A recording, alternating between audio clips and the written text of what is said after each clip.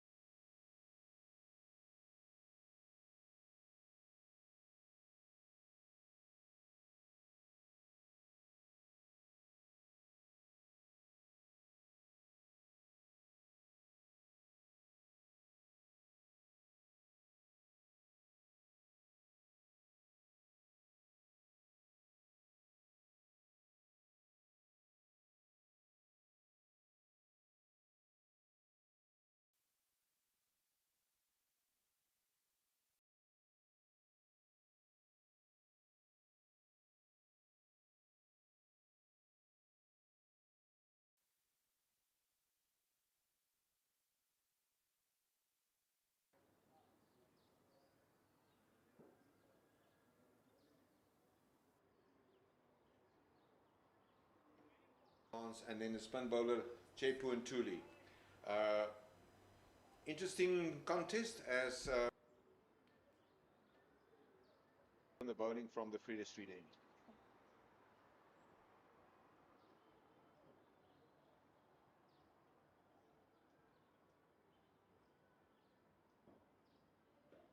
Yeah, if we look at the Badgers team, the white ball captain is George van Heerden, former SA 19 captain. He will bat at number 4. The opening batters will be Yassine Vali and Ruan Teblans, a proof combination with Kyle Jacobs at 3. Peko Moletsane will come in at 5. The big hitter, Heath Richards at 6. Debut for Benny Hansen in this format of the game. Also a former SA 19 captain from Wynberg Boys High in Cape Town. He scored some big hundreds a few weeks ago in a Carls competition. He will bat at number 7, Liam Alder at 8, Zach Momberg at 9, Kele at 10, and Sintu Majiza at 11. Nathan, you spent lots of time in your life in the city with Big Cole Kimberley. What do you think is the chances of the visitors today? It's a very good team, Albertus, I must say. There's a couple of names there that I'm not familiar with. That since the last time the Northern Cape Heat played the white ball format, just the first ball. It's an outside edge, and it'll bring up a single for the batsman on strike. That's Liam Doherty. And, well, if you hear the name Doherty, it's quite a familiar surname in Griquas and Northern Cape cricket. His grandfather, of course, was a former captain of Griqualand West, the great Michael Doherty, Doc Doherty. Doc, if you're listening in, you must enjoy this telecast. He also was a prominent figure in unity in South African cricket and a board member of the ex-United Cricket Board of South Africa. There's immediately a shot there from Banele Cele. More excitement from the bowler than from the wicketkeeper and slip cordon. I'm kind of not moved on this occasion. You see David Christie first up moving across the stumps, trying to access that leg side region. Pretty vacant between mid-on all the way to shot 45. Just enough outside there. Yeah, if we look at the field placing, a typical conventional power play field placing in the for one-day cricket. Straight wicket to wicket. We've got a wideish third man, Sintu Machiza on the boundary. And then on the leg side, we've got a fielder patrolling the square leg boundary.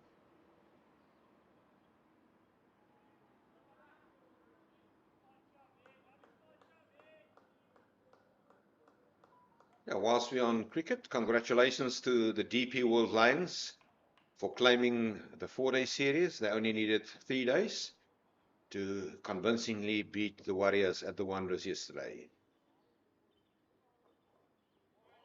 This one is through to the keeper Hansen.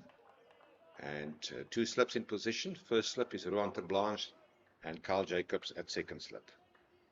It's interesting to see that there's no real much movement so early in the morning. David Christie just walking all 3 balls across his stumps, but there's no outside movement. Yeah, good observation. Usually with a lot of grass, it doesn't really assist the bowlers with lateral movement of the wicket. Oh, nice bounce there from Paneri Kele, the former KwaZulu-Natal player, who is spending his first season here in the Garden Route.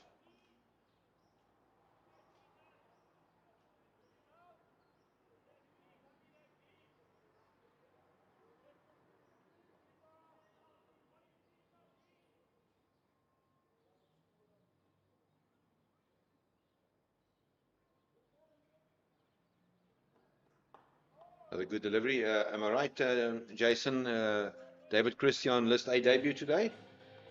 Yes, he's on List A debut along with Liam Doherty and Charles Prinsloo for the Northern Cape Heat.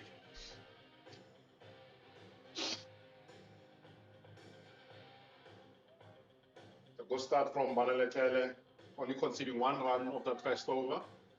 Quite interesting to see David Christie's approach to the setting. He's working right into the channel, trying to upset those lines and access a little bit more to the offside, to the leg side rather.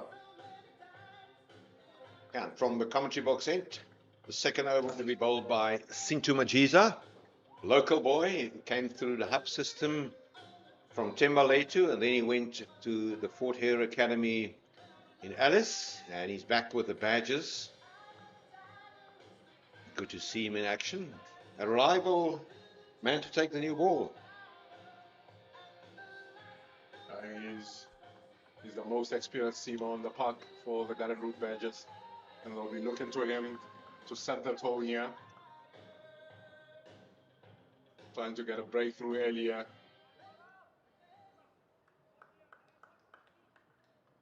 Two slips in position as Majiza runs in. Firmly hit. Work for the captain, George van Heerden, who runs towards his left and collects it, but Doherty will pick up a single. Big weekend for the Garden Route Badgers. Their Colts team is in action in Paarl in the 3-day competition against Boland. In quite a good position there. And then the Garden Route Badgers women's team will be up at the JB Marks over in Potchefstroom in the Pro 50 match today and the Pro 20 match tomorrow. And then the Colts will also conclude their trip to the Boland with a 1-day game tomorrow. Machiza runs in to Christie, short and wired by the umpire, Keegan Williams. He is officiating here at the commentary box in. The other umpire is Wimpy Nell. He's from Cape Town. Both Western Province umpires in action here. It's very tentative start by the Northern Cape Heat so far, but I must say as well, it's good bowling so far from the Garden Route Badgers opening bowlers. But it does seem like if you get it fuller, then there is some movement. No protection, just wide of fine leg was at 45 and not a good line there, but well executed by Christie. He collects the first boundary of the morning. Just straight, a bit too straight there onto the stumps with Christie walking into the channel. With only 45 to beat in the ring on the leg side. Takes a full advantage of that.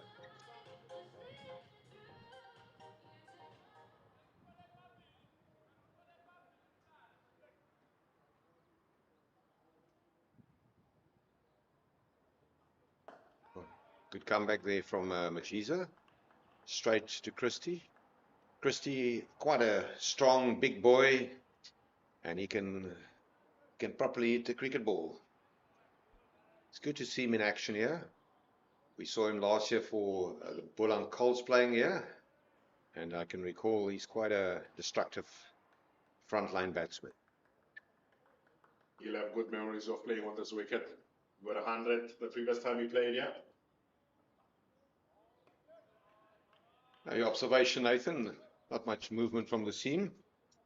Yeah, if you hit the back of the length, short the length, there's no movement. But that first ball of Majiza was a bit half volley length, but there was a little bit of movement. But since then, nothing. So it seems like the bowlers will have to work very hard today to get some lateral movement or do something from the wicket for themselves.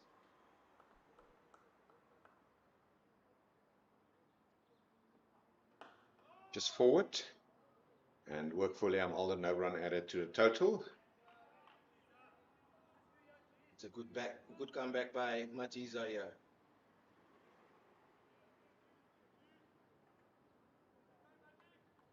For another Division 2 CSA one-day cup game on the go at Willamore Park, where the Eastern Storm are taking on the Mpumalanga Rhinos.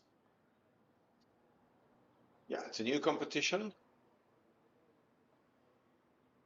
New page in the book of the season.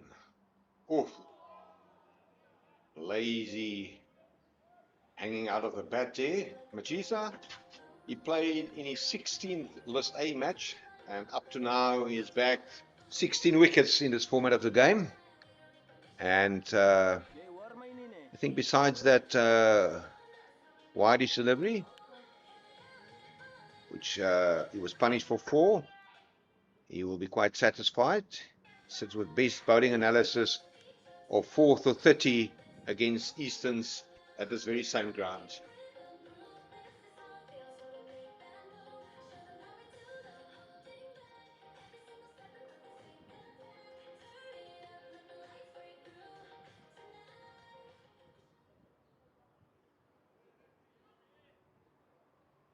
Whilst we wait for Banele, Jason, you know, I'm always ask difficult questions. I will ask it after this delivery.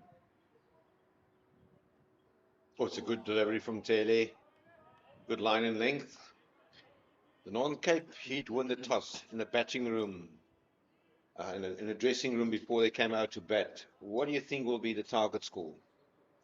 If they're going on previous records on this ground, the highest score ever chased here is 265. If they can get themselves anywhere close to that, they'll be happy with their effort. Yeah, but I also saw here that 240 was knocked down for bonus point victories. Oh, it's a great delivery. Should have been some bat there.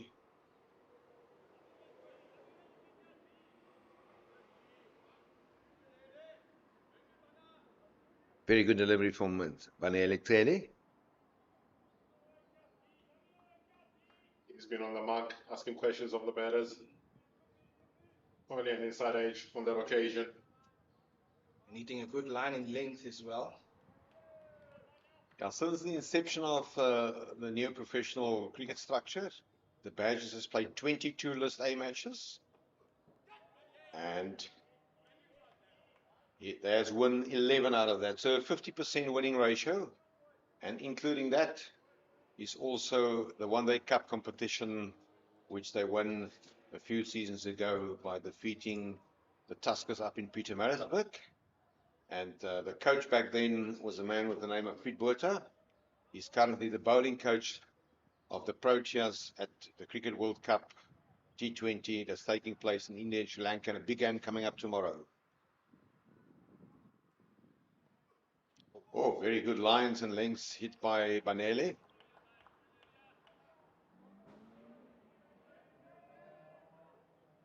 No, I think the world will be glued to their screens tomorrow afternoon for that big one. Been a very good start to the World Cup by the Proteas.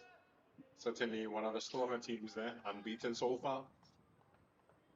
We'll be hoping for them to go all the way and lift the trophy in the final in a couple of weeks. Firmly hit. Straight to the fielder. And Jason and Nathan, lots of criticism on the coach and the convener selectors. And a pivotal criticism in that was a man here from Oudtshoorn that was not selected for that team, who performed extremely well in the SA20, and that's a man with the name of Oudtshoorn Bartman.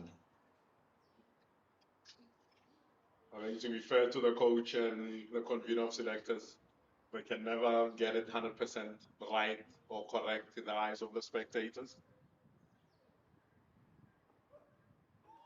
Well, very good bowling, just missing outside off. Great bowling from Manele Trele, missing the outside edge a few times. And I also think that convener selectors Patrick Maroney and head coach Shikri Conrad, they will not change their minds. No, agree to that, Albert. As I saw yesterday, the touring squad from New Zealand came out. It's totally different. New boys getting an opportunity. So, yeah. Talking about new boys, it's great to see Dean Forrester in action. Jason, you were the assistant coach of the Badgers 2 seasons ago here. When the Knights played here, he played for the Knights. They were in big trouble and he scored a magnificent 100 and he took a hat-trick. Yeah, interesting enough, that was actually his List 8 debut on that day. Correct. Scored 100 and picked up a 5-wicket haul. Was a great start to his career. Good to see him in the Protea squad for the upcoming T24.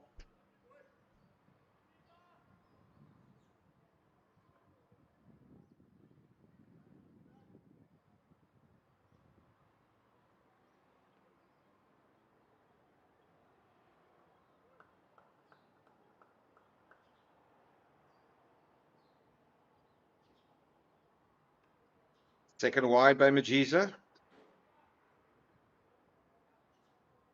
I think if Manele Telesova is anything to go by, the bowlers will look to get the batters on the front foot, test that defense, try and bring the stumps into play a little bit. Off stump, four stump lines, top of the stumps should be the normal order of the day. Over pitch driven work for the captain George van Heerden. A dive towards the right by wicketkeeper Benny Hansen. No run added to the total. And it's great bringing you this broadcast. Obviously, I would just also like to say thank you very much to our good friend Damien Rian sitting here, starving for a cigarette, but he's doing a great job, him and his technical team, to bring us this telecast live. Bowling from Majiza. it's excellent lengths by these opening bowlers. And you could see also if just my observation, that the timing from the Northern Cape batters is not where they want the timing to be. But it's excellent links by both bowlers. Might look like some deliveries are holding just slightly in the wicket. If the batter's reactions is anything to go by. They call him the magic man. Majiza in. Short. That's a magnificent shot. And it's over square leg for 6. Good pickup from Christie. He's a strong man. And that's a maximum. Great shot there by Christie. Majiza missed his length there. Going short into the wicket. And that clears big man Heath Richards on the square leg boundary there with ease. Yeah, it's quite a long boundary towards square on the leg side, towards the Grobelaars River. It's a big 6 from Christie. A little bit of hesitation there.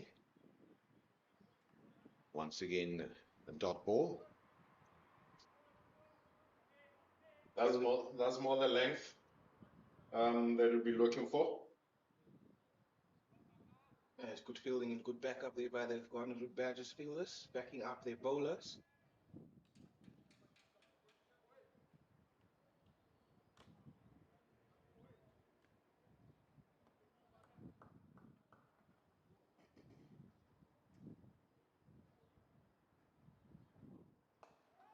Edge. It's one bounce and work for Taylor. That single will bring to the end the 4th over. Northern Cape Heat, 15 for no loss after 4 overs. Yeah, David Christie is obviously an immensely talented cricket player.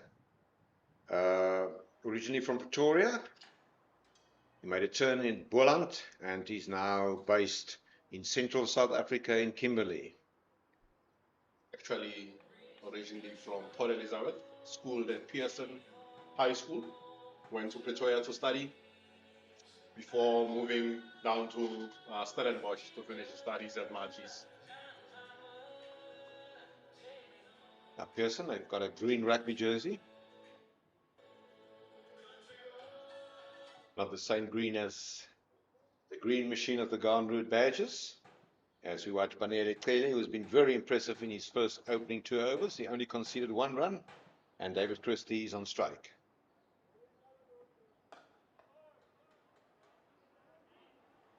The outfield seems to be on the slow side of things, so that the batters will have to work for their runs here.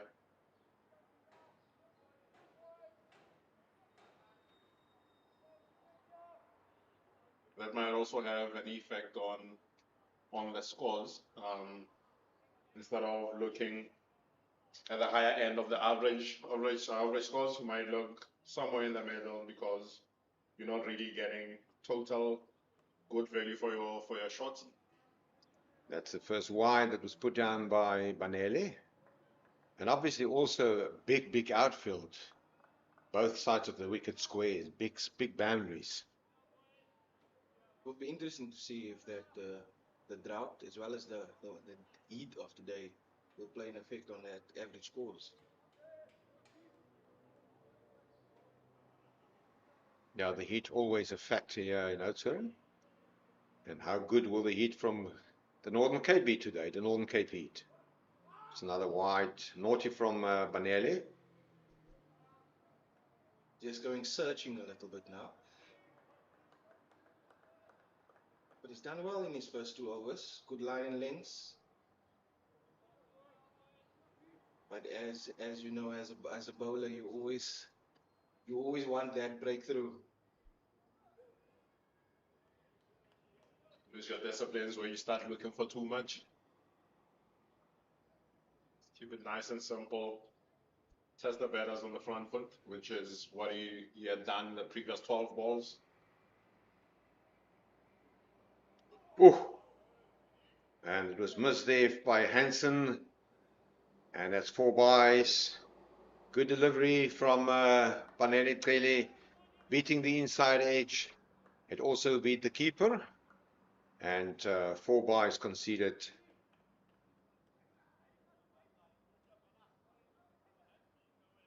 Yeah, it's very hot. You can see the spectators there on your screen. Early refreshments here. Should be a soft drink, that I imagine. The gentleman with the white shirt and white cap. Definitely not a coffee.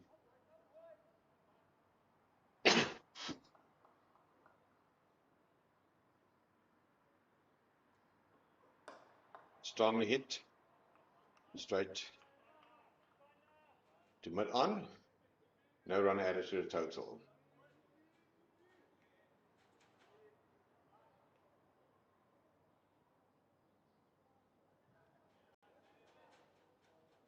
Quiet morning thus far. Over number 5. With the news then that the Heat from the Northern Cape has won the toss and they opted to have a bat first.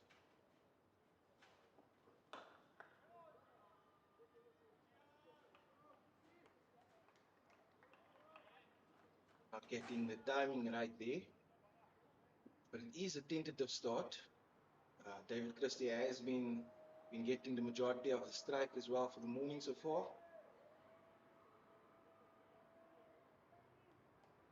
I saw a bit of Doherty in the T20 match that was played earlier this season in Kimberley, and I remember that he played quite a good innings there. Oh, well bowled by Nelly. Excellent delivery with a healthy strike rate, and that is good fielding there from Peko Moletsane, but not clinical by the Badgers.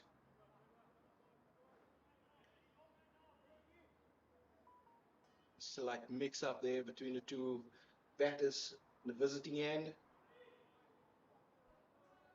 but no damage was done after that.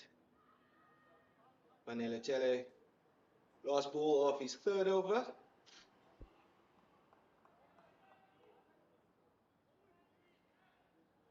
Yeah, over where he conceded 2 wides. And that is the line and the length. Through to the keeper.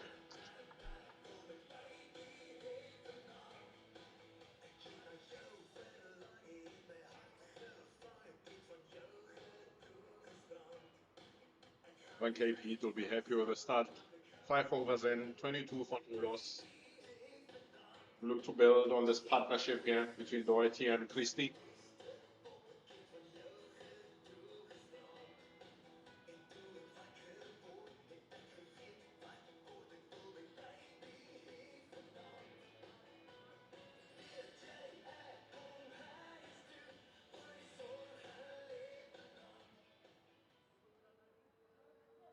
So Majiza will continue from the commentary box end. And on strike is David Christie. He faced 21 balls for that 12 runs. And in that 12 runs is 2 boundaries, a magnificent 6 over square leg, and a glance to fine leg 4. Oh, that's wide. So, might have a look at that again. Carl Jacobs hit him right on the ana. I don't think there's a better word in describing that. Just have a look at that.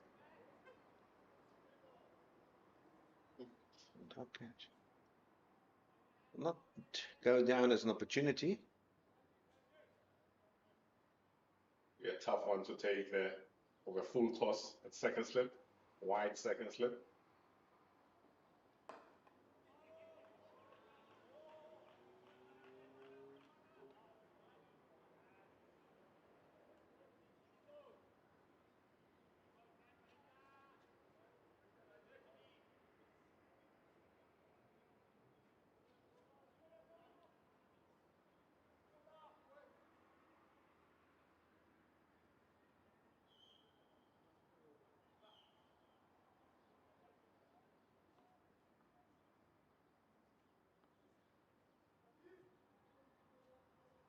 Majiza in. Oh, that's a good delivery. It's walking across.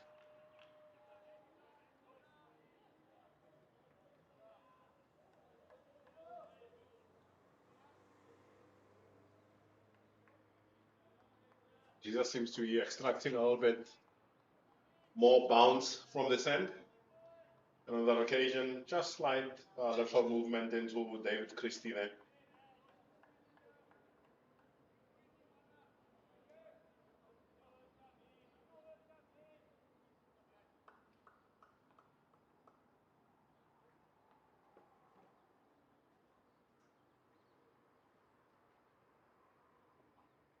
Oh, just wide of cover into the gap.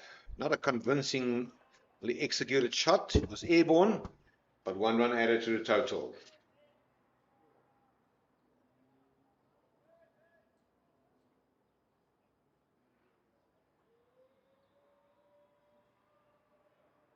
The ball almost died as it just went over there. So you're going to have to work very hard when you hit the ball through the inner ring.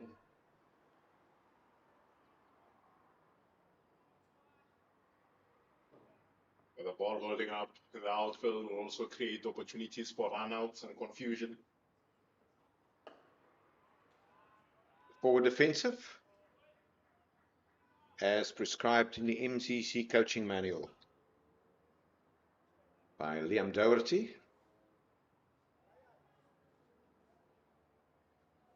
And there has been a couple of uneasy calls between the two batters out in the middle. No damage been done so far, but you're right, Jason, that will create opportunities for runouts.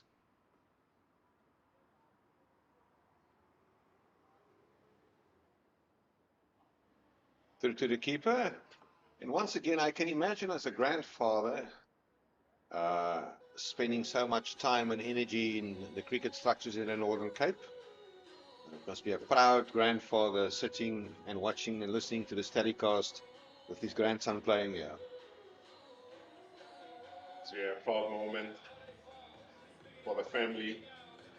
Getting one of their own playing professional cricket. Yeah, the great Michael Doherty played a pivotal role in the emerge of Northern Cape cricket. I remember here with the turn of the millennium, players like Kepler Wessels played for them, and they won what was then called the Standard Bank 50-over competition.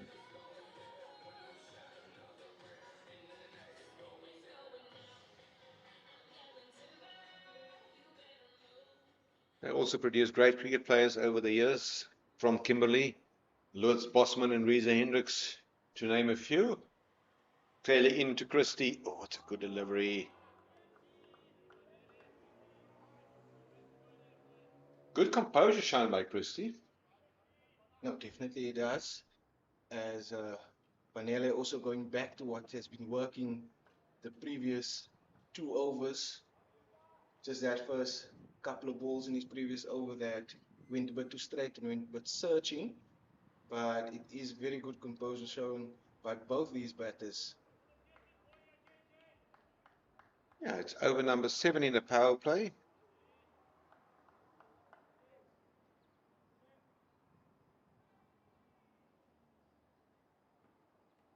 Oh. And it's given out. Was that trap leg before? Well, it's a bit of a confusion here for myself. My apologies for that. But thank you to Nathan and fellow commentator Jason. Important breakthrough for Banele. He bowled quite well this morning. He applied good line and lengths, and the breakthrough is for Tele. The first wicket went down with the score on 23. We'd like to have a look at this one again.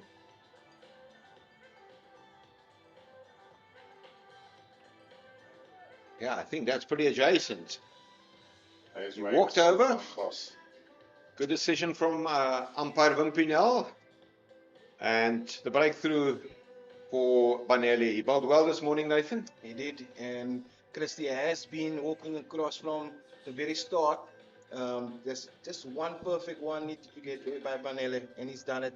He's been rewarded for good bowling so far this morning. Yeah, in come Nonanele Yika, a man that hails from the border region. And he played a very, very good innings in the 4-day match to win the game for the Northern Cape Heat earlier this year. In fact, earlier this season. And he will join Liam Doherty. The first wicket down, 23 for 1. Breakthrough for Tele. And the scalp is David Christie as he trapped him leg before. It's actually been quite interesting to watch the two opening batters. Usually up front, batters want to give themselves a little bit of space to access the offside, free up their arms a little bit. And as you have seen with Christie throughout his inning, he was walking across, getting into the channel, which closes off your options onto the offside. And with Tele being so consistent and disciplined, he was always going to be in with a chance. Now, David Christie, we know him. It's obviously List A debut. He was a little bit subdued. He played himself in, but he can, and we saw that today, the way that he picked up the delivery from Sinto Machiza to hit a 6-over square leg. He's got a heavy bat. Strong arms, strongly built character. Wrong boy. And also what one needs to take into account are the modes of dismissals that you get in Oudtshoorn. You got tenders to the leg side for one. So the bowlers usually look to get batters out, LBW and bowled and caught straight. So when batters walk across into the channel, they actually bring the bowlers more into play. I don't think any bowler would mind seeing that at the recreation ground.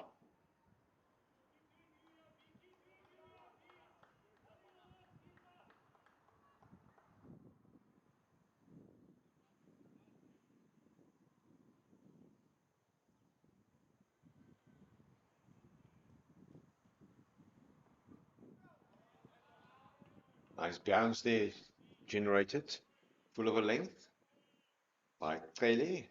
He's a very confident cricket player. He always backs himself. The move from the East Coast in Durban to Oudtshoorn, by the look of things, was very good for him. No real nightlife here in Oudtshoorn. But he's enjoying it, yeah. Friendly character. Also very active on social media, sharing his ideas of how to play the game.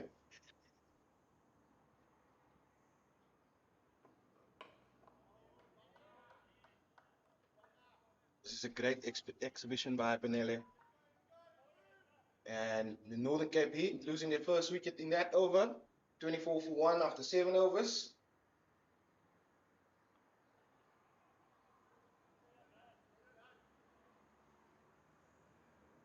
A great start by Tele. 1 for 5 from his first 4 overs. Majiza will look to back up that good over from Tele here. Yeah, Majiza has conceded 15 runs in his first 3 overs. And 10 of those 15 runs were boundaries, courtesy of David Christie. A glance down to fine leg and that magnificent 6 that he hit over square leg. Well, the square leg fielder, Heath Richards, the tall man, the big man, still patrolling the square leg boundary, backward square leg in front of the clubhouse.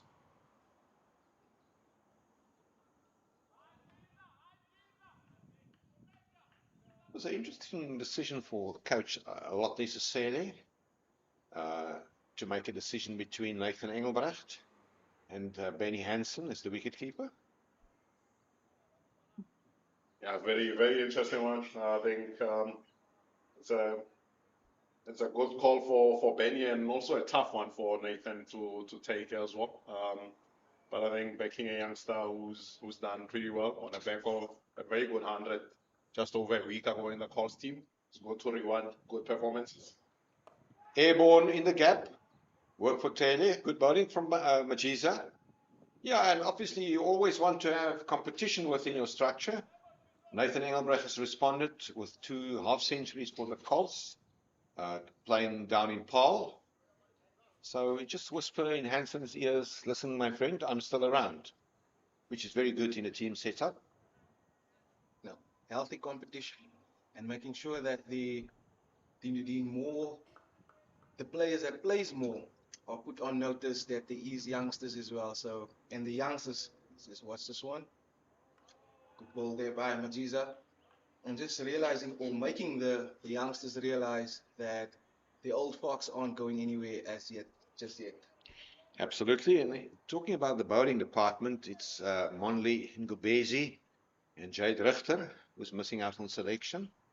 But I think if you look at the selection, Pele at this point in time, Machiza, and the young man with fire in his belly, Zach Momberg, the pace attack of the Badgers. Well, they will be tested here today in extremely heat conditions in Oudtshoorn. We're very fortunate to have air cons here in our commentary box. Oh, that one will go down leg. Umpire Keegan Williams is unmoved. Yeah, that one just looks like it was sliding too much. I think Doherty missed out on this occasion with only 45 to beat. behind square. Just falling over.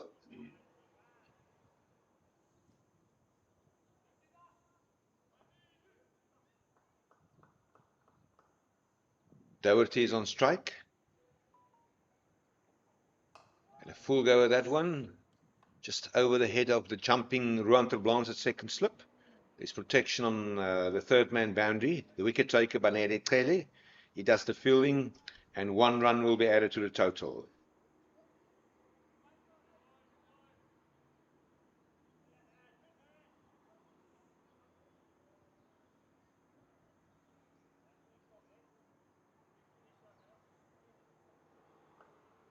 Yeah, today will be in the bigger than the mid-30s. 36 degrees predicted here.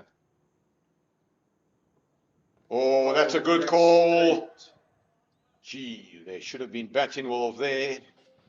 Very good bowling from Majiza. Well, there's not much protesting from the badges, so there must have been some wood there. Correct. Fellow commentator Jason Mashangani, he also knows Oudtshoorn. He went for a nice 15-kilometer run this morning in preparation for his maiden half marathon. And I assume, Jason, when you run in Oudtshoorn in the summertime, you must start at 6 o'clock. So it will be a long day for you. Must be bright and early in the morning before the sun comes up. But I mean, it is called the Karoo. A friend of mine said the Karoo is only beautiful early morning and late afternoon because it's very dry. But in the middle of Oudtshoorn, there's this beautiful recreation ground, not as green as we used to. Mother Nature has also come to the party, and we again in the middle of a very bad drought in this neck of the woods. Fairly in. Oh, very good bowling, Banele. He's really bowling well. And I think the bowling coach, Warren Bell, who played a lot of cricket for the Northern Cape, he will be quite satisfied with the way his two openers has responded this morning. I think they'll be very happy with how the start, keeping the Northern Cape Heat going at 3.2 after 8.1 overs. We'll be happy with that. I think what would be a worry for the Northern Cape Heat from a batting standpoint. See this ball. Very good bowling again. Would be if you're watching Yika and how Christie went with his inning. They're getting across the stumps and bringing the bowlers into play if they get beaten on the inside. They saw that big shot there, last ball of that over from Majiza. Yeah, it will also be a maiden test for the coach of the Heat, Mduzi Mbata, and Tom Causa. Their first visit to Oudtshoorn. Not a lot of support from the slip cordon, Benny Hansen. Mbata, who's been with the Dolphins earlier in their coaching role as an assistant coach, and then Tom Causa. He's a good friend of my fellow commentator Jason. He's a Pretoria man. Yeah, good man.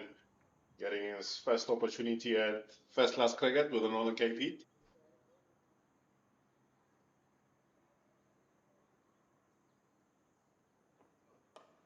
Oh, that's a magnificent shot.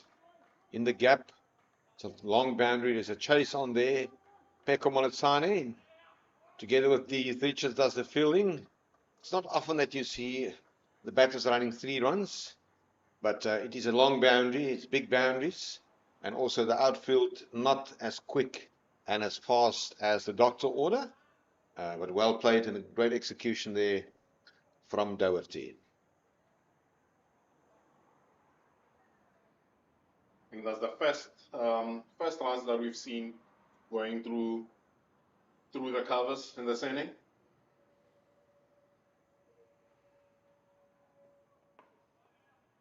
A punch towards the vacant area at the leg side. And Liam Aller runs around from mid on, does the fielding and not prevent a single.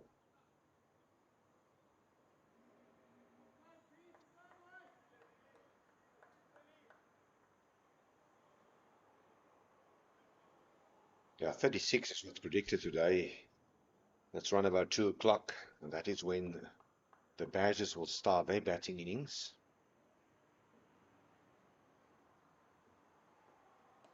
Oh well. Yasin Valley is also taking an effort to get off the mark, out of the blocks. But the Kes boy has done well to only prevent more runs. Single added to the total. And another very good over by Tele. 9 overs gone, 31 for 1 as we enter the last over of this power play. And I think the captain, George van Heerden, taking into consideration the heat, he will use his pace bowler sparingly today. Yeah, I think we might have seen the last of Tele in the spell. Majiza has conceded 17 runs in his 4 overs. He runs in to Doherty. Oh, just a punch there. And a slow motion dive towards his left by that's Liam Alder. He lost some weight since we last saw him. Spent a lot of time in the gymnasium under the watchful eye of the strength and conditioning coach, Tyler Easton.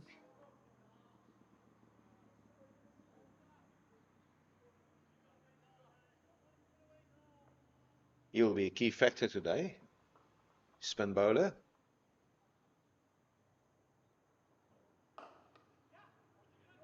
Oh,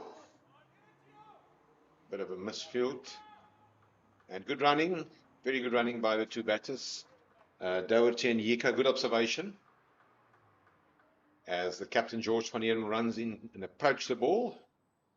And a bit of a fumble there. And they picked up a couple. It's going to be very important to turn those ones into twos on the slow outfield. Yes, and every opportunity you get, you need to see if where you can convert that ones into twos and the twos into threes. He's third wide. And is there some fatigue coming in here from Majiza? Yeah, that left arm is just dropping a bit.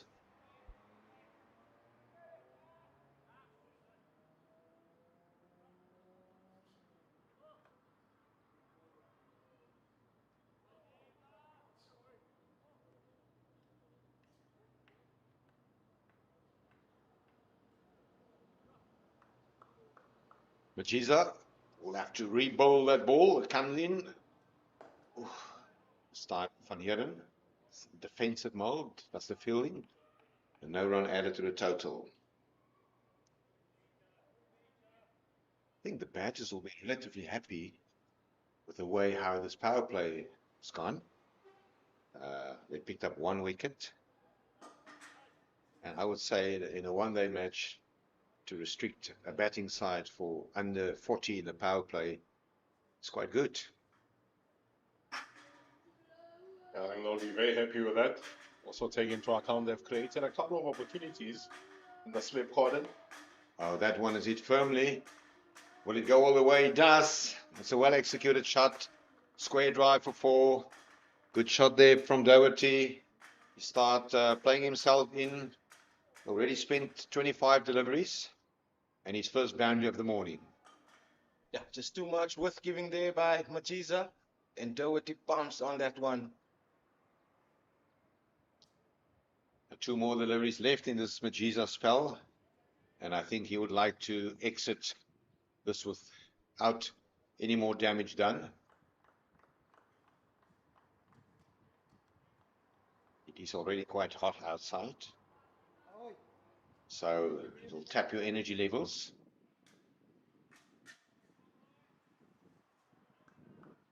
I think looking at that boundary there re-emphasizes the point that I was making earlier. Saying with the batters going across the stumps, they take away the option to free up their arms and put the bowlers under a little bit of pressure. Good comeback by Majiza, the magic man. Scored 38 for 1 and 1 ball left in this opening 10 overs of this morning with the news that the Heaters won the toss. There was one dismissal, and that was David Christie, who was trapped leg before by Banere Kele.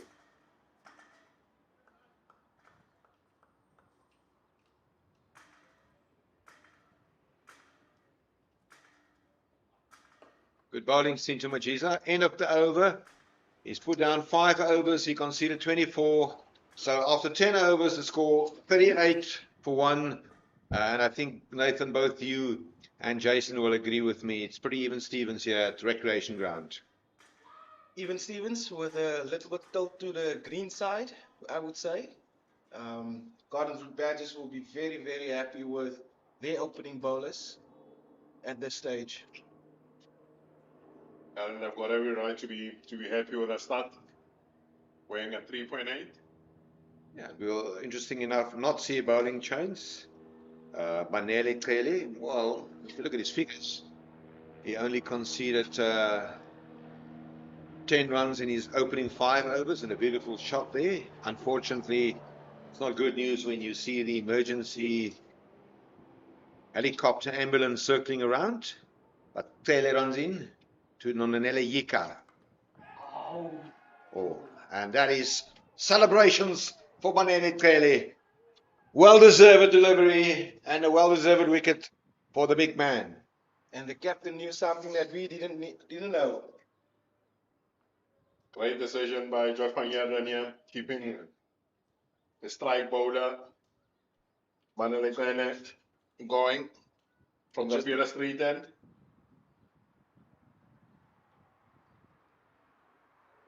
Oh, that's a perfect delivery. Not cartwheel the stumps, but he broke the furniture of Yika.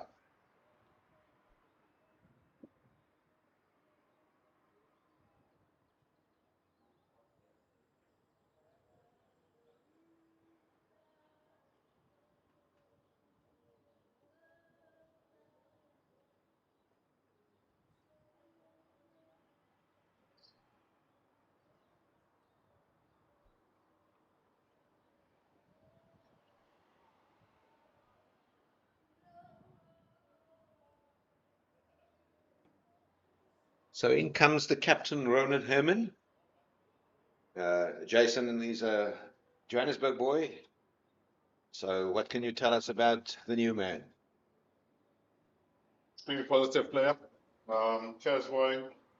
It looks a bit straight and access through extra cover, both to seam and spin.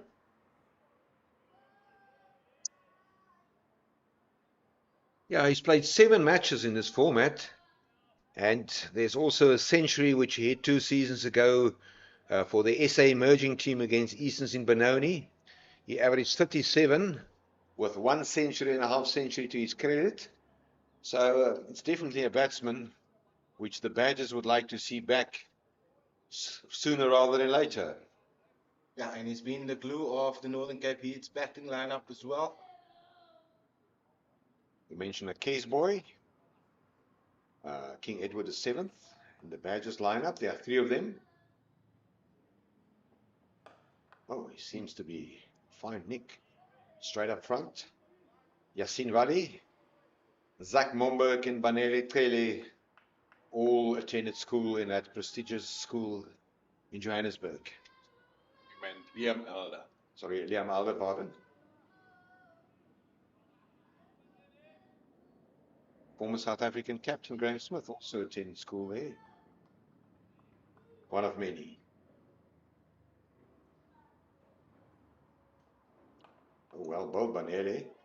Well, good energy levels to still extract some bounce in his 6th over on a hot day, and we can see that Alvarez already started with his warm-up procedures. He's filling at mid-on, wearing the number 96 jumper.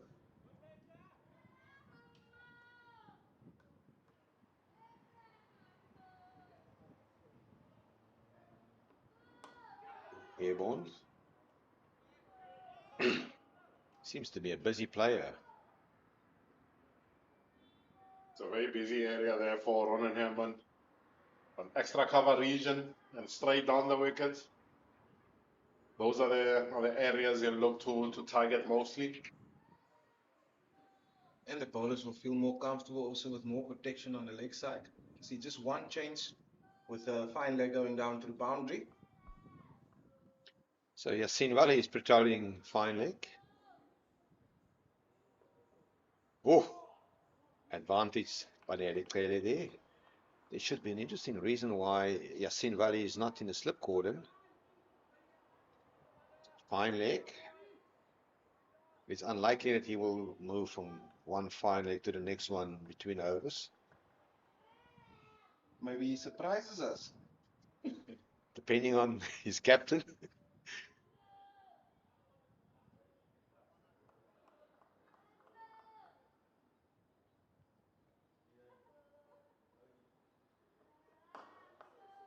Great intent shown. And Fielding is done at mid-off. End of the over. Successful over for Baneri clearly 38 for 2.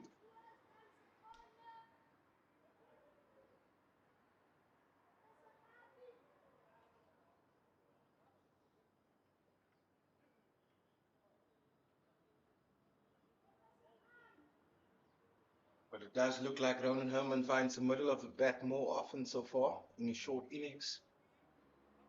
Yeah, very good observation there. I think the difference would be the type of intent is shown and the 5 balls that is faced.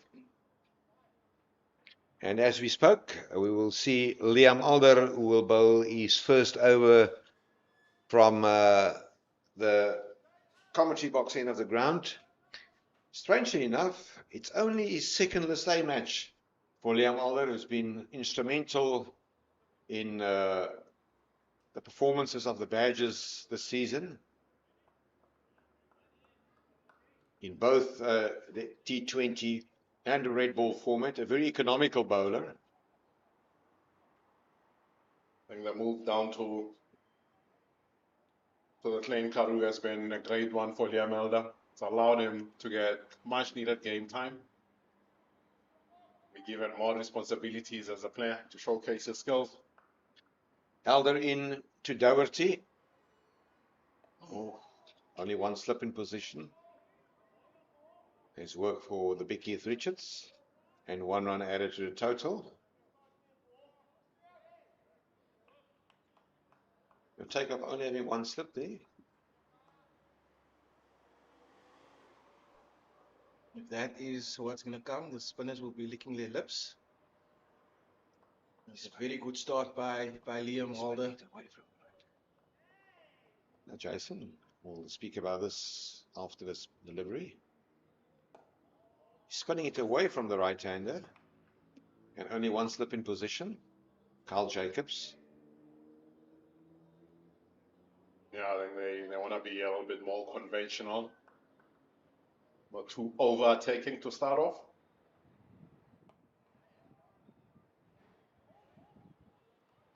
It's very good awareness and intent, picking up that single tap and run. Good awareness there from the batters. Liam Elder will be happy to see that he's gotten some tenure, both on the straight and outside off.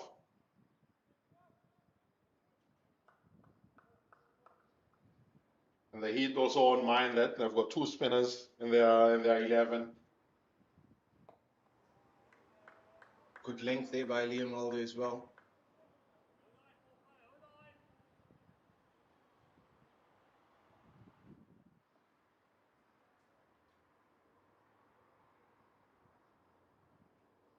Oh, he beat an outside edge there. He can be a very dangerous bowler. And the one thing that the Heat will not want to happen is where Alder stick in here into this batting lineup.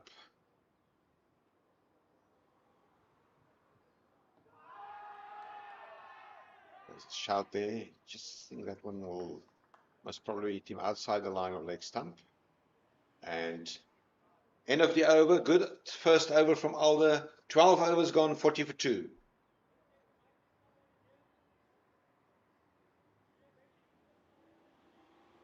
Started a bit too straight there.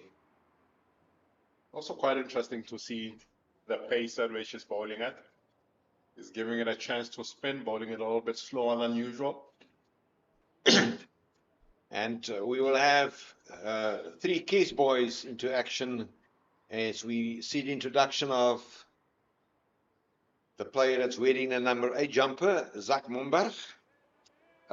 He will bowl his first over and the 13th over of the innings from the furthest end of the ground.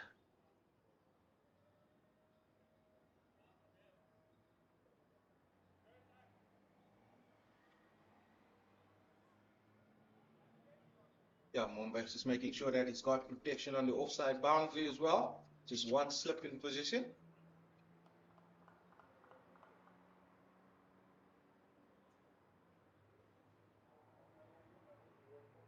Comes in. Nice. Down to generate. It's always a tough call for the captain and the coach. Momberg, I always feel that he's on his most best with the new ball in hand. Well, it is a ball that's only 6 overs old, so you can argue that. But very good opening ball from the Fury Momberg.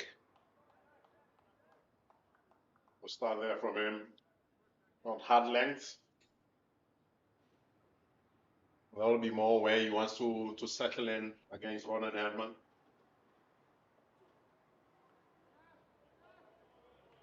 Yeah, of course, he was born in 2004 and he grew up in a family that really appreciate their sports, with cricket being a central part of their lives. We earlier mentioned that he's a King Edward scholar. He represented Central Gauteng in the Khai Majola tournaments, and he also played for the Lions. His first professional contract here with the Garden Route Badgers.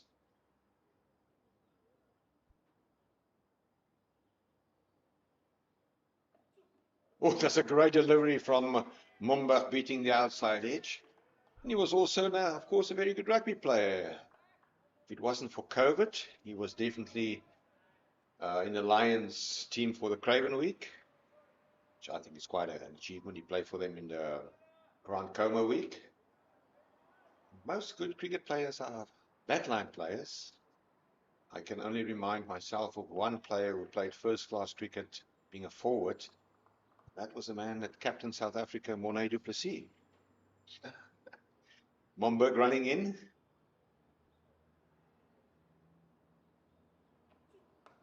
Oof. Not properly connected, but still time and opportunity for a single. Just hitting on the inside half of the bat.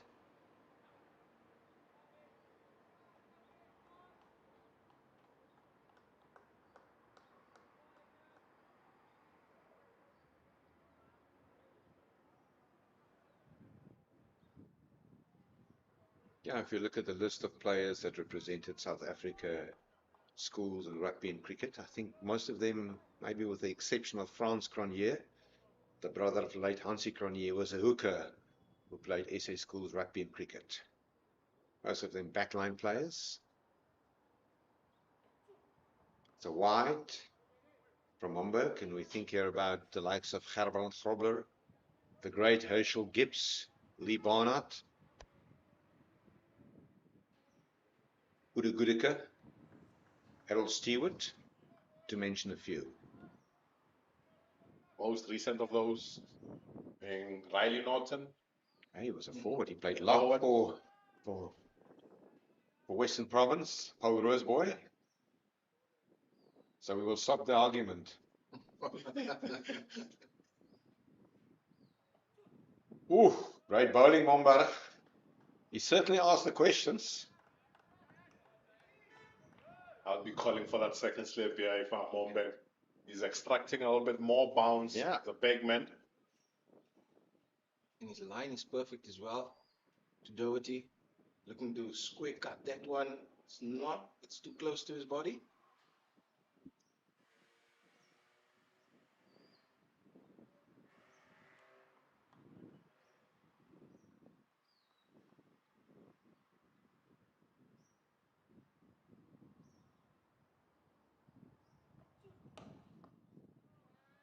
Yeah, I think just the bats will need to keep an eye on their bowling rate.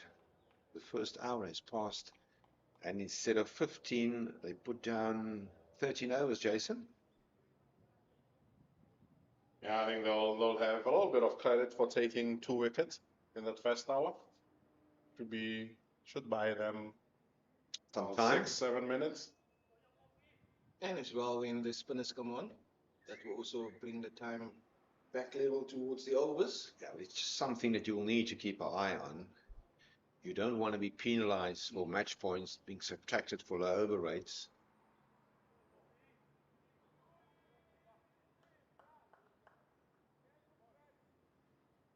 But I think the coaches, they will be quite aware of that as we watch Alder running in, coming down the wicket, punched it off, work for Ruan Terblans, who runs in from the long on boundary, long off rather, tidily does the fielding.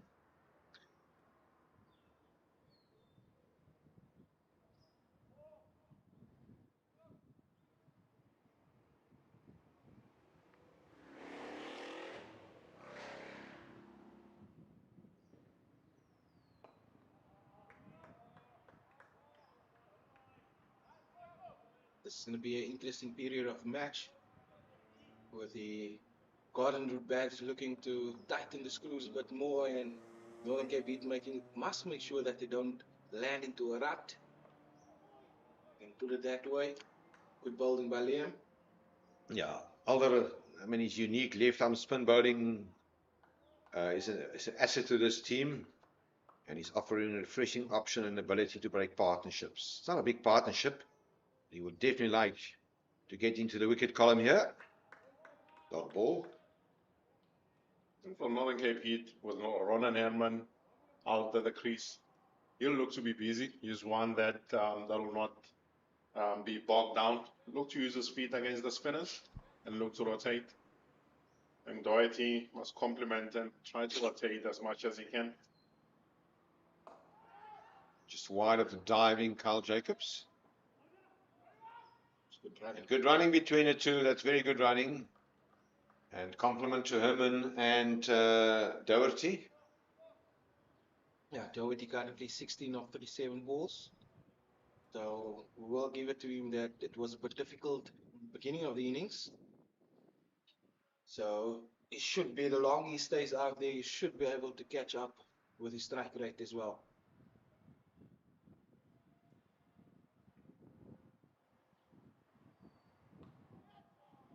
Vacant position. No third man, no second slip. And another couple collected courtesy of the bat of Liam Doherty.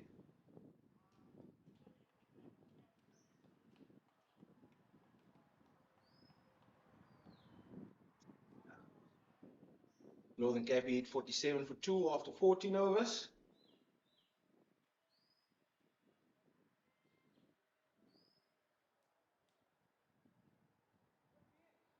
I think as you mentioned there, Nathan, around Doherty, and he'll look to be the one that bats really deep, and everyone in the Northern Cape Heat batting lineup bats around him. He can hold the inning together for them.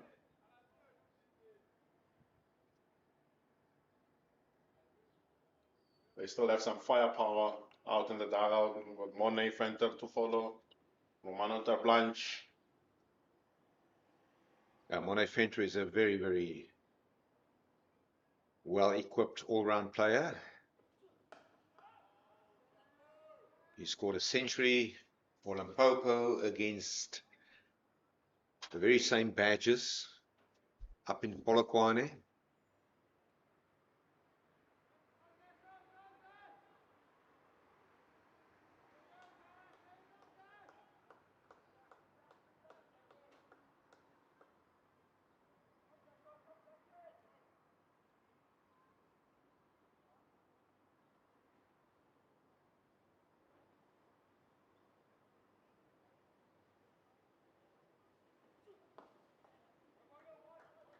It's the punch. Will they come back for a second? No.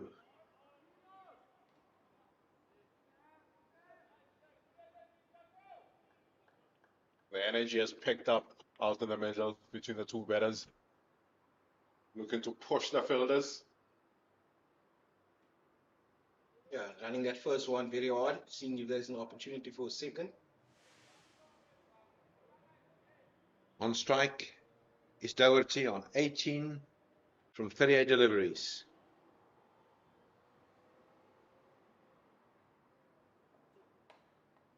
Work for Sintomajiza was in third main.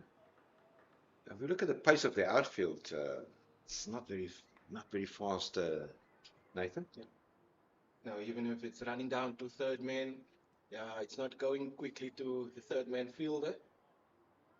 So the fielders need to be aware as well, not to hang back on the boundary as well, because that will give the opportunities to the batters for coming back for second.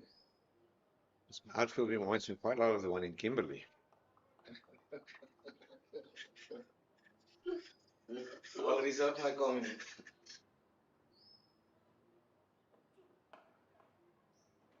Yeah, very good punch there from Ronan Herman. The offside and another single.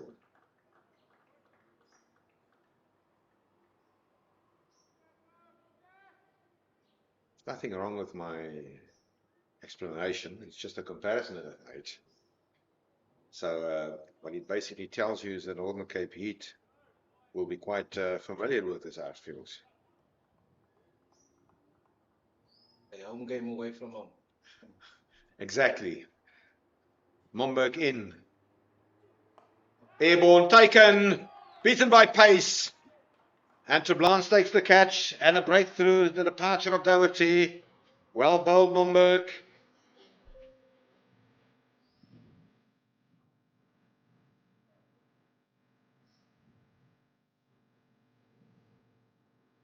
Momberg extracting extra bounce there off the wicket to account for the wicket of Doherty, who departs 19 from 39 balls. Take us through this one. You can see there's the extra bounce.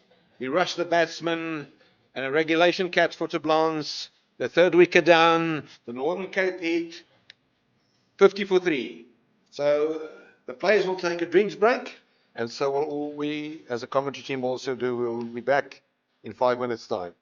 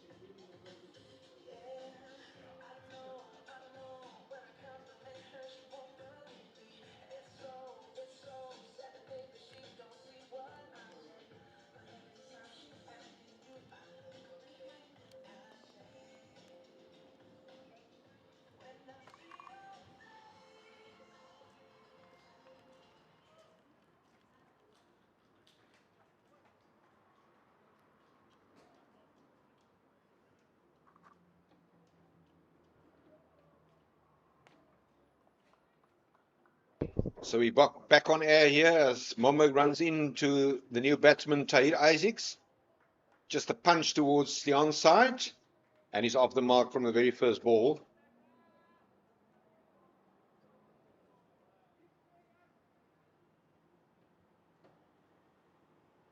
Tahir Isaacs, of course, was formerly at Northwest, and this is his first season with the Northern Cape Heat. Wicketkeeper batsman, and slowly but surely, Nathan, the Badgers has put their claws into this batting lineup of the Northern Cape Heat. Yeah, and that was the concern with the tentative start by the visitors. What will happen then if they lose a couple of quick wickets? So they have the captain in Tahir Isaacs at the crease. Tahir, born and bred in Kimberley, and then moved out to complete his high school career, and then moved to the Northwest Dragons, where he's been for a couple of seasons. He is on loan to the Northern Cape Heat this season. So Elder has bowled 2 overs, and it'll be interesting. He will be in action now to the left-hander Tahir Isaacs.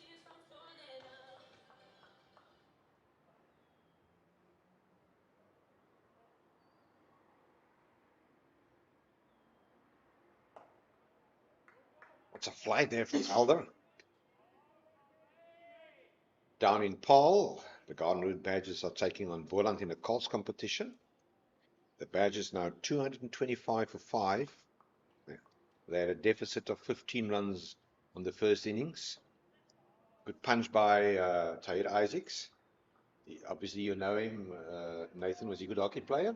Was a good hockey player. You can as see well. that the way that he played that shot.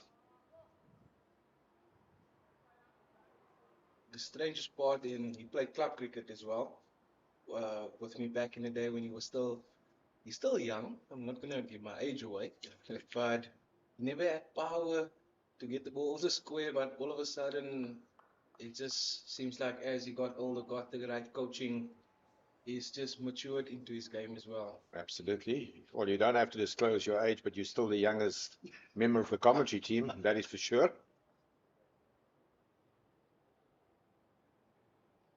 Cut into the gap. Richards picks it up. Will not prevent a single. I just think that a player like Ronan Herman in this middle stages of the innings will be critical for the Heat, not only as a captain, but also his ability to take the game forward and to rotate strike. Oh, another very good single. I just caught a little bit napping there.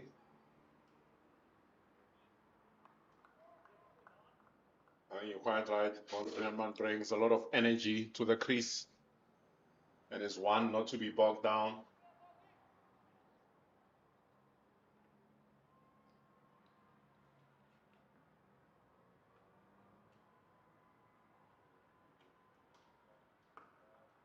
In the gap.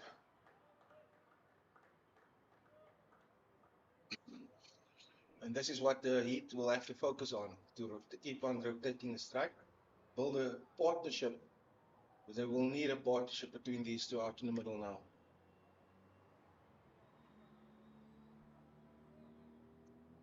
They need a big partnership here in this middle phase, just to give themselves a bit of a chance to have a bit of a dip in the last 10 overs.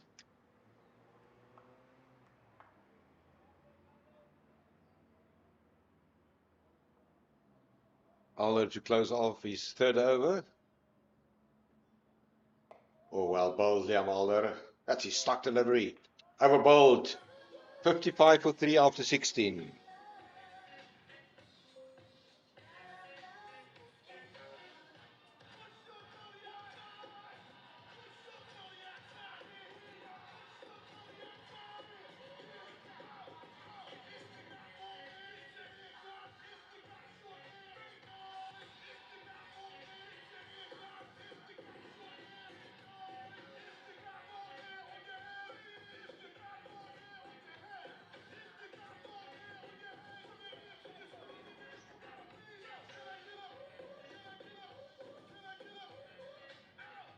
So Zak Momberg, who has picked up his first List A wicket in his previous over, will continue from the Freda Street end of the ground, and he will bowl to his ex-schoolmate Ronan Herman.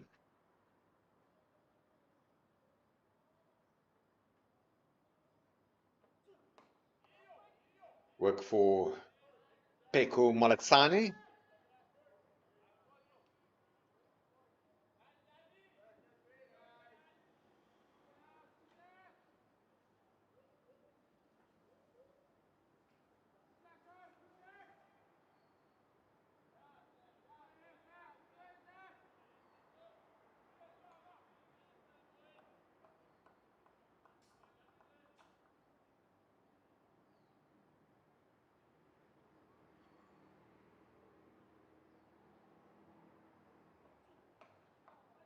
Very, very good bowling from the young Zak Momberg. Good skills here from Zak Momberg, hitting hard back of a length, making sure that Herman stays in his crease, pushes him back slightly. Because you'll know, Ronan is pretty strong on the front foot.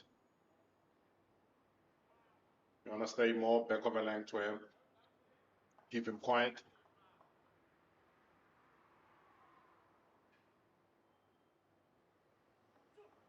Oh, he had a little bit of a hack of that. And work for Benny Hansen. They will not come back for the second.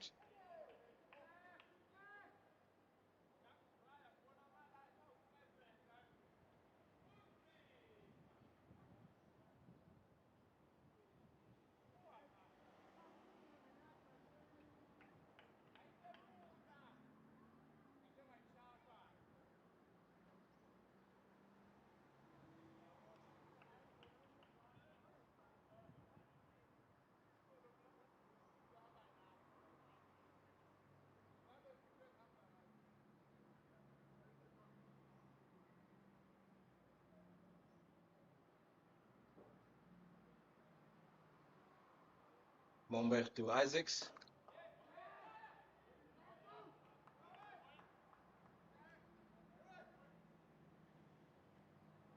Good aggressiveness here from Momberg as well.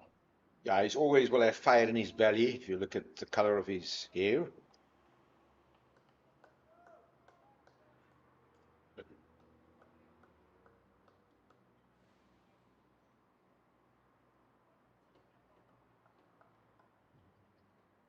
But a very good first 2 overs and a bit from the young Momberg.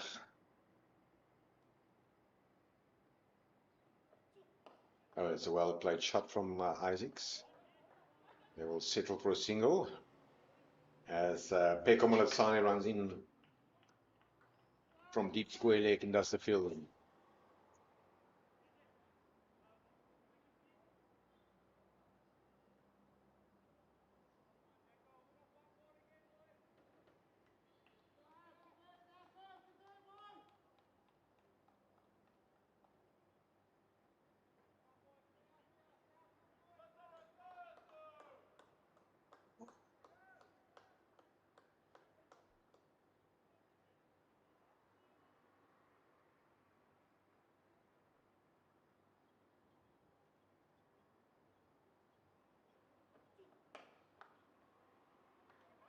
Punch towards the offside.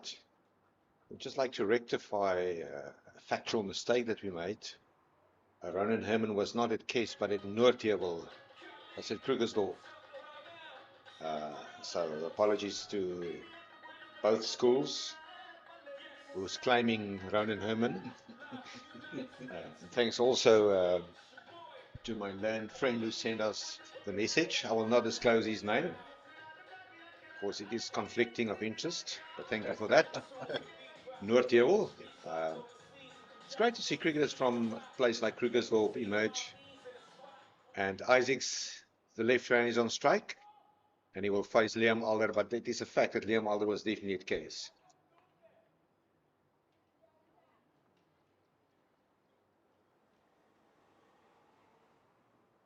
Oh, that's a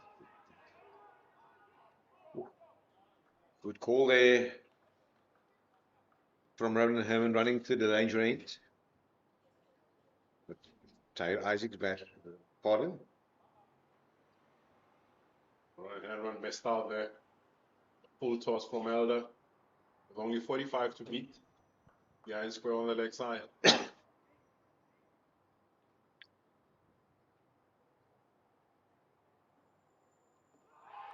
Oh, good bowling from Alder.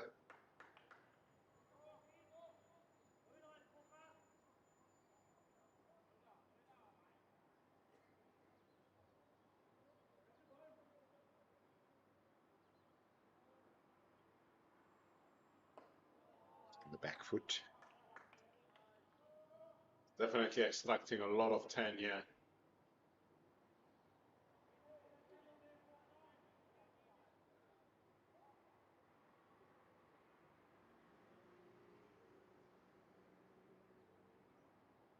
Oh, walking down the crease to get his bases covered.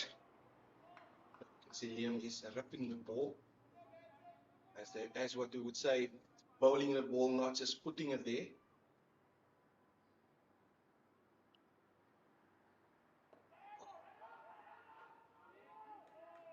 Work for Richards. Well, slightly surprising here from Tahir Isaac. That he's staying a little bit more neutral with the ball spinning into him. And a lot of spin at that. One would think he'll be better off if he's to get a little bit more into the channel. Take away the ball to the LB and access more to the leg side. There's a rotation option.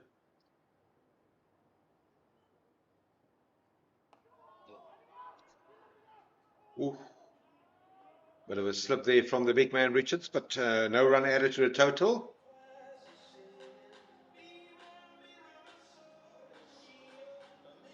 End of the over, and 4 overs bowled by Alder. He conceded 12 runs, and the score after 18 overs, 59 for 3.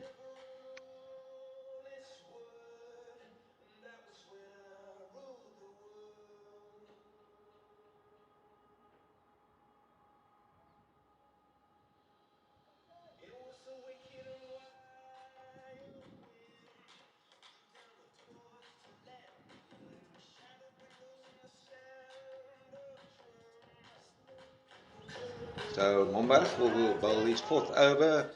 He bagged 1 wicket, and he got the wicket of Doherty. He will run in from the Freda Street end, the southern end of the ground, and he will bowl to the man on strike, who is Ronan Herman, the captain. Good bowling from Mombarg again. We must compliment the bowling effort of the Badgers bowling attack this morning. No, you have to, and as well as from the backup bowlers as well. The opening bowlers done so well, and then the change bowlers is actually just continuing the pressure on the visitors this morning.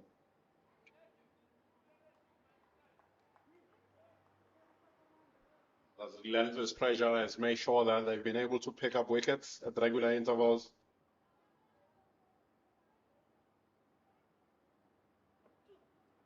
Second wide bowl by Mombarg. You can see he's a bit furious with himself, setting himself high standards, with that one just dragging down the leg side.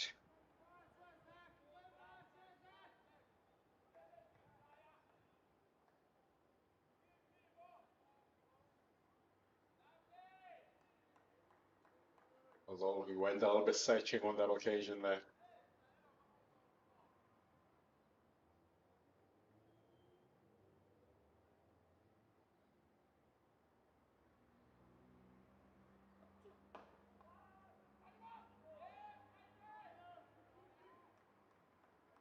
And being backed up by the fielders as well. So very good morning so far for the Garden Route Badgers. I would say that they would be the happier of the two teams out in the middle. Yeah, I think they'll be very happy with how they've went. Their bowling plans and the fielding plans look to be in order.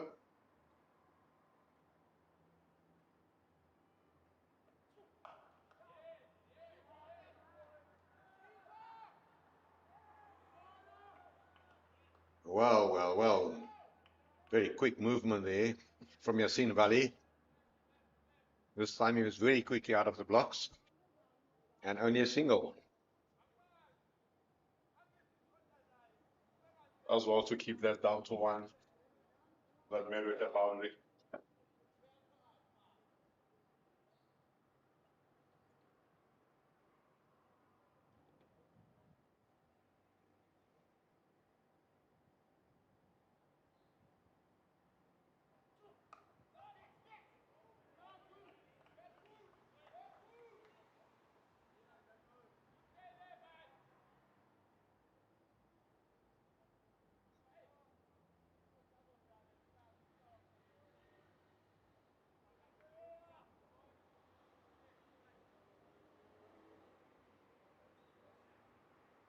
So 23 runs have been scored in the last 8.4 overs.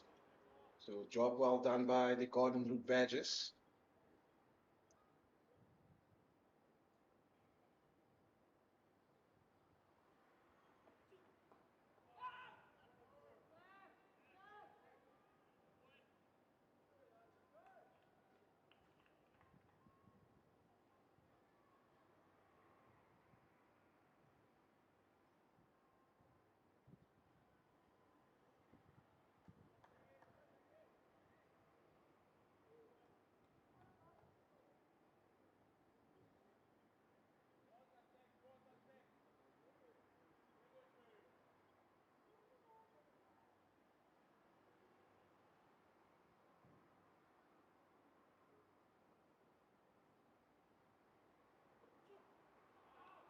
Yes.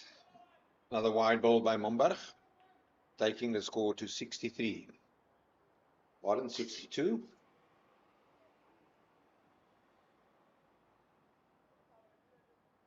His second wide of this over.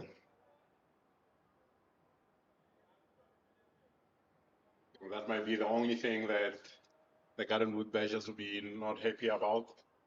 The amount of extras they've bowled.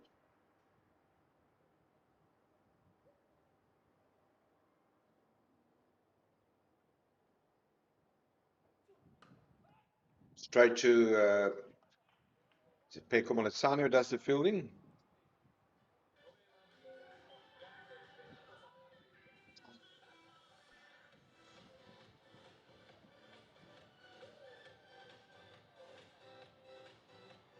End of the over. So it's 19 overs gone, the score 62-3. And, well, we would say that the Badgers are asking the questions. I think at this rate, the 3.3 takes the Northern Cape Heat to around 165 at the end of the 50th over. I'm sure they'll be looking to pick that up just to give themselves a bit of a chance, give themselves a decent score to bowl at.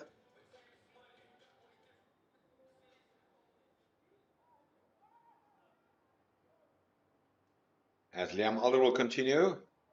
Very economical. He only conceded 12 runs in his first 4 overs. And on strike is Ronan Herman, the skipper.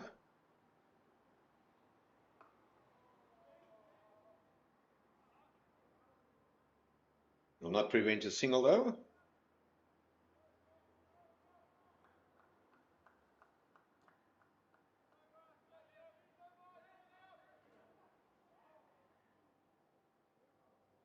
There's another Division 2 match that's taking place at Willowmore Park in Benoni. And it is the Mpumalanga Rhinos. They're batting first. They are now at 119 for 2 after 21 overs. Oh, that's a well executed improvisation, but it's only a single. They will also, if I look at the pictures coming through for the feed, it's quite cloudy. And I was listening to the weather forecast this morning. So many of those matches that play on Highveld up north can be decided this afternoon by Duckworth Lewis. But in Oudtshoorn, Nathan, it's unlikely that we will have Duckworth Lewis here today. There's no cloud in the sky. Yeah, you even brought a smile on the face of our technical producer, Damien. He's enjoying your funny jokes.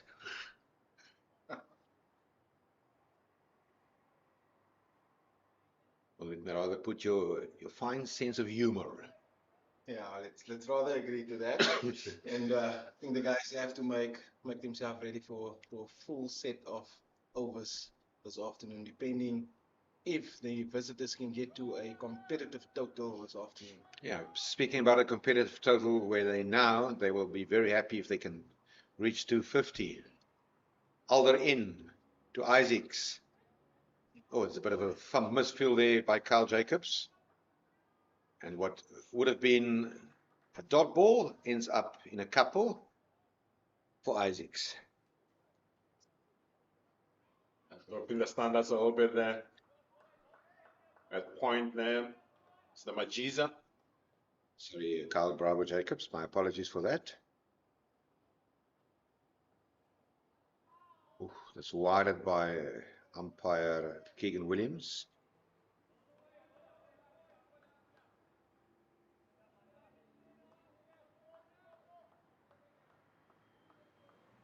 We will have plenty of cricket coming up for you. Next weekend, we will be hosting the we that we refer to as the Garden Road Badgers will be hosting the Titans here in a Hollywood Bets Pro 50 Series match. The Garden Road Badgers on Monday will depart up north where they will take on the Rhinos, and later in the week, the Eastern Storm. Well, both them Alder.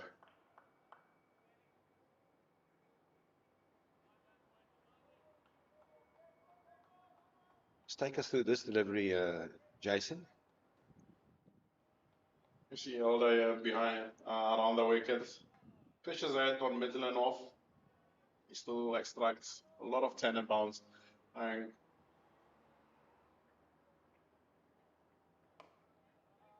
Walking across, punches it towards the leg side, and there will be a single. And that's the end of the 20th over. Northern Cape Heat. It's moving along to 68 for 3. Yeah, we could just also focus on another score for those of you who follow the women's game. In the Hollywood Bets Pro 50 Series, the Garden Road Badgers are up at the JB Marks Oval in Potchefstroom. Beautiful Potchefstroom where they take on the Northwest Dragons. It's an uphill battle this morning for the Badgers. They're now 56 for 4 after 24 overs. Mika de Ridder is on 30 and Sipu Ndubuka on 15. So you will notice that the two batters that still at the crease scored 45 of those 56 runs. But let's focus to the recreation ground where Peko Moletsane will come in to bowl. He replaces Zak Momberg. Nathan, a very good spell from Momberg. Very good spell. Very good backup seamer, or not backup singer, but first chain seamer for Tere on the far end. So we'll be interesting to see how the two spinners work in tandem. Now, Peko Moletsane, he comes in. He is the player in this Badgers outfit that spent most of the time here. This is his 5th season. A former St Andrews in Bloemfontein scholar. And this is his 17th match in this format for the Badgers. It was a bit unfortunate with some injuries last season.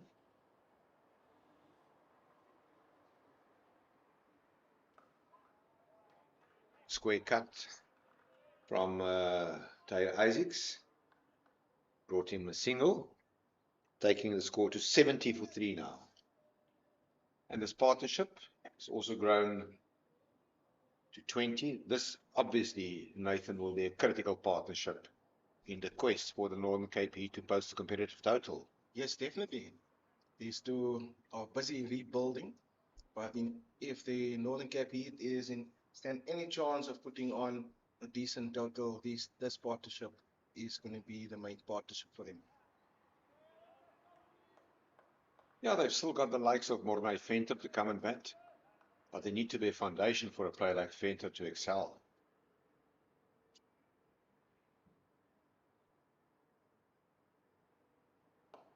Comes down the wicket, punches it. Will they come back for a second? No. There was also a bit of a slip, bit of a fumble, a bit of a misfield, and another. That's not pretty cricket. That reminds us a lot about the play that was written by the great Sir William Shakespeare, and he calls it a comedy of errors.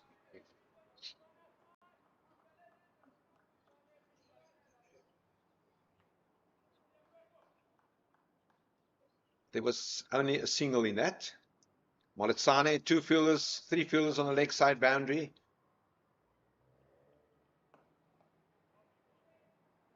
So there's plenty of singles around. If you look at 4 fielders, even on the extra cover boundary, you can see Banele clearly there. The question is, how will Herman approach this? It's a wide call.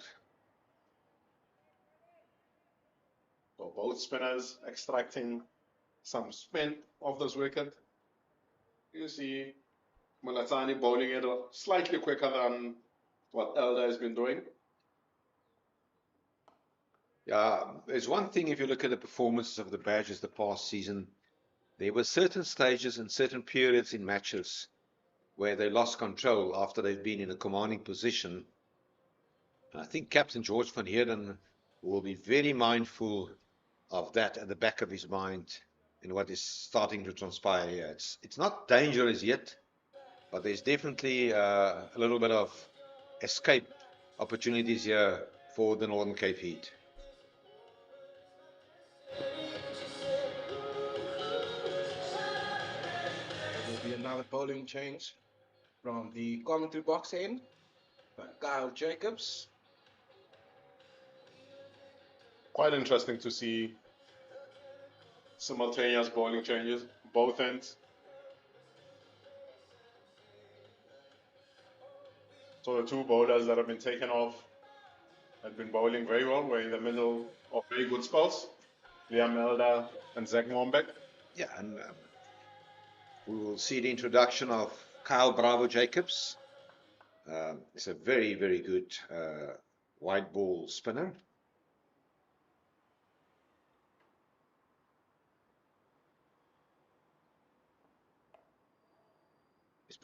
Sinto Majiza.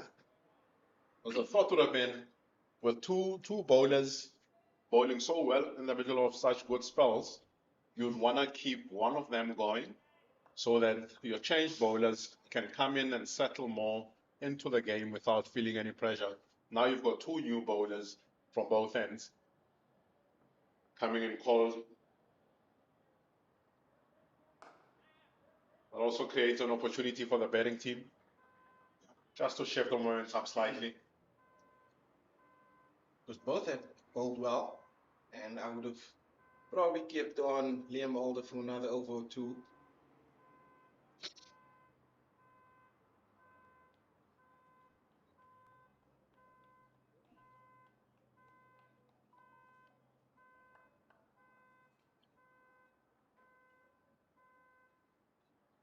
Herman is on 15 from 30. He's on strike. And Tahir Isaac's 10 of 24. And these batsmen got together with a total on 50.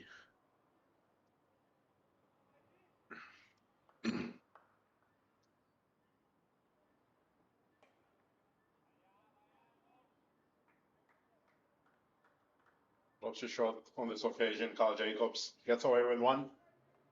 Down to the square leg boundary where Majisa does the fielding.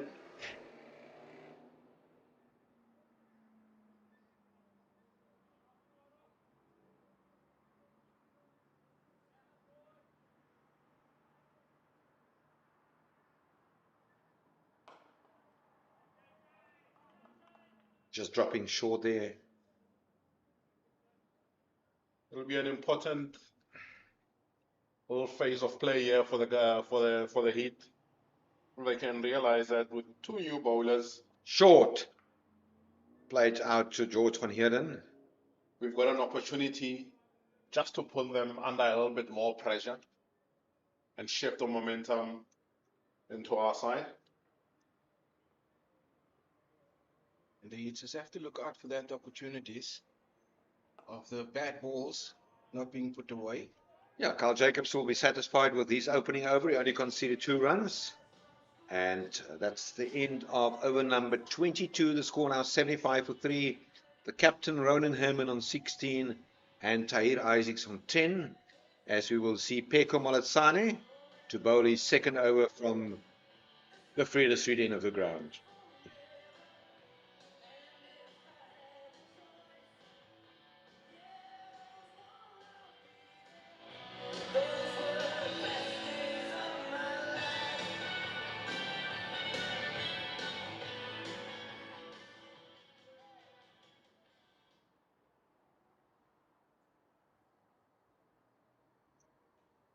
Malatsane to the captain, Ronan Herman.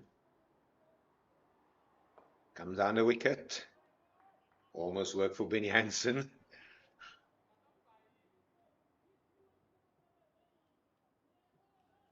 It's a lovely day out in Oudtshoorn today.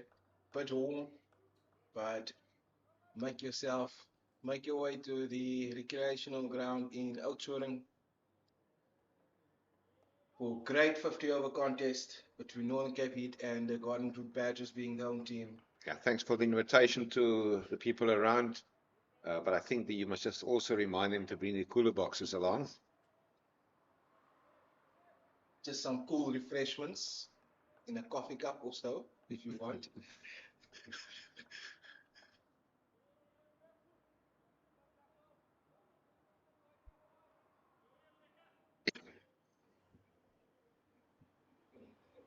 Malatsane to Isaacs. Ooh, good fielding from his own bowling. It's running a bit back to the bowling marks now.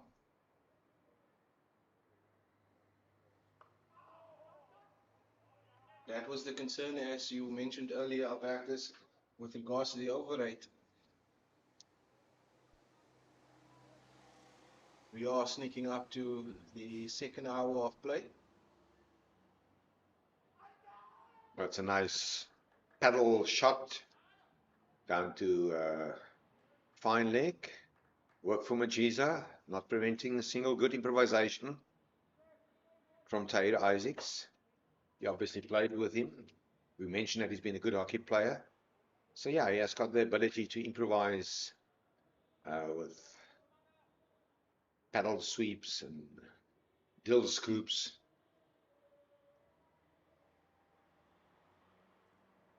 This one is straight to Majiza. Not properly connected. End of the over. So the score now after 23 overs, 78 for 3.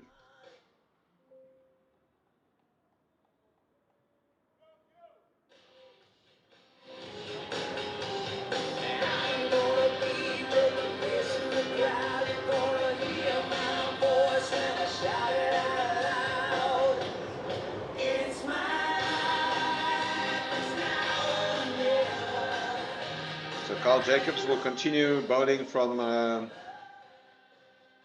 the Vrede Street end of the, from a commentary box end of the ground.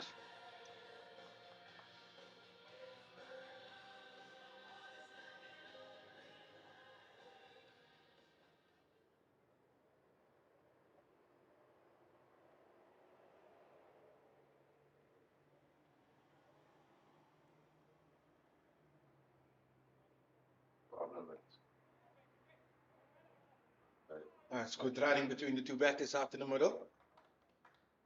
And great awareness between these two.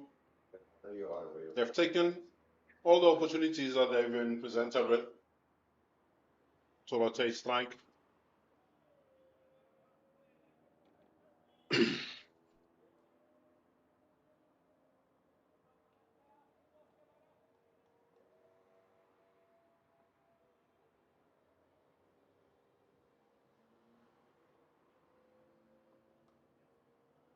work out there.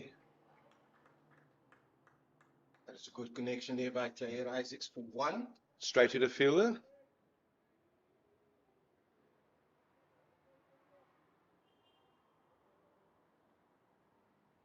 Seems to be a little bit more comfortable facing up to Moletsani and Jacobs as opposed to Liam Elder earlier on. Seemed to give him a little bit of trouble.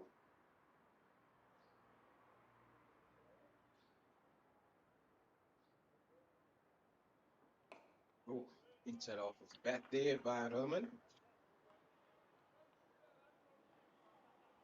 That's good bowling by Jacobs.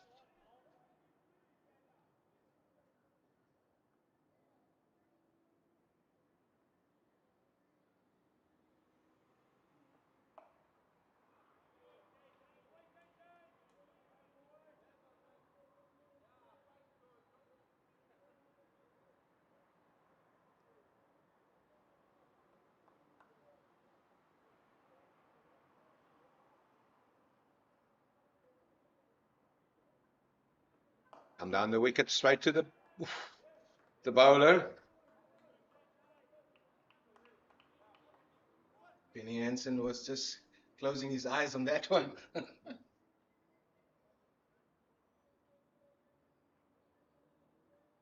Did well to get his body behind that.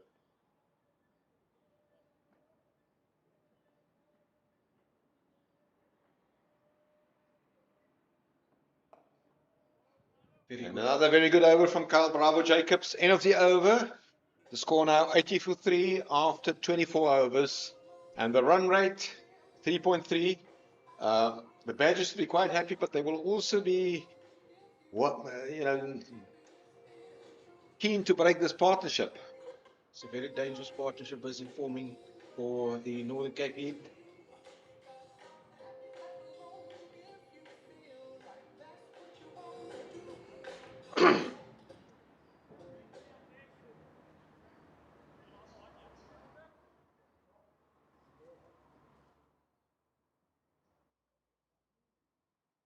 Moletsane work for Alder.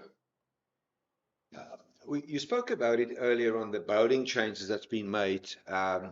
If you look at the batting, the bowling attack of the Badgers, I mean, they very much have got 5 recognized bowlers.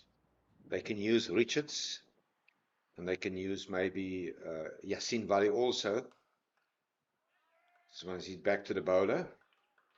So I think the captain should be mindful, and I also hear what you say, should be mindful in how he applies bowlers.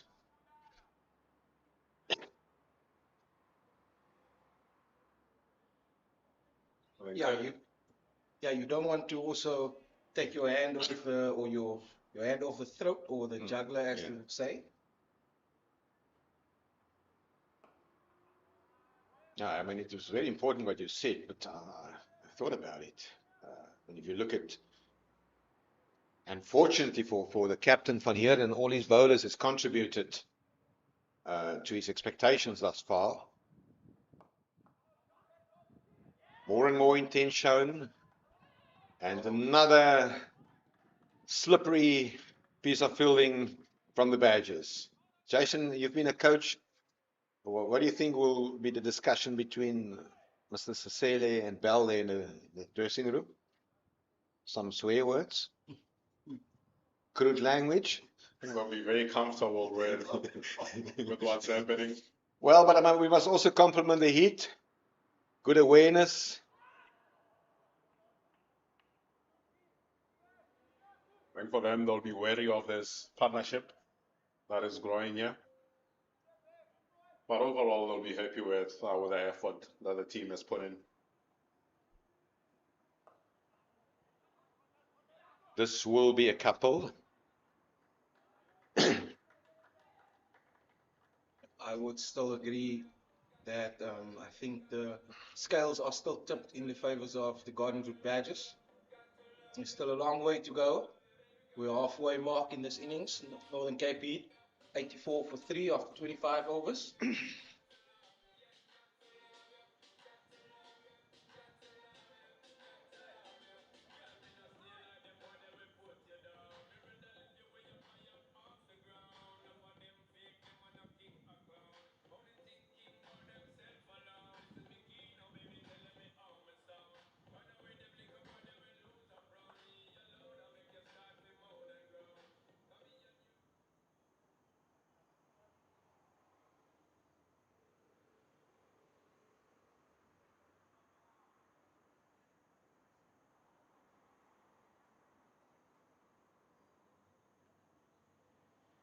Jacobs. Oh, Oh, that one will definitely run away for 4. No, it will not.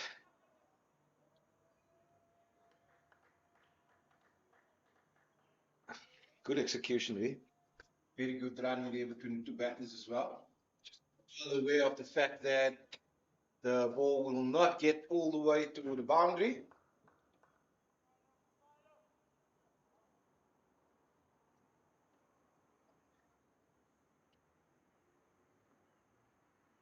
Jacobs to Isaacs. Oh, wonderful. Quite interesting with the field settings to Isaacs. We've seen both bowlers, spinners, carrying long on to him or long off, depending on who's bowling. But when you look at his approach, he hasn't shown the intent to access those areas Yeah. where they might be better served with that extra fielder in the ring just to keep him on strike, because he's looking to deflect than more than accessing the long straight boundaries. I agree with you there, Jason. And as well, he's trying the sweep and the lap shots a lot more. So I would think another fielder in the ring would probably be better suited for the Badgers at this stage. Yeah, I've got some interesting stats I would like to share with you at the conclusion of this over. Comes down the wicket. But it will only be a single. And that will be at the end of the 26 over. 2 balls left.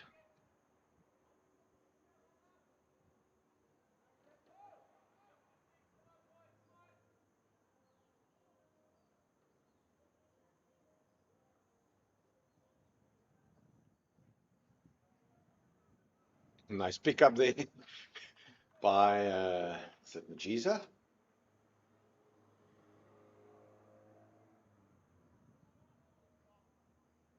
Yeah, the stats, and I would like to discuss it at the end of this over, what you're making of this. After 26 overs, we'll just wait for this 1 ball from Carl Jacobs.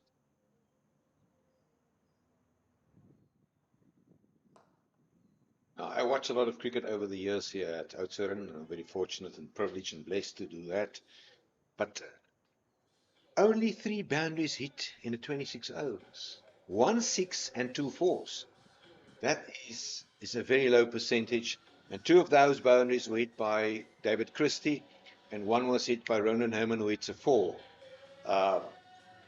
Is it, if you look at that, will you compliment the bowling performance of the Badgers? I think it is the bowling definitely has something to do with that. Also the outfield, and also I think the intent or the lack of intent, and some might argue, from the batters has also contributed to the amount of boundaries that have been scored. But also, on the other hand, they bowled 10 wides, which is substantially high.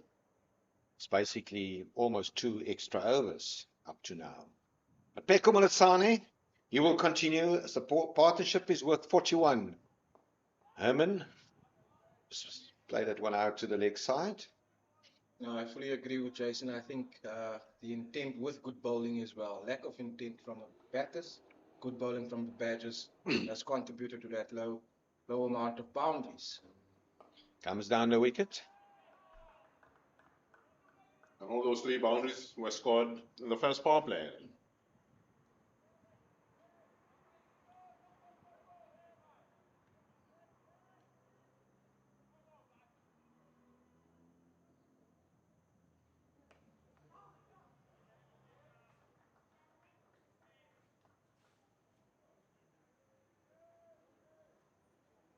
Just focus on the number of dot balls.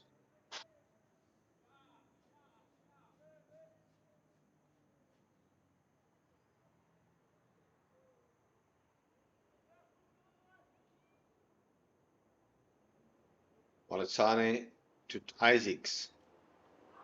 There's an appeal there. Umpire now is unmoved. It was a very good call.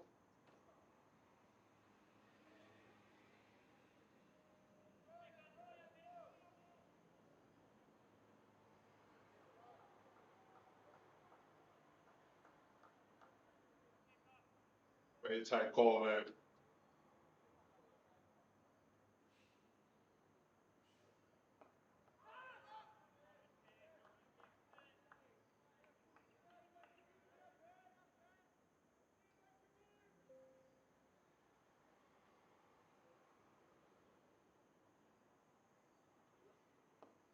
Good bowling, Peko Maletsane. Yes, look like it will be drinks. Oh no, it's not. But too early.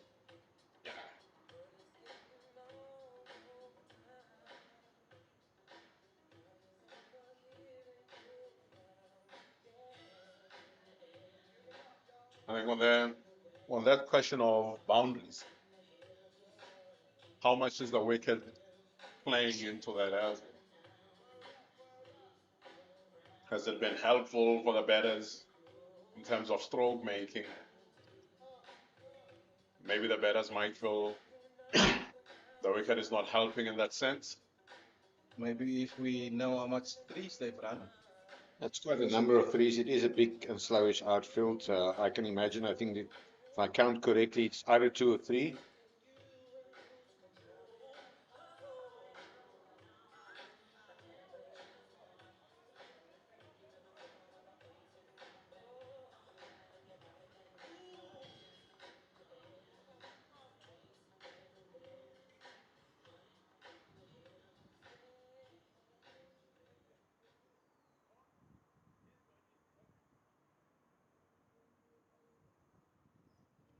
So Carl Jacobs, he bowled 3 overs for 11. He will bowl to the captain, Ronan Herman, is on 25.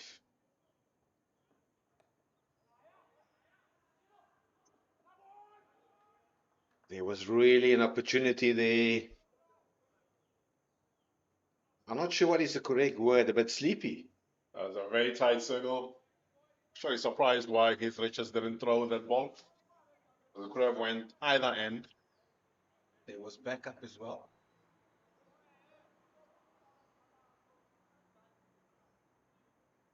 So 2 hours into, we're at 12 o'clock now, 27 overs bowled. I think the badges should be safe. Yeah, and while it's 12 o'clock, we can say good afternoon to all our viewers as tune into this broadcast from the recreation ground in Oudtshoorn. And the news is that the Northern Cape Heaters won the toss this morning and they decided to have a bat first. They lost their third wicket on 50, and this partnership now worth 44 between the captain Ronan Herman who's in 26 and Tahir Isaacs. It's an interesting contest with a very low percentage of boundaries that's taking place here.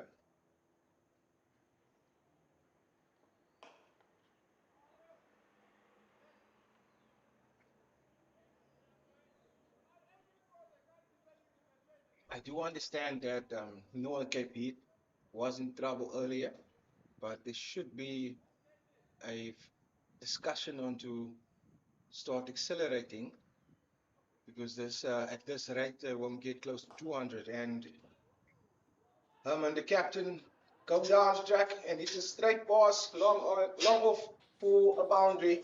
A very welcome boundary that. And just as I was busy speaking about it, some proper intent from the captain. Yeah, proper intent, good execution.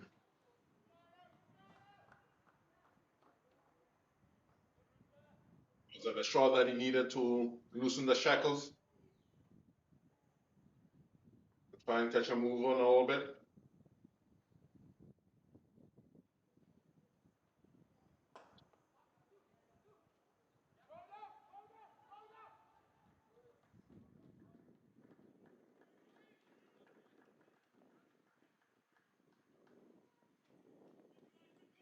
The shot brings the 100 for Northern Cape Heat. Also the 50 partnership between Herman and Isaacs. Yeah, a very, very vital and important partnership in their quest to resurrect their innings. As we watch Carl Jacobs comes down the wicket.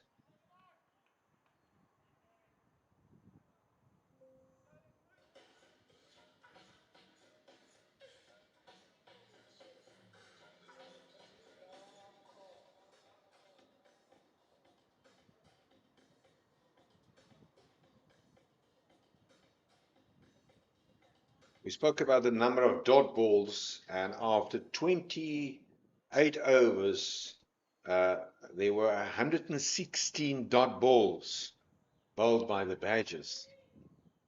That is quite a lot of dot balls.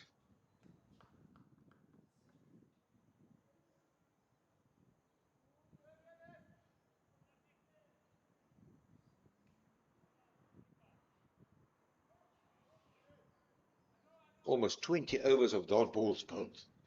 But nevertheless, well done to the Northern Cape Heat.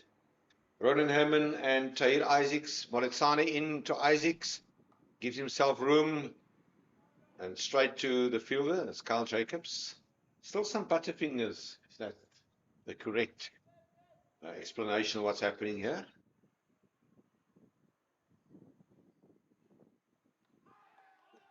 It's a call there. Not a confident shout.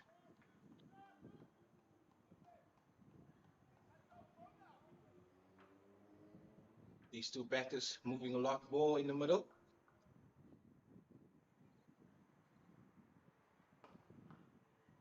There will that be a couple?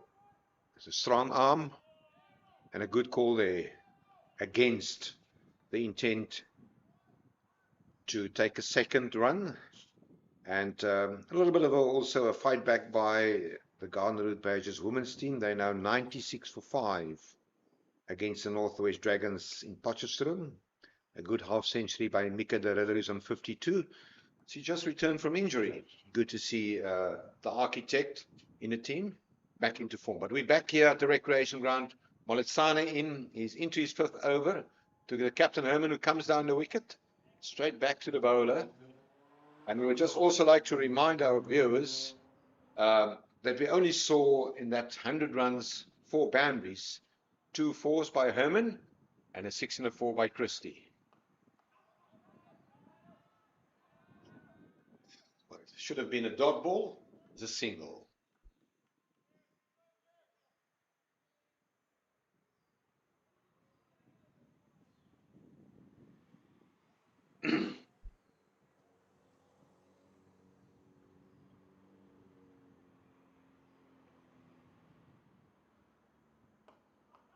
It's wide of Captain George van Heerden.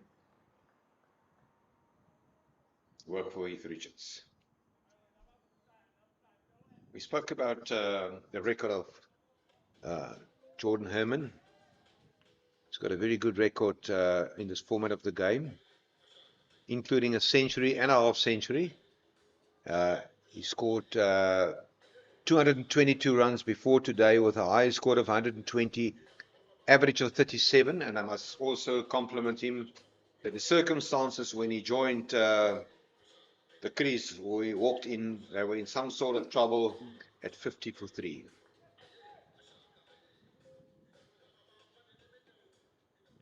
As we would say, at the time that he walked in, he is the glue of this Northern Cape Heat batting lineup. And just mending some cracks. But will it be enough to ensure that the Northern Cape Heat gets to a very good total? And this last 3 overs, we've seen just a little bit more intent from the 2 batters. And with Tahir Isaacs starting to access the long end and the long off boundaries or fielders a little bit more. Seems to be a little bit more settled and assured in his movements now. It's probably not, it won't probably be a bad choice by the captain van Heerden to maybe bring one of Tele or Matiza back, or even Momber.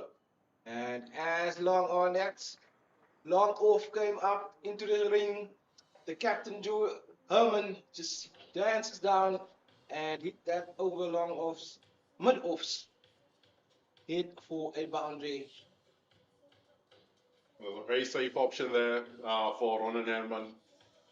He's looked to use his speed throughout this inning. It's actually surprising to see long off being brought into the ring.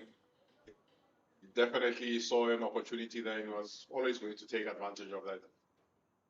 And it's a good call to bring up deep squares. You didn't really see Herman playing a shot in that direction. He doesn't really access those areas too much. He goes more straight and more extra cover.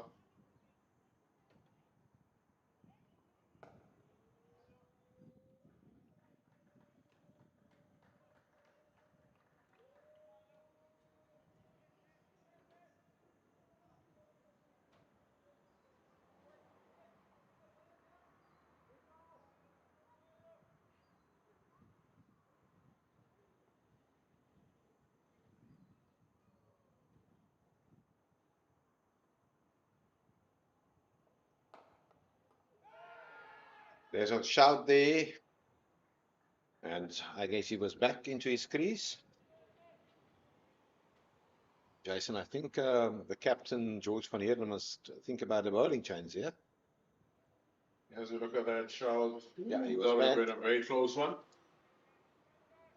But as you mentioned, I think George van Heerden will be thinking about who to bring back into the attack to try and get a breakthrough here for him. Yeah, we can assume that he will only use 5 bowlers today. If we look how this match is playing off here.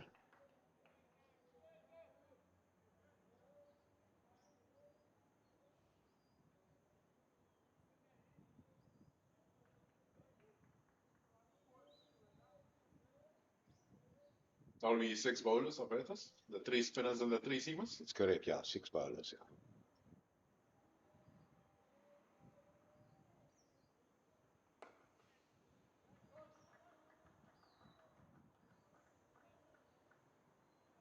Bamberg runs in, does the fielding.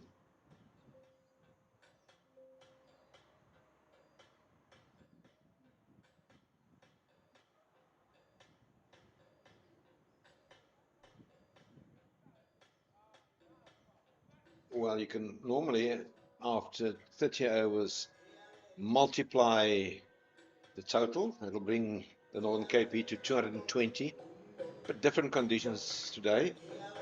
I don't think 220, and I don't want to sound clever, will necessarily be enough if we look at previous scores here. But nevertheless, it seems that we will in fact have a bowling change. No, we will not. Oudtshoorn will continue. Conceded 26 runs in his 5 overs. Carl Jacobs Barton.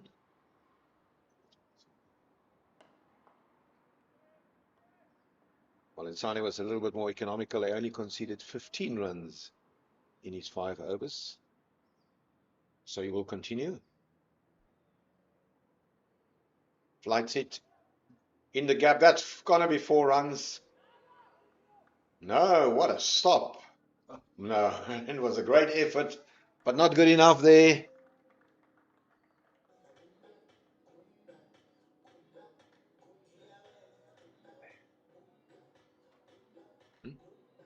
Yeah, you can see there, watch, keep your eye on Heath Richards. He's a tall man, he dives towards his left, and then unfortunately kicked the ball over the boundary. Unfortunately, hit the hardest part of his boundary's knee there. And it's also the hardest part of this ground.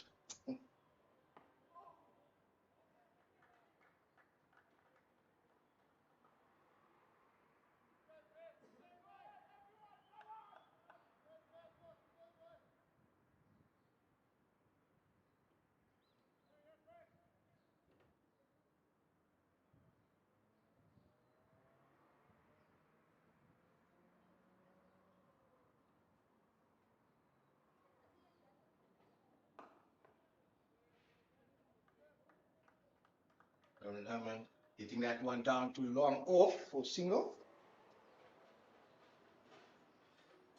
Nathan, earlier we discussed those bowling changes when Mulatani and Carl Jacobs started bowling in tandem, whether they would have been better served with keeping either Oh, that's a good dive towards his left.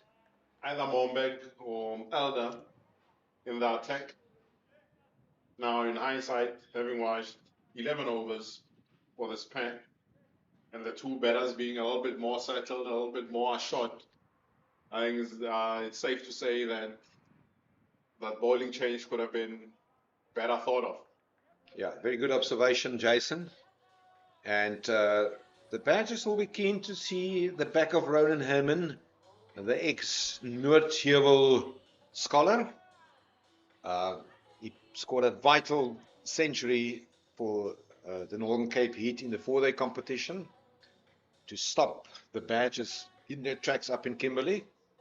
And he's in very fine nick, taking a lot of responsibility. He's on 30 from 57.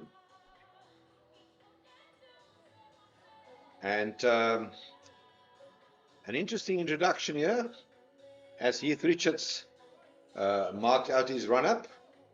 We haven't seen a lot of Richards as a bowler, and he will continue from the commentary box end of the ground. In fact, in List A cricket, this will be his first introduction as a bowler. He's a tall guy, he's a big guy, better renowned for his hard-hitting skills. Quite an interesting decision with the Badgers clearly looking for a breakthrough here. One would have thought Manele Taylor being their best seamer on the day might have gotten the opportunity. Or him or Mombek, both of them. Oh, it's almost york him. Dot ball for Richards. But one thing we always need to take into account is that the players on the field have a feel for the game, so the decision making might be different to what we're thinking about or what we're seeing up here in the commentary booth. I agree with you there, Jason. Jason, you coach Heath Richards at the junior level. Did he bowl for you at National Week? Definitely bold. His last Coca-Cola or Kaya Manjola week was actually the all-rounder of the week. Absolutely.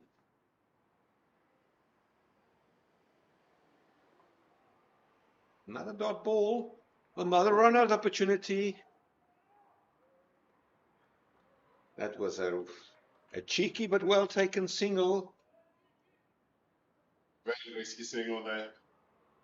We got away with one with the ball bouncing over the stumps.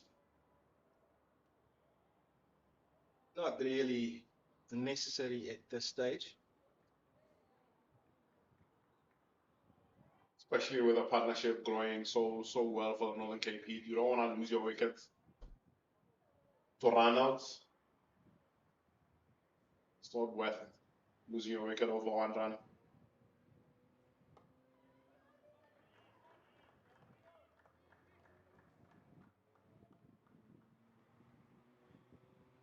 If the Badgers let the game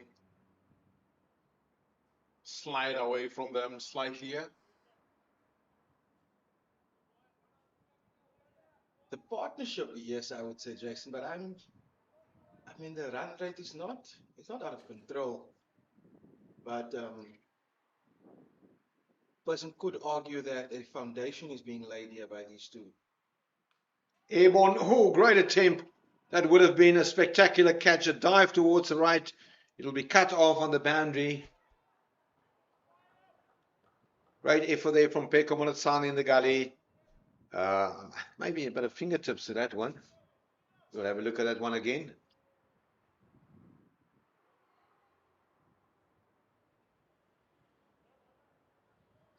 Difficult to see from that, but nevertheless. Isaacs moves to 29. Herman is on 40 and the partnership is worth 68 runs.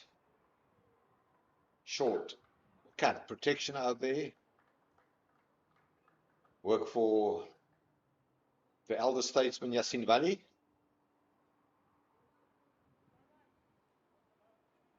Seem to be very relaxed there on your screen. Taking life easy. Making sure he's in the right fielding positions.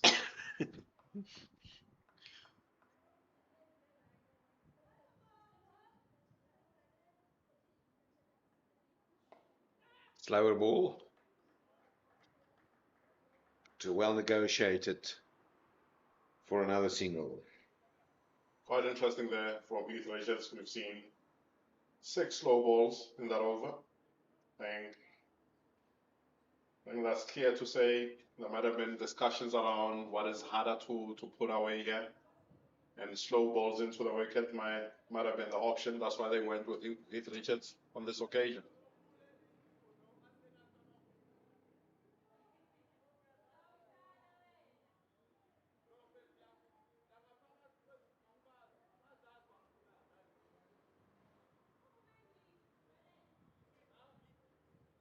Another bowling change from the Furious 310 with Zach Mombeck coming back into the attack. Yeah, and I think Zach Momberg's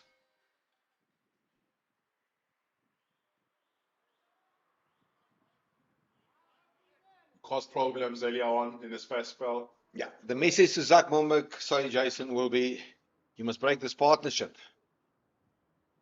Nobody, I think, better suited to do this than Richards. After Momberg then, on the money right from the word go, he will accept the challenge, likes challenges. Specifically, the tougher the gets, the tougher gets going. It's a very hot summer day here in the ostrich capital, Oudtshoorn.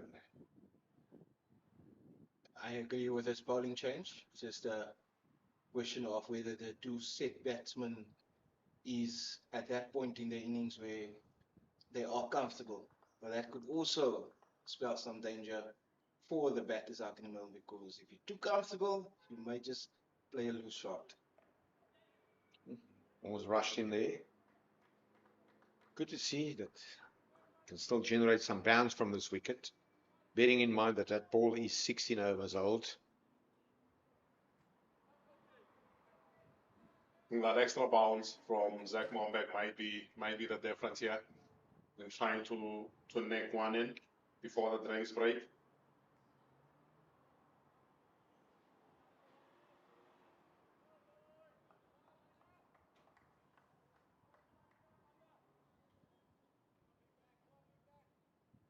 Lots of dry patches that you can see on the outfield. Momberg in to Herman. Oh, it's a good delivery. Good hard length here from Mombeck. He's been very disciplined. Extremely disciplined. He only conceded 13 runs up to now. Lots of debuts you referred to earlier today, Jason. That's also his List A debut.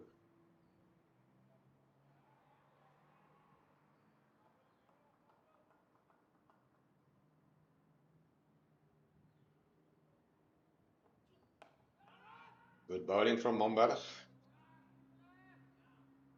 And again, I'm not sure if I must use the word butterfingers, but not a clean pickup there from Richard. It doesn't matter anyway, but maybe there's something in this grass or something on the ball.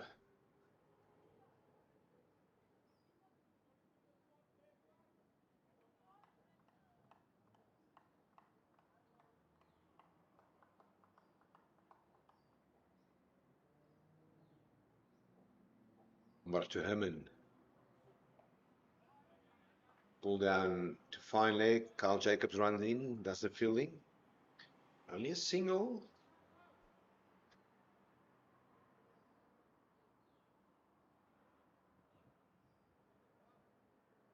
Sitting here, I'm wondering, and Nathan, it was also contemplating on your mind when the onslaught will come. Because this partnership is worth 73. They still haven't reached the 4 per over run rate, which is relevant but also irrelevant.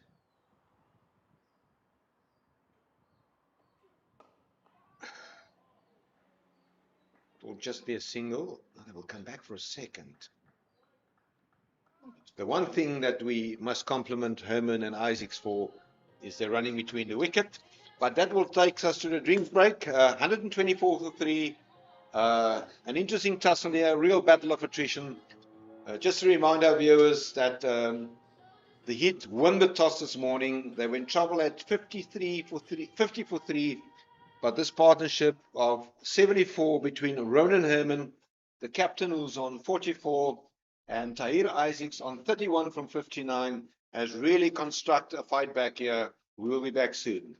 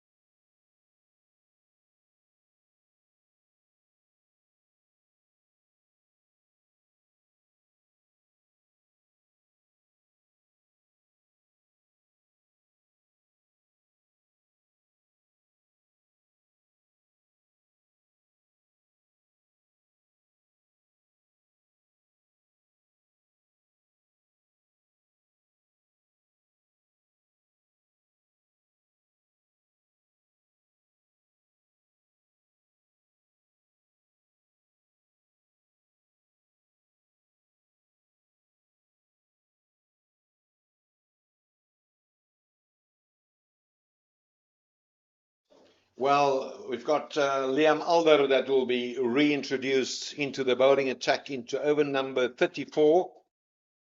He bowled exceptionally well this morning. He's left arm spinners, and he will be keen to make inroads into this partnership, who is threatening. It is worth 76 runs between the captain, Ronan Herman, and Tahir Isaacs. Just offline, Jason had a discussion with the groundsman, Marco Donson, now, and asked him if there's any demons in this wicket.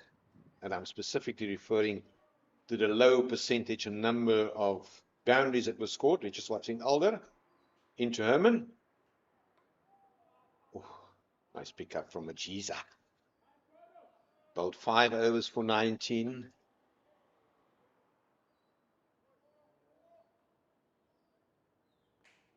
And Marco was very complimentary to the bowling performance from the home side.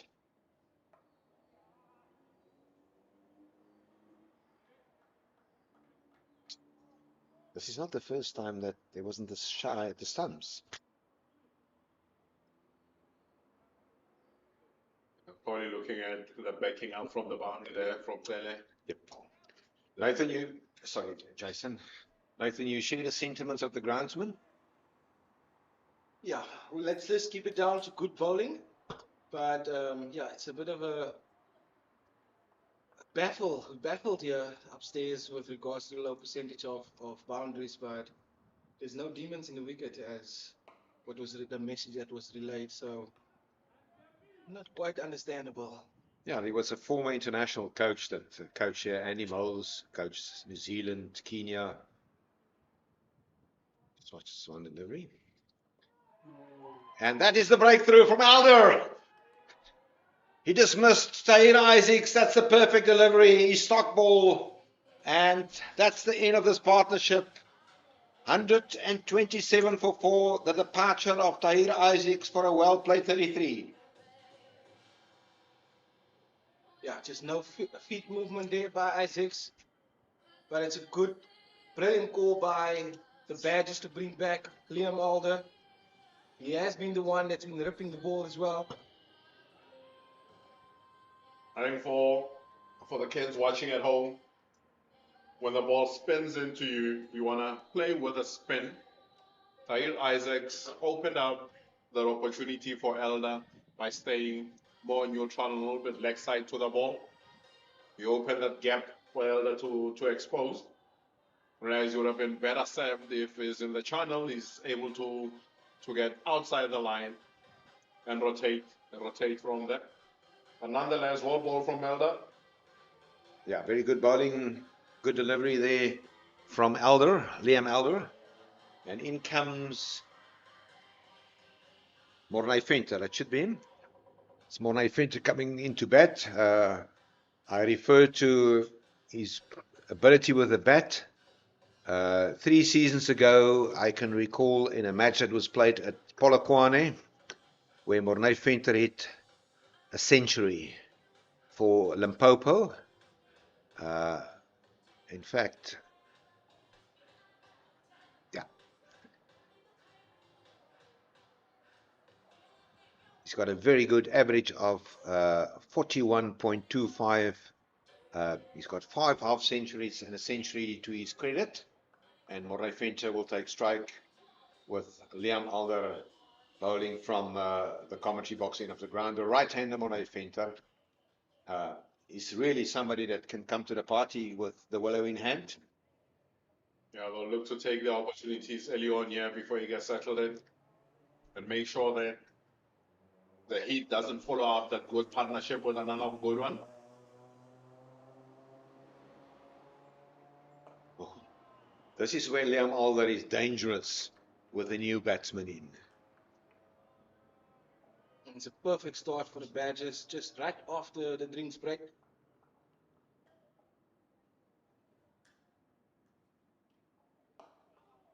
Immediately, it's off the mark.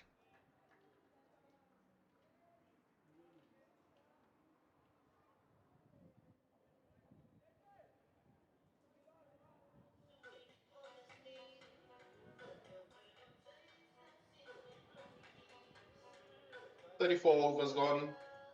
The Heat are 127 for 4.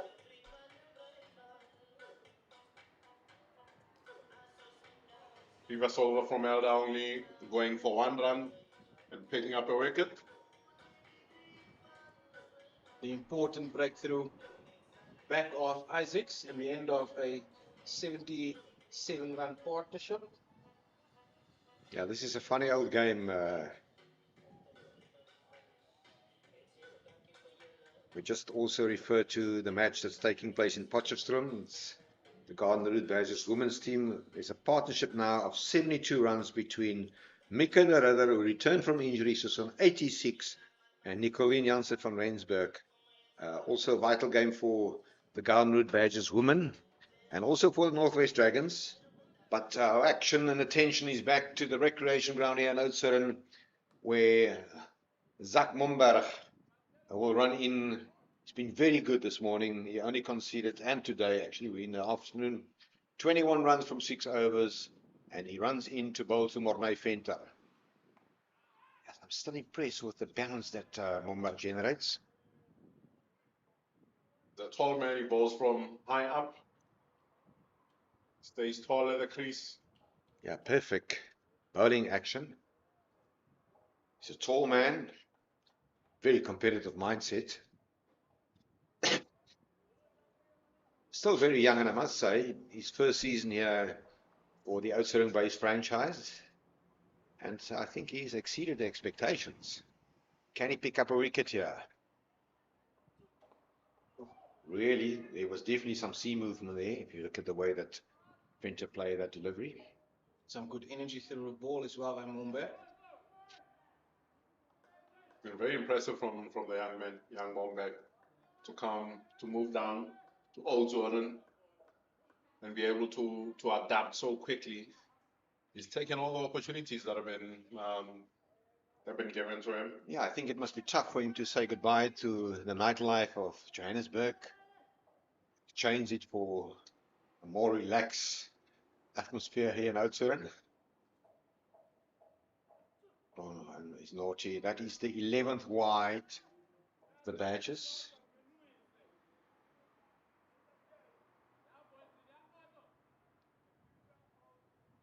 And all those wides that they've bowled, all of them have been down the leg side.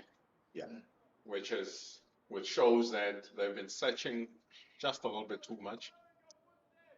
Yeah, as a coach educator, nobody will be able to give you that diagnosis better than my fellow commentator Jason Mashanganyi. Mombo runs in. It's a good single. Just good observation, good running, but also on the other hand, and we need to be critical also where it's due. The Badgers sometimes just a little bit sleepy in the field. I would rather say slow out of the blocks, not sleepy. Yeah, there have been quite a few singles that have been taken in front of the fielders. That's credit to the Heat batters. Must give it to them.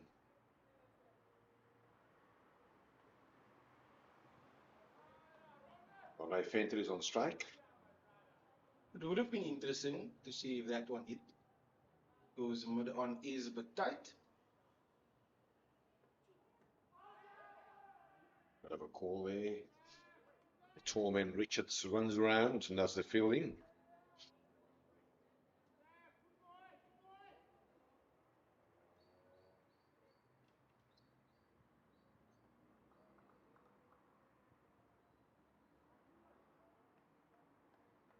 Would like to know what the conversation in the Heat huddle would have been, what messages was sent out to them at the drinks break. Obviously didn't go as planned with the loss of Isaacs.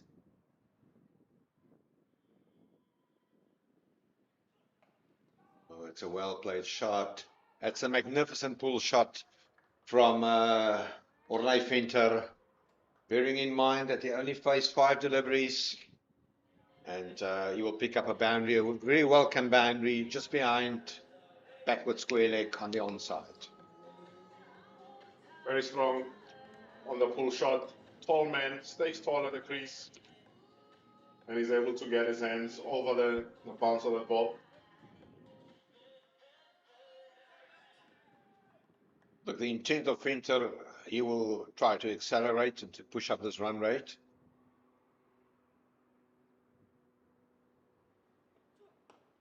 Good comeback from Momberg.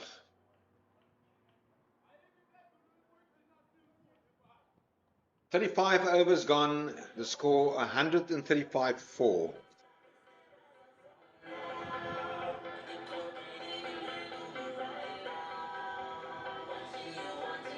I think, Nathan, going back to your question there, what would have been the message to the Heat batters at the drinks break. I think what's important for them is to not lose any more wickets till they get to the 40th over and assess from there in terms of how many can they get in that last 10. And wickets in hand will play a major role in them getting to a score that can be defendable on this wicket. Yeah, just after this over, I will just share some statistics or facts with you. What's this one? Between over 25 or 26 and 35, that 10 over bracket, the Heat has scored 51 runs. They only lost one wicket. So they are definitely pacing things here. Single there, pushed for Herman. Pick up a single. The 10 over block you just mentioned there, Berthas, was when Herman and Isaacs were going well in that partnership. Yeah, and also to a great extent still rebuild the innings.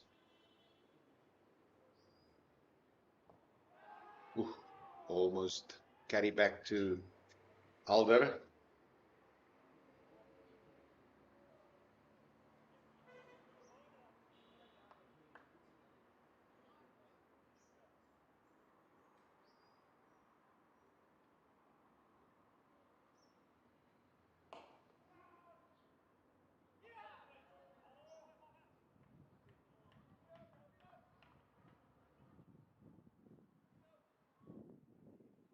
Bowling by Alder. It's been a brilliant spell of him. Or bowling performance in general. He's been mixing up his pace quite well. Getting good flight as well on his balls.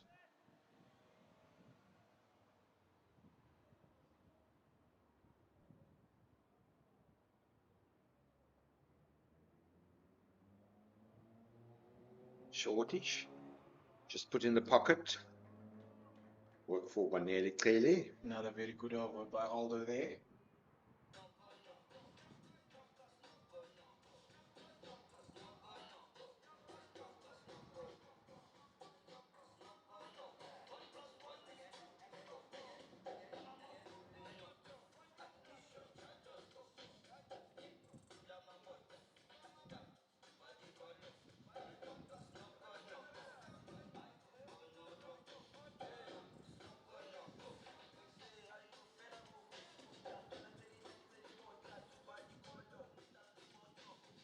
So Zak Momberg will bowl over number, his 7th over. And he will bowl tomorrow night. Venter is on 7. Just feel that should either Venter or both Venter and Herman still be at the crease after over 45, roundabout over number 45, the Northern Cape Heat can come back and they can post quite a competitive total here, which in my view, 240, not competitive, but defendable. Oh, just wide, and that one will run away for 4. Venter again illustrates his ability to be very severe on anything short and to pull this one in front of square for 4.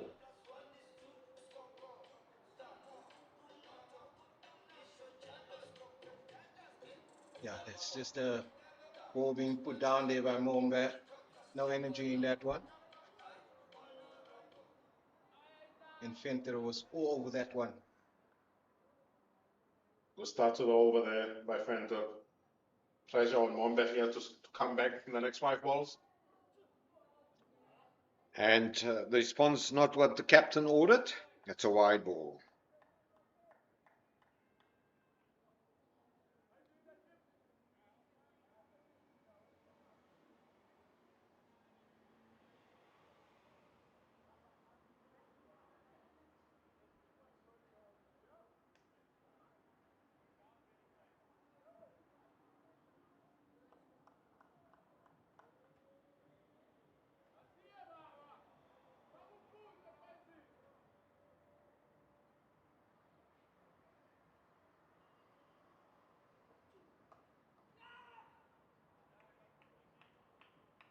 Another dot ball.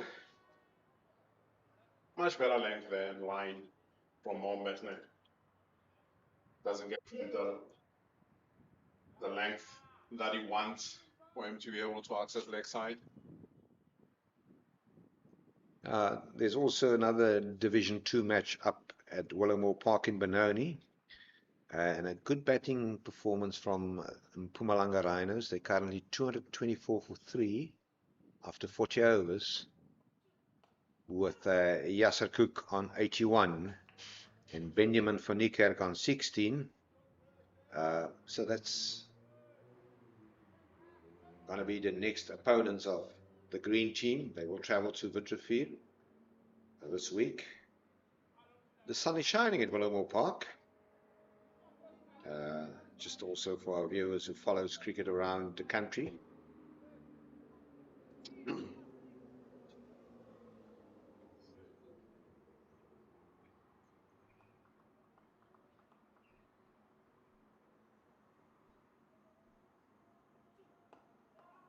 Bowling from Zak Momberg. Good comeback after that boundary fall from his first ball, followed up with a wide.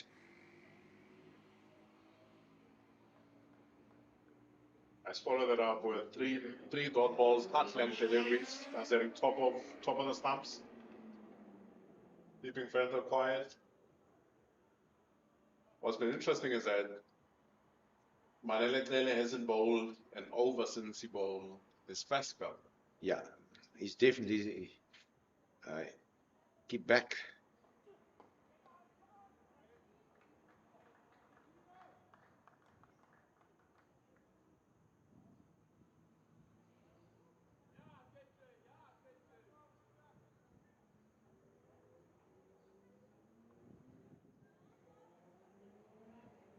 Probably being held back to bowl in that last 10 overs.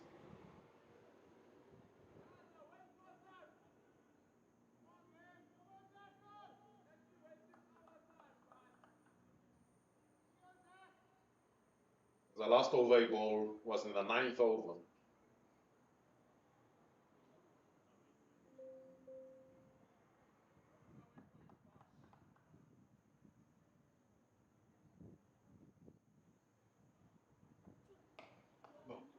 Oh, that is a good connection, and it will go all the way. Well played, Morley Finter. We said it earlier, he is a very dangerous batter. Sorry, that was Ronan Herman. Sorry, the scoreboard is on your screen just incorrect. And that also brings up the half century for Ronan Herman. Well played, Ronan Herman, from 70 balls. And what a way to get to a 50. It's been a well-measured inning by the captain here, Ronan Herman. The Heat will look to him to bat deep into this inning, as you mentioned earlier, our batters, at least up to the 45th over. That will give them a great opportunity to post a very competitive total here. And that's also for the first time this innings that they've reached 4 to the over. That's good. 100% right, Nathan. So it took them 37 overs to reach that. Alder, he is into his 8th over. 1 for 23. He will still be key, operating from the Freda Street, the commentary box end of the ground, pardon.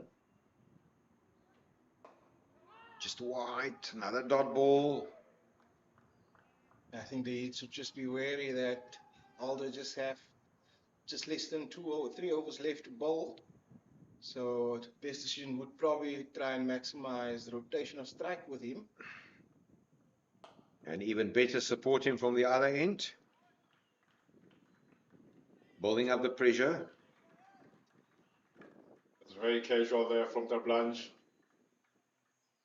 And it allowed the Heat batters to come back for a second. Yeah, that is something that will irritate and anger the coaching staff and maybe the captain. There's protection out there. Just dropped short of Momberg. 2 more. And again, we see the Heat batters tending for the second run, while the Badger fielders have the ball in hand.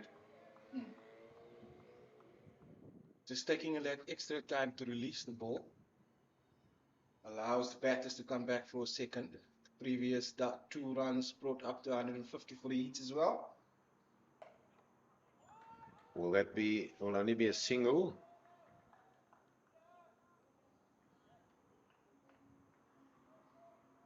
On screen you see Yassin Valley.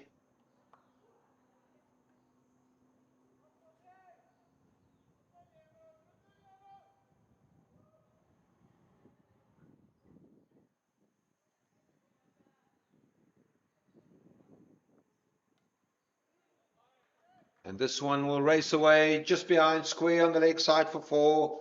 Good execution by Morne Venter. His intent is very clearly. And that takes the total to 158 for 4. So the onslaught from the Northern Cape Heat, and there you can see it looks like a very confident change room there, has started. Just to remind our viewers all around, the Heaters won the toss this morning. They opted to bat first. Liam Doherty made 19, David Christie 13. There was 3 for Nononela Yika. Tahir Isaacs 33 was part of a very good partnership of 77 runs for the 4th wicket with his captain Ronan Herman, who's on 56, and then Morne Venter is on 7. And Nathan, as you made an inquiry and it was relayed down to the captain, we will see the return of Banele Cele. He's only got 4 overs left, and he conceded 10 runs in his first 6 overs, a spell of 6 overs, and he picked up 2 wickets. He bowled 29 dots in those 6 overs, which I think is exceptional. But unfortunately, he also bowled 2 wides. Yeah, brilliant opening spell by Banele.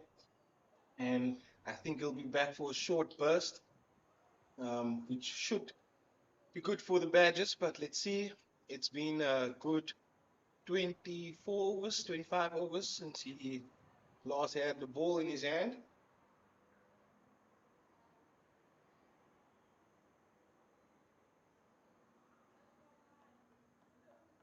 And it comes on while the momentum is shifting into the Heat's favor at this moment. Yeah, I think you're 100% right, Jason. The momentum is definitely shifting with the Heat. There was a crafted, hard-fought 4th wicket partnership between Herman and Tahir Isaacs to stabilize the innings. Remember, they've been 50 for 3 when they lost their 3rd wicket. Big trouble. And slowly but surely, they claw their way back into this mess. As he runs into bowl to Morne Venter, there's a big shout for leg before.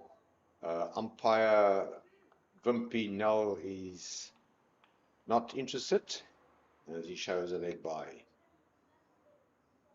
You see this partnership between Herman and Venter has moved to 32 from about 6 overs that they've been at the crease together. Yeah, and Venter definitely, his intent is clear. He scored 17 from 22 balls, almost batting as a runner ball. He has got very good numbers in this format of the game. He played 14 matches, averaged 41 with 5 half centuries. Will they come back for the second? Yes, they will, successfully. It's good running by the visitors as well. Does look like Morne Venter is dragging Ronan with him as well.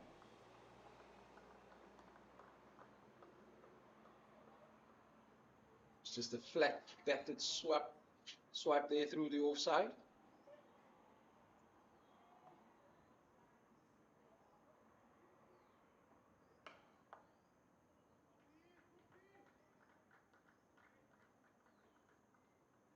One to sweeper on this occasion.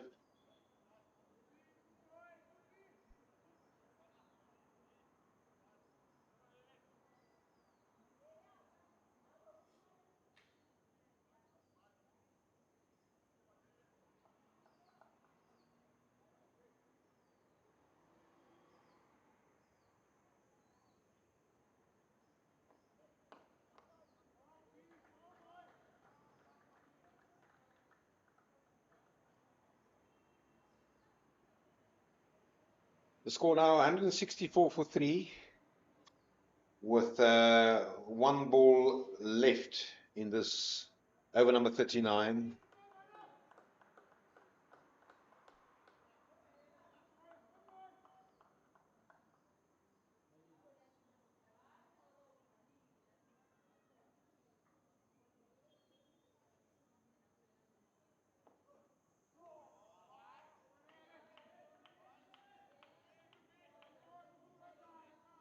So some good energy there behind the ball from Tele.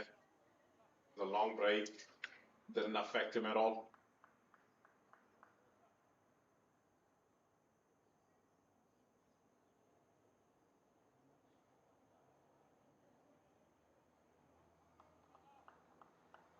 At this stage, Nathan, you're sitting in the Northern Cape Heat dressing room. What would you be happy with?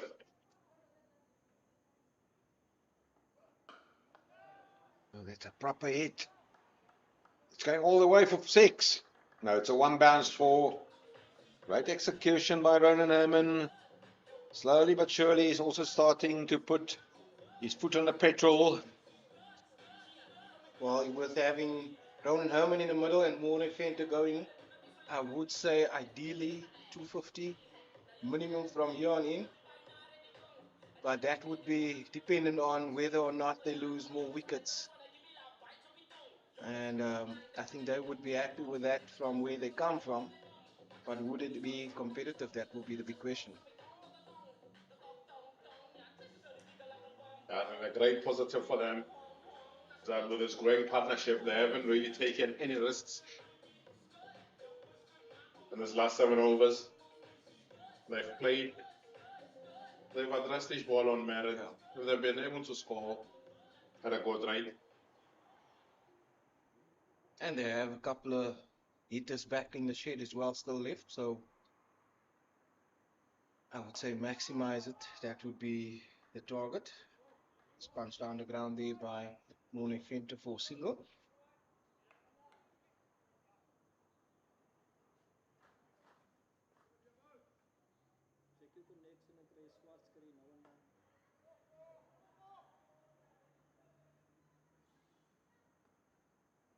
So Liam Alder to Herman. He comes down the wicket. Hits this one in the gap. Work for Yasin Wali. He was quickly out of the blocks, but he will not prevent a couple. And good fielding from Yasin Wali all over.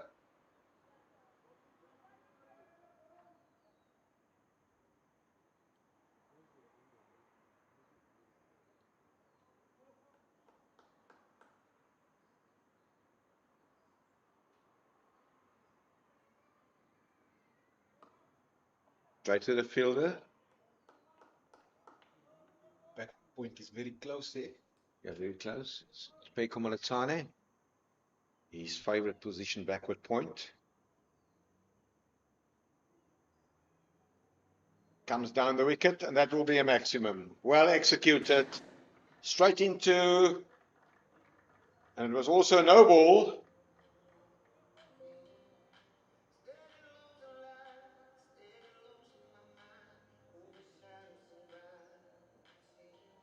Is there a momentum shift in this game? 170. I think the Badgers will need to tie the ropes, but well done to the Northern Cape Heat. Captain Ronan Herman, he's on 71.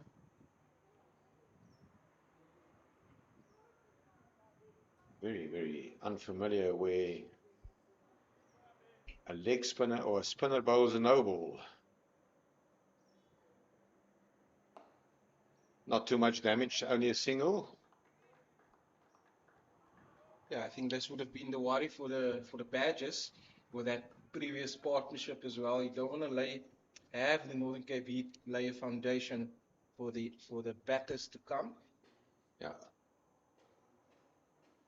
Over the years, lots of great cricket players played here at the recreation ground, and everybody will tell you this is a place where you will need to graft for your runs. Lots of patience, lots of grafting. That is exactly what Ronan Herman did here today. He's on a well-played 72. He's taken the responsibility with the captain's armband 179 for 4.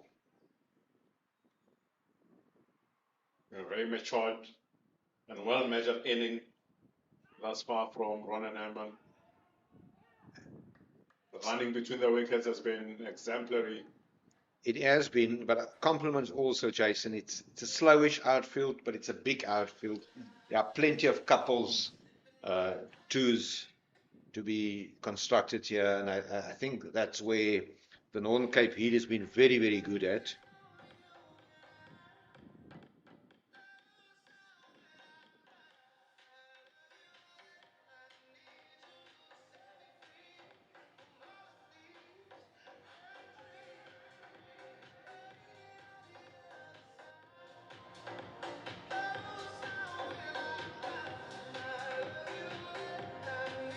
Banele Ntele, looking back.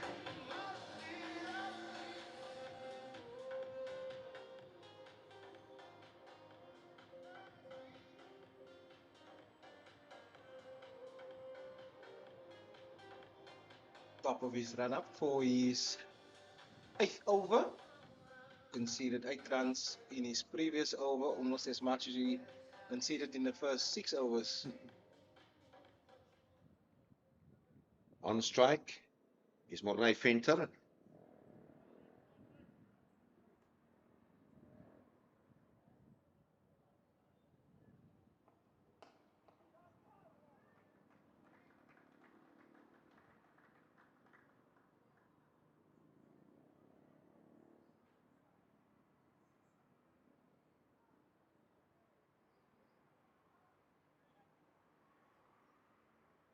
So the last 10 overs of this Heat inning.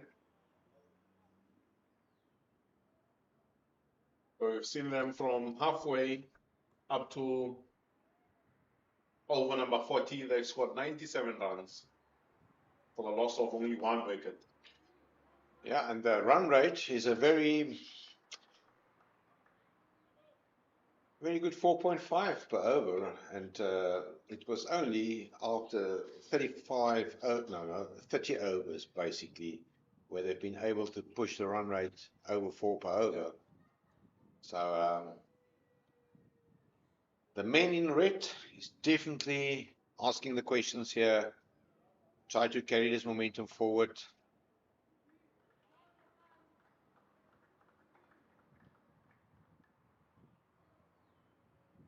Well, the Heat has almost scored 60 runs in the last 7 overs. So they have turned it up.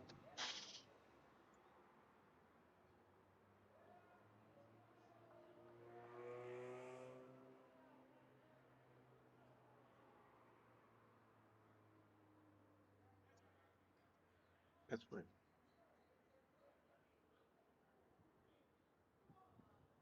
Clearly in to Herman is on 75. Oof. It's been put down. There, chance. Oh. It was a great effort by Peko Moletsane. It's another one not being thrown at the wicket. Perhaps he just couldn't get hold of the ball properly. I don't want to use the wording butterfingers again.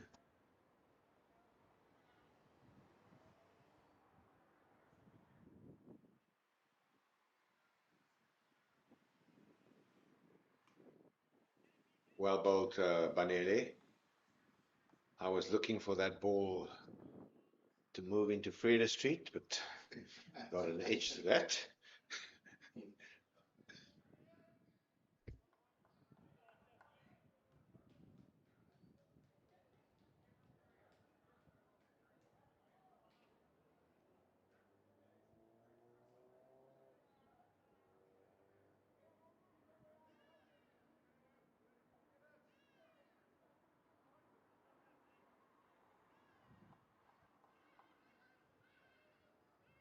Clearly in. Ooh. That's wide at.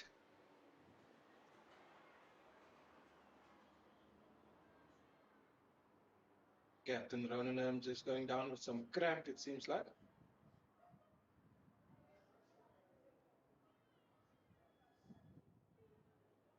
There's definitely a cramp, and we will wait to see the physiotherapist.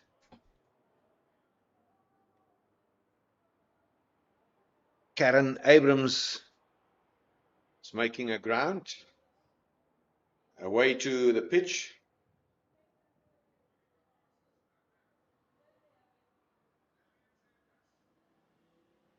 The heat having an effect on Ron and Herman there. Taking some electrolytes here.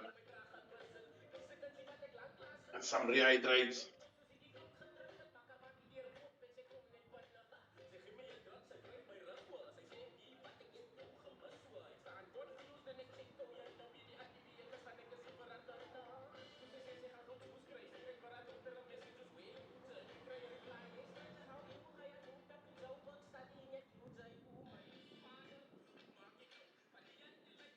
Heat will be hoping that Herman is able to continue this inning. Yeah, he has been the glue of this innings.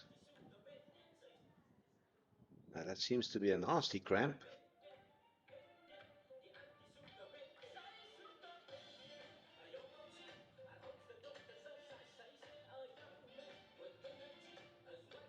Yeah, it's been a very hard day in Oudtshoorn as well. A lot of twos and a lot of threes have been run as well.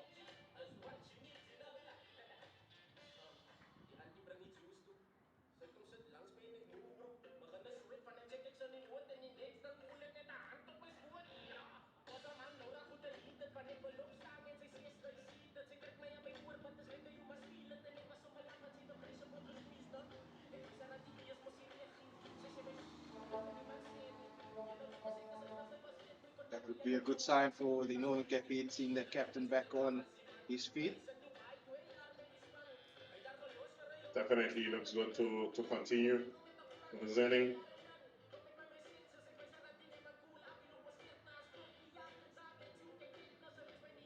See if that cramp will he be able to run it off, or is his game plan going to change from here on out? It seems to be a gutsy character.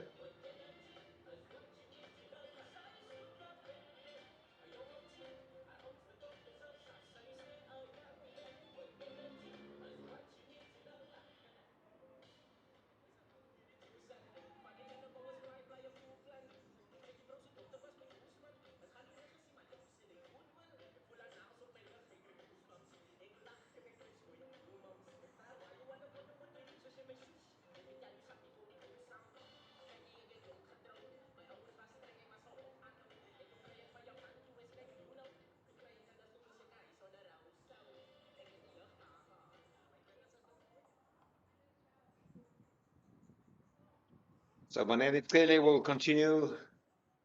He's got one ball left in this over, courtesy of that white. And, well, good observation, taking the single. Herman seems to be moving well there for that single. End of the over, 41 overs gone, 186 for 4. The partnership here, it's another very good partnership. The one for the fourth wicket was 77. It's already 59 runs for this partnership between Ronan Herman and Mornay Venter.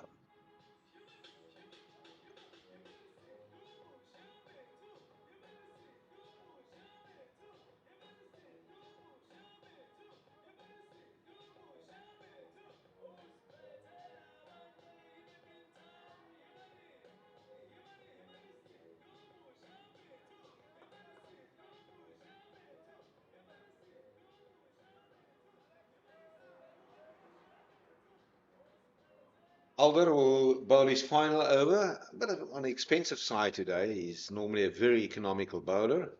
He conceded 46 runs. He got the wicket of Tahir Isaacs when he bowled him. I think that his previous over spoiled his figures a bit. He was very economical up until that point. I think he almost conceded 14 or 15 runs in that previous over. Good effort there.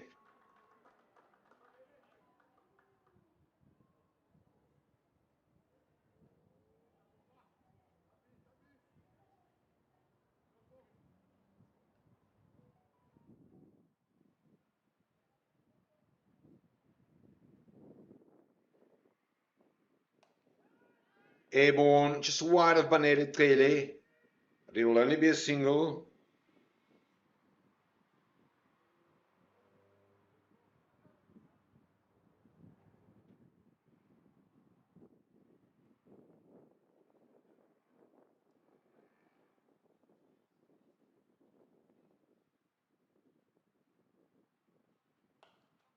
Hit down the ground, work for Ruan to Blanche at long off.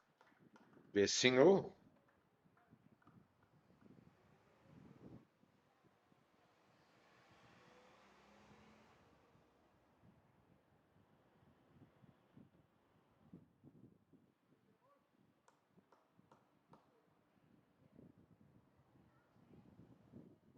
.250 is definitely on the cards here for the Heat.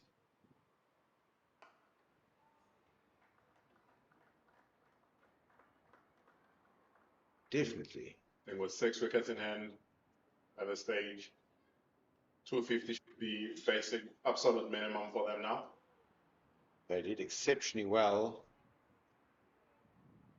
courtesy of good contributions by the captain Herman, Tahir Isaacs, and also now Monet Venter. Yeah, we often forgot a 50-over game is a long game. Yeah. The tendency of T20 cricket, its own dynamics and dimensions. As you see, Liam Elder finished with his 10 overs, 1 for 51.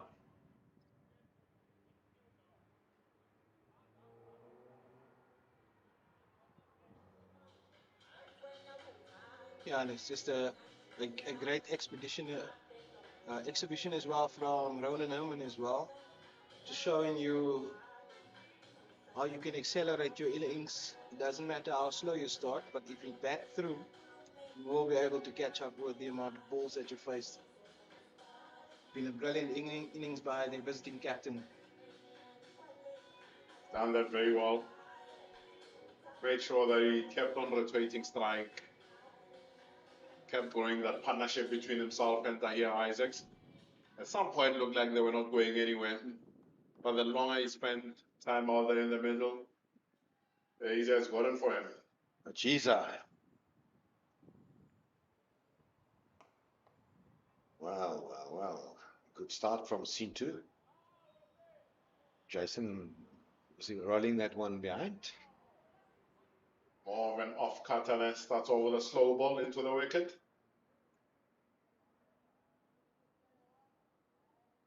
We'll see a lot of those now at the back end of the innings.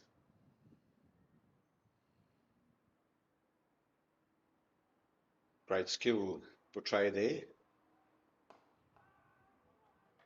Still a very low number of boundaries. Must also tell you something on maybe how the Badgers must approach their batting. Tactically, plenty of twos, plenty of running to be done today. It's not necessarily big boundaries that will win you games here.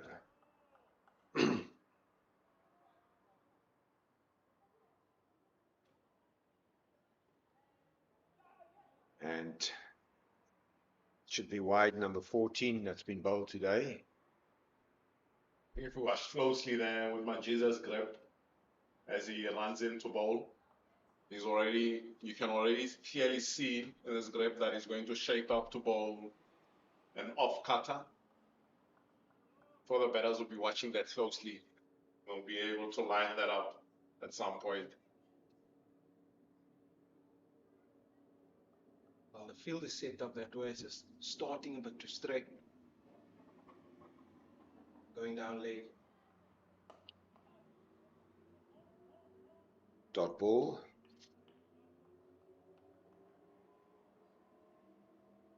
Work done by Liam Alder in the offside.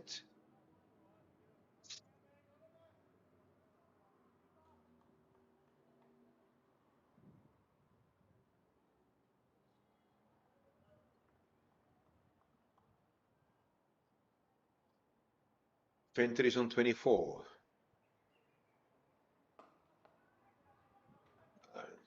Just spring my mind, Herman, who is currently on 80, And I can assume that should he be there until the end, he will reach that magical 3 figures, which will be his second century in this format of the game. Put the mockers on him now. Still 20 runs away. Still 20 runs away. Machiza to the captain, Herman. It's another wide called by umpire Pinel.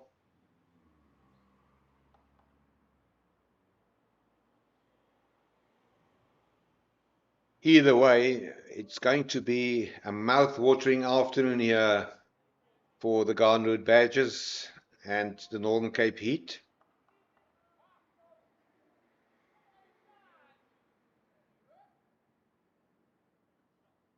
Machiza has already bowled 2 wides in his over. Great intent of hitting that one. But, the way that that ball got off the square just illustrates the pace of this outfield.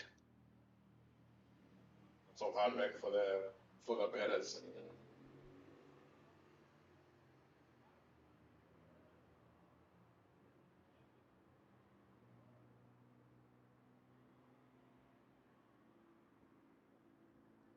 Good bowling seen to Machiza. They call him the Magic Man. End of the over. And besides that 2 wides, I think it was pretty decent over. 7 overs to go, 196 for 4. Both you, Nathan, and Jason will agree with me. 250, the bare minimum here. Yeah, I think that is what the Northern Cape Heat should be targeting from here on in. 250 minimum. Whatever they get more than that will be a bonus.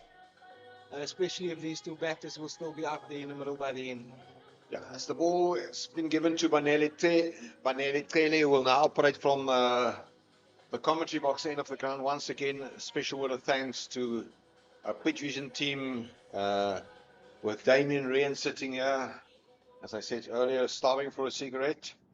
But they're doing an excellent job giving you a great production in your dining rooms or wherever you are following this game, or next to a cricket field maybe today, as there was a single there for Ronan Hammond, which takes him to 82.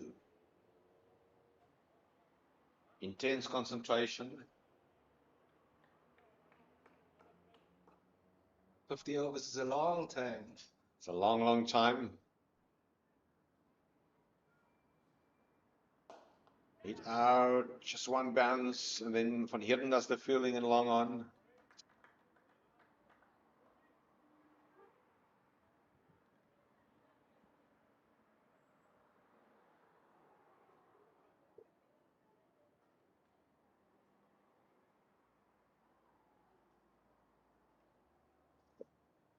Kele in. That's a nice slower ball. It's a chase for Yasin Valley. He's really accelerating there. Then lost his footing.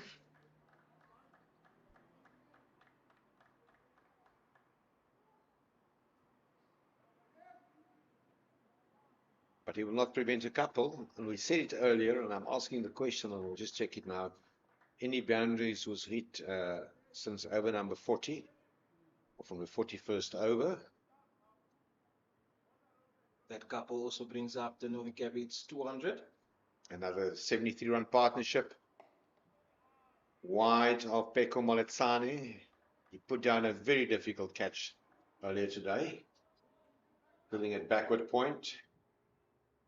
And some of our older or elder viewers will remember that was the favorite fielding position of the great John T. Rhodes. Airborne, 1 bounce. Work for Ruan Treblanche. Does the fielding.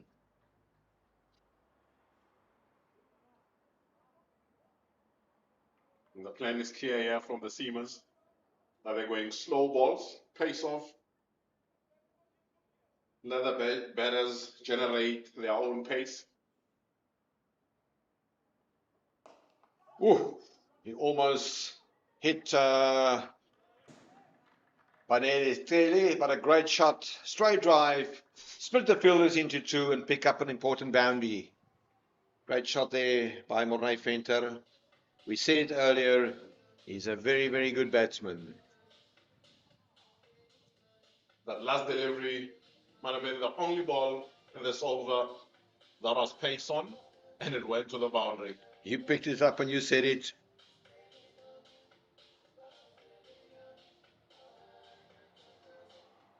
Just to answer your question, Albertus, the last boundary before that one was hit in the 39th or third over. That was the no ball 6. Yeah. So it will once again tell you that it's not necessarily boundaries that will win you games here today. If we can take a leaf out of the book of the batting effort from the Northern Cape Heat. Machiza.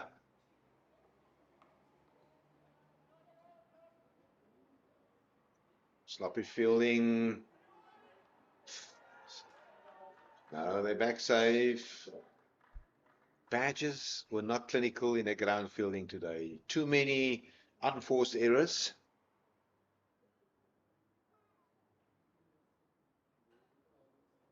The Northern Cape Heat batters have continued to pull their fielders under pressure. You see another knock on there from Tele. Yeah, he responded with a very good throw to Benjamin Hansen.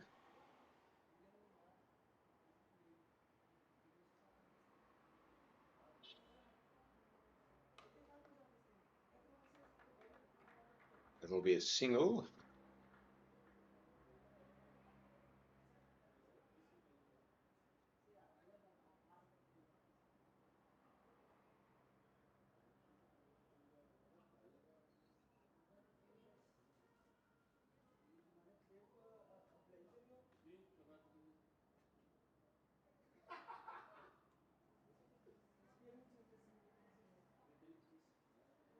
Herman is in 89.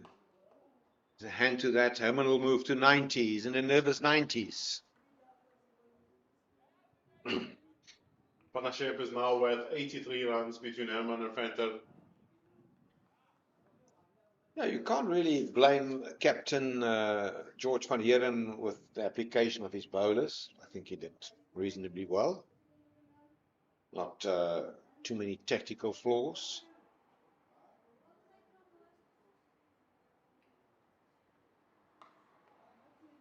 Pace off the ball. I think if anyone were to be overly critical or ask questions about when Tahir Isaacs and Ronald Hanman were still new at the crease, those changes in bowling, whether they would have been better served just for the steering wheel. Yeah. Now Mombek at that stage. Yeah, Nathan also remarked to that. Nevertheless, Machiza runs in. Did well to get a hand to that. He will rush back to the ball to prevent a single.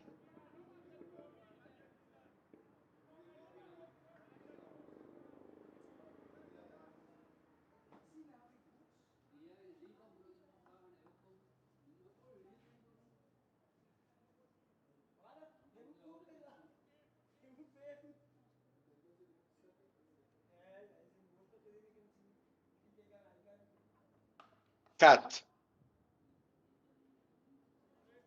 Cut. It was a more smack towards extra cover boundary.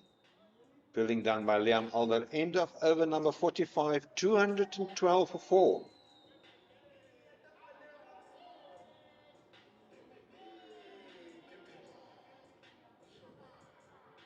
What was...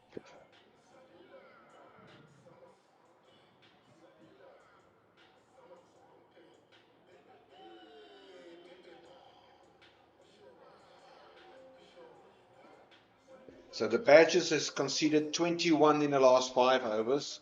I think in the context of the game, that was quite a, or the innings, that was quite economical bowling. Nathan? I have to agree with you there, especially the way that the batters is going at this stage.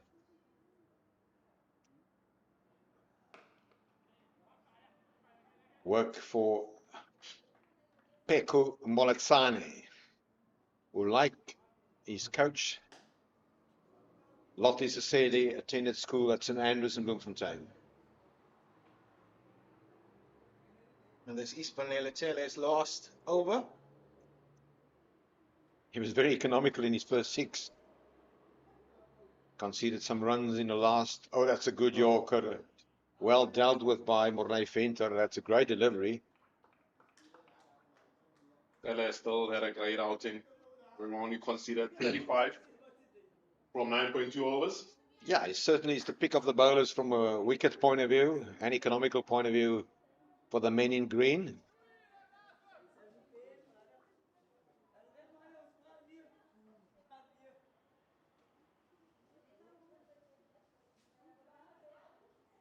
Still full of energy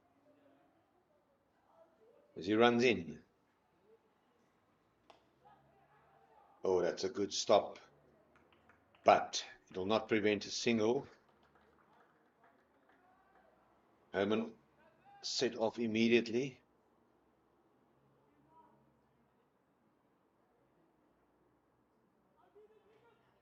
I don't want to put a curse on the captain. I think it's a magnificent innings, but he is sniffing his 2nd century in this format of the game.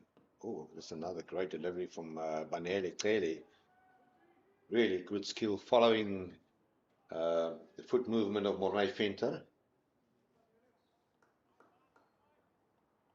Yeah, it's done well not to be put off by Venter's movements there.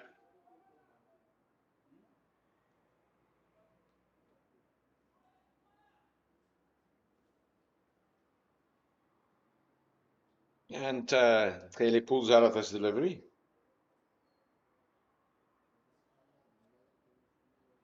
The partnership has moved on to 86. Yeah, very good partnership. 86 runs.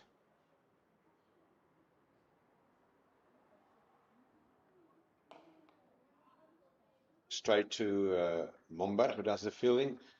And you mentioned that, Nathan, and I mean, for us to say it, it's basically telling the Badgers something that they should know, is that they will need to construct partnerships to get to whatever target is set for them.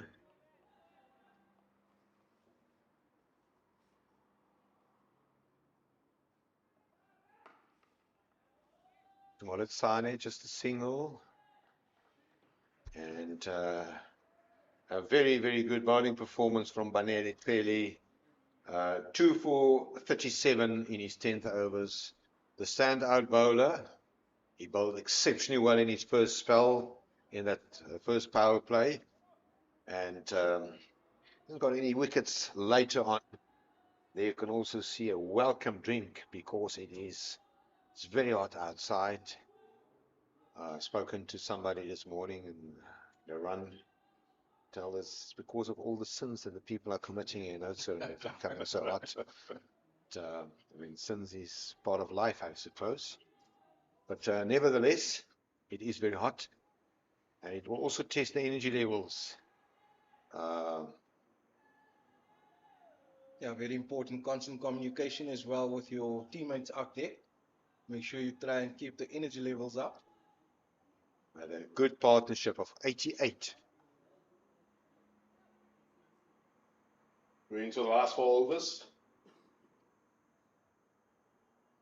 Majiza volleyball in the last 2 from that end. Good bowling seen to Majiza. He shows some experience there over the years. You can see the intent of the bowler. Keeping that one back a bit. Plans have been simple in the second spell.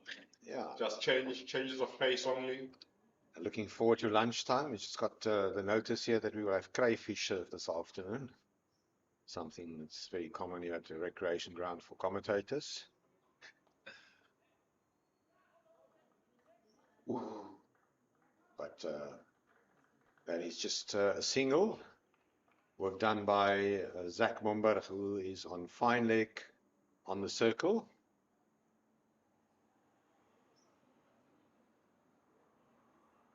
Herman, one scoring shot away from his second century in this format. Machiza runs in. Oh, it's a good slower ball, well disguised. Ronan Herman was looking to beat that ball over the road. That's a very good slower ball by Machiza there.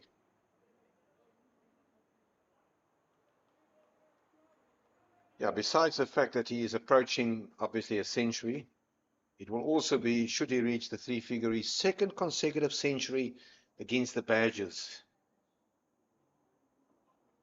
But this will only be a single. He played a match-winning innings up in Kimberley earlier this season in the four-day game, when him and Nonanele Yika single-handedly won that game for the Northern Cape Heat against all the odds.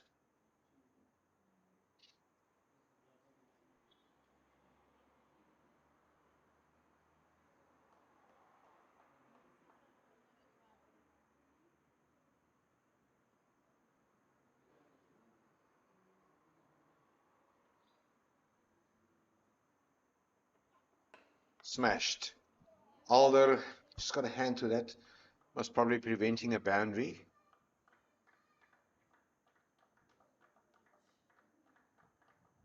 Two more.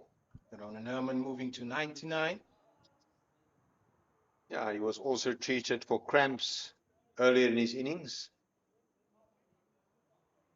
You will see him, he's on his knees, healing down. So can the Noordheuwel scholar score his second consecutive century against the Badgers? He did so, pushed it to the offside, and well played, Ronan Herman. Great appreciation from his teammates, and that is certainly a well played innings by Ronan Herman. This has been an innings of great composure and control from Ronan Herman, with his team in trouble when he came to the crease, and he's led them to a very good total thus far with 3 overs left. He's put his team in the game. He's given his team a great chance to compete in this game. When he walked in, his team was 38 for 2, and now they said that 224 for 4 after 47.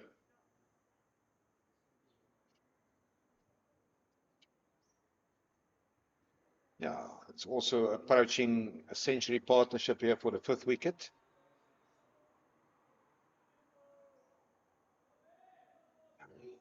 What must we read into this? I mean, 224, you're not batting at 5 per over, you've only lost 4 wickets.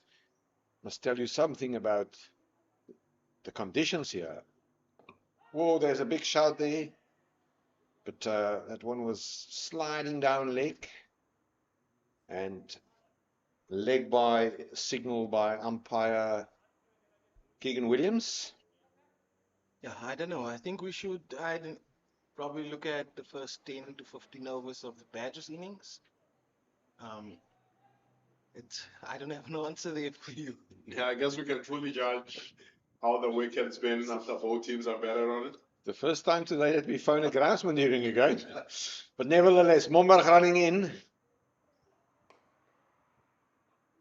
Will that be a couple? Yes, it will be. Just wide and in front of deep backward square. Work done by Liam Alder.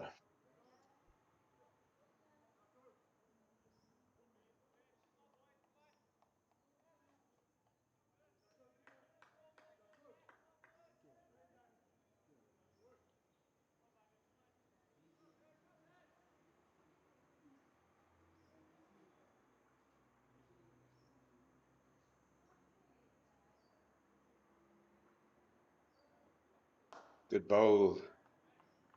Good ball from Momberg, but it will not prevent a single. And the news from Willamore Park in Benoni is that Mpumalanga Rhinos scored a very competitive 286 for 7 in their allotted 50 overs against the home side, the Eastern Storm. Yasser Cook made 85. So a good performance there by the men from the Lowveld, Mpumalanga Rhinos.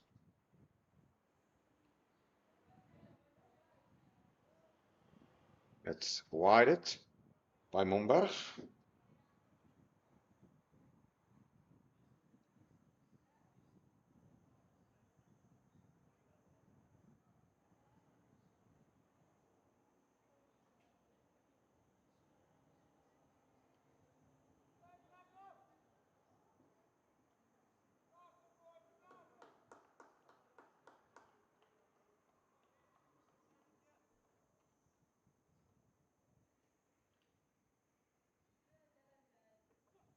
Oh, another good delivery, but well negotiated.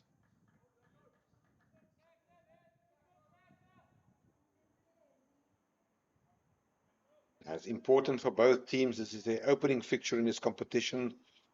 To get off with a victory in your first match will set the platform, your ambitions to reach the playoffs, or should you finish first, directly advance to the final. Momberg. That's a big hit. George van Heerden is underneath it. Now it'll go all the way. Well connected there by Mornay Venter, taking him to 43. That's not what Momberg wanted. And will this be a momentum change here to take them to that psychological 250?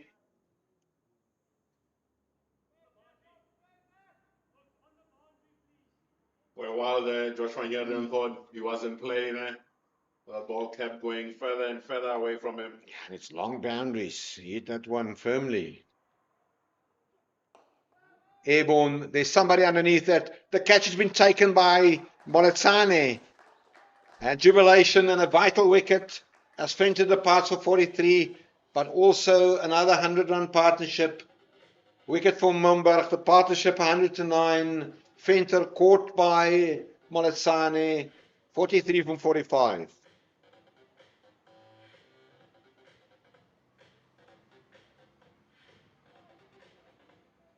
On this occasion, Zeg went just slightly fuller, and Fender was unable to get underneath that as it did the previous ball. Yeah, and important for Momberg. He's in the wickets column.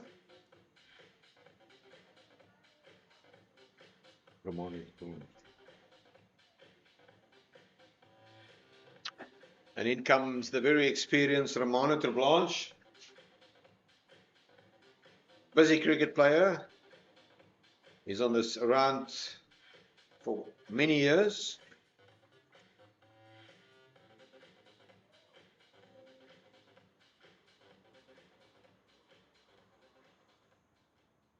Yeah, 2 overs left. Northern Cape Heat, 236 for 5. Ronan Herman still there. The very definition of a captain's knock.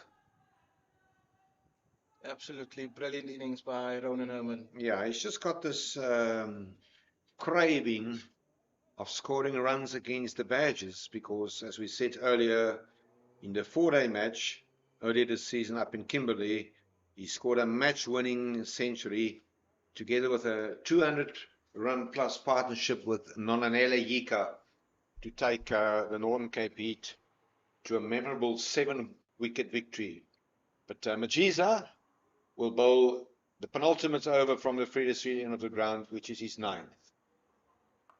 That's airborne, edge, and it's 4 runs. Top edge. He swings and he swings hard. Cricket can be a cruel game. 4 runs to the total. Well bowled there by Majiza.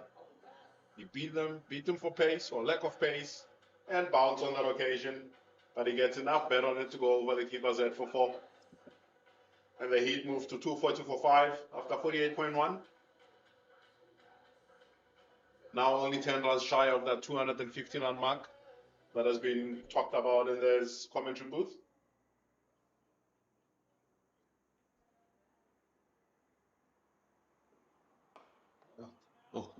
That's a big one. That's over the side screen. 6 runs for Herman. That's a big hit. And Majiza, for understandable reasons, his shoulders are hanging. 246 for 5. And for the first time, the run rate exceeds 5 runs per over.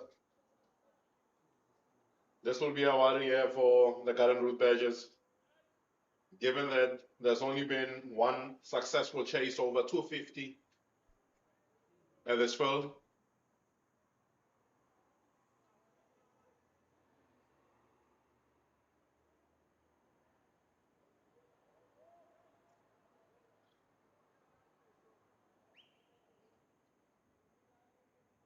I always like to say, Jason, records are there to be broken. 100% correct there, Nathan. Records are there to be broken. Always an opportunity.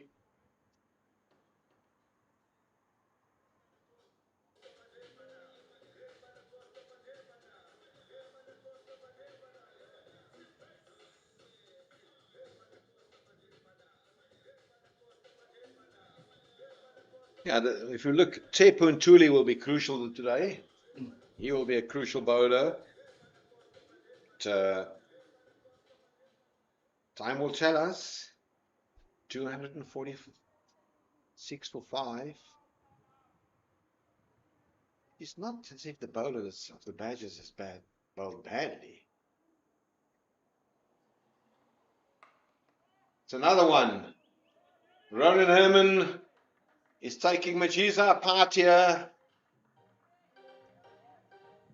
Overs went 4-6-6. 16 runs conceded. That's a 250 up for the visitors. Yeah, the Badgers hasn't bowled bad at all today. Yeah, this was the first real big over, and it was another one from Elder.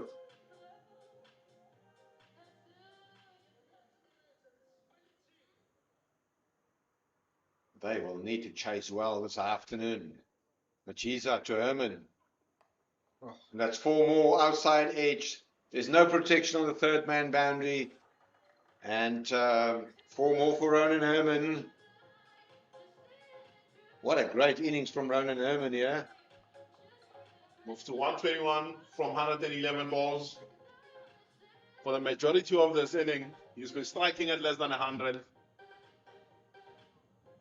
Well, can he succeed or exceed the biggest total here in a limited, in a List A game? The previous been, and we spoke about that earlier, the man just received a call up for the Proteas. He's on 122 now. 2 seasons ago here, under immense pressure, Deon Forrester has scored 128 for the Knights against the Garden Route Badgers. And that was a great knock from Dean Forrester. And today he found himself.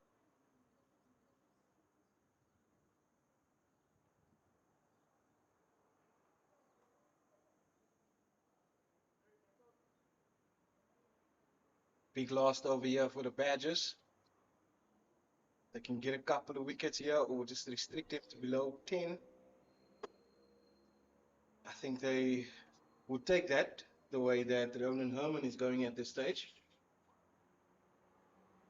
Compliments to the Heat and to Herman for the way how he constructed his innings. Great innovation. And that's 4 runs. Reverse shot played.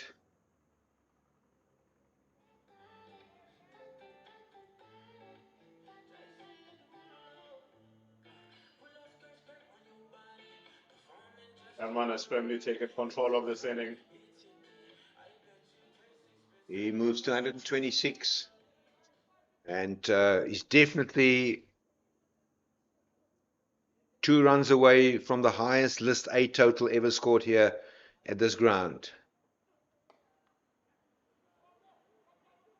He will equal that.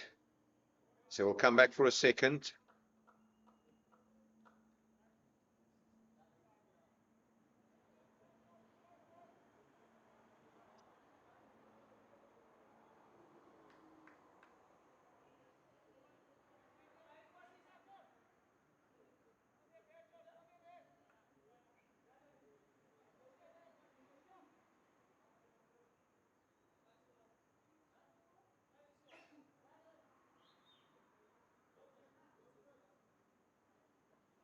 Oh, well bowled, Momberg. Great execution and a new record for the recreation ground, and a well played innings by the captain, Ronan Herman.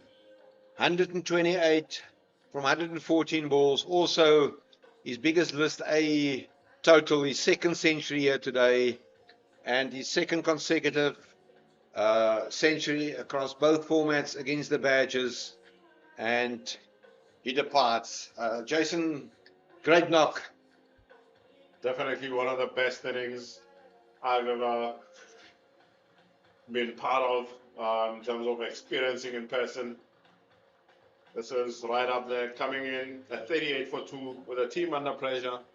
For a lot of the innings, it seems like the Heat were going nowhere, but he kept his nerve and formed two good partnerships to get his team to a very respectable total of 265 for 6 at the stage, getting 128 runs from the total. Well played to Ronan Hanlon. Yeah, you mentioned on Ayers scores 265 for 4 last year in 44 overs. The Mpumalanga Rhinos scored here against the Badgers to win. But there were also a 314 for 9, which the Heat scored here against the Badgers, which was not enough, and a 300 all out, estimated 100, where the Badgers has lost. So it tells you something that it's a good facility. You can accumulate 275 here batting second. I think it's just about the application. Yeah. But this answer will come this afternoon in what will be a pulsating afternoon of cricket.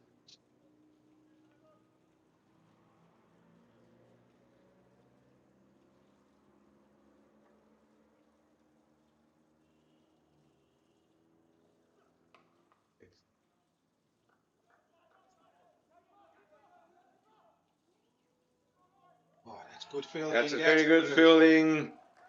Very good fielding there.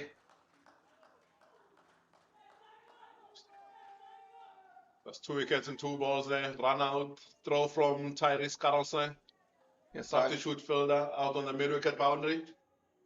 Taibo is a very good fielder, very good athlete.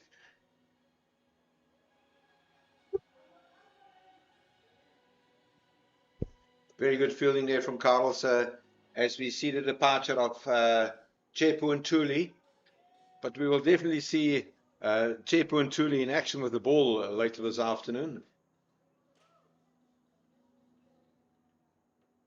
And Northern Cape Heat will be looking at him to lead the spin attack for the visitors.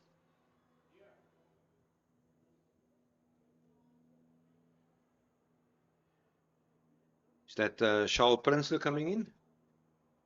Does seem like it.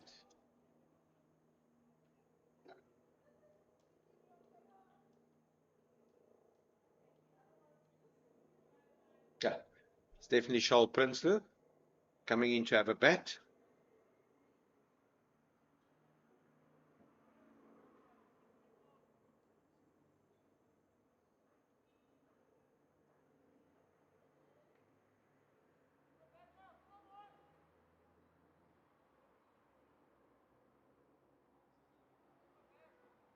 And Momberg will bowl to Prinsloo. Airborne in the gap. Pick up by Taibo. They will challenge his arm, but it's safe enough for another couple. 268 for 7.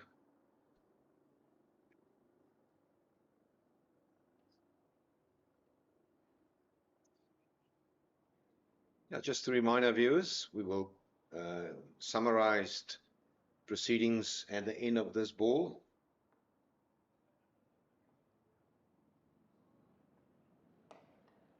And this will be and should be another couple. Good running between the wickets. Another fumble in the field. So the Knights, after winning the toss, opted to have a bat first. They were 50 for 3. And there was a brilliant century by Ronan Herman, who scored 128 from 115 balls, 8 fours and 4 sixes. Good contributions from Tahir Isaacs and Morray Venter. Isaacs made 43 in Venter. Isaacs 33 in Venter 43. They end on 270 for 7. The pick of the bowlers, Banele Tele, 2 for 38. He was the best bowler. Sorry. And Momberg, 3 for 56. There was 1 wicket for Liam Alder. So before we go to lunch, Nathan, this is much more than what many people will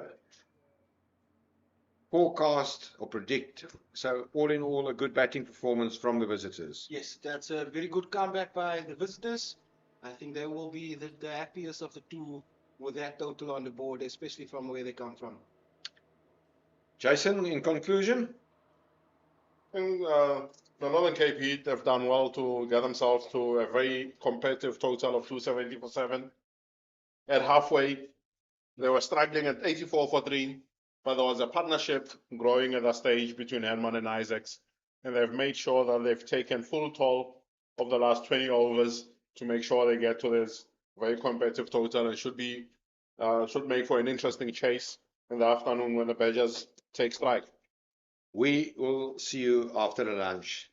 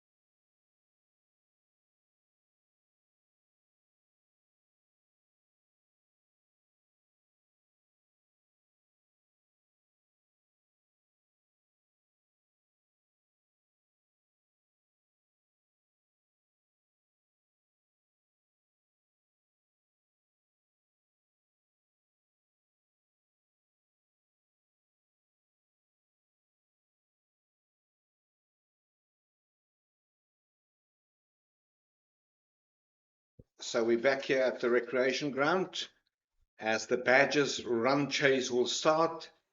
The Northern Cape Heat, after winning the toss and being in big trouble at 50 for 3, they set 200. Yeah, very good start by the home side. This will just lay the platform for them, and immediately Northern Cape Heat brings on spin. Oudtshoorn, standing captain.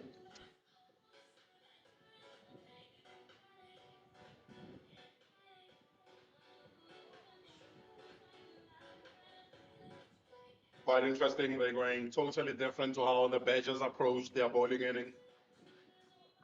Having a first strike on the wicket, I think the batters would have given them feedback as to what is more difficult to get away here.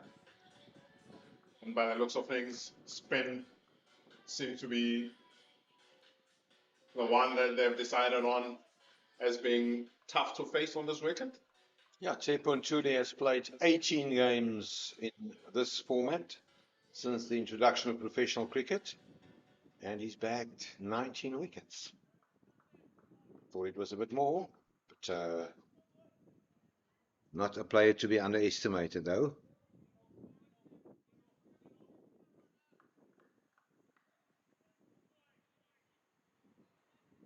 Yeah, all in all, he played 55 matches and he bagged 53 wickets.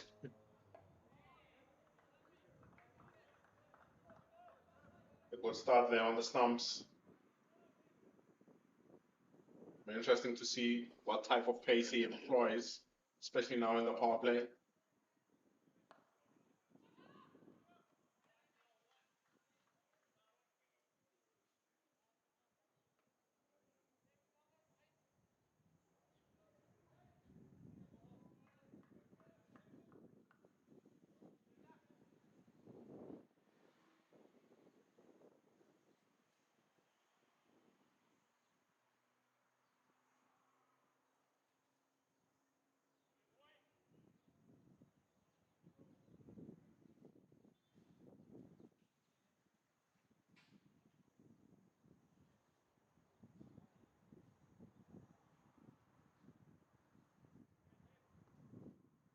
Very interesting to see. I didn't see spin that first two balls from him. There's some little bit spin. Yeah, very conventional power play, field placing for the right arm orthodox spinner.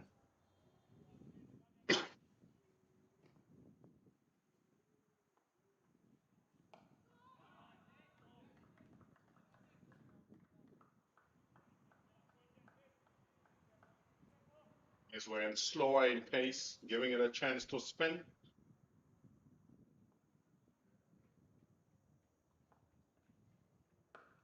On the back foot defensively.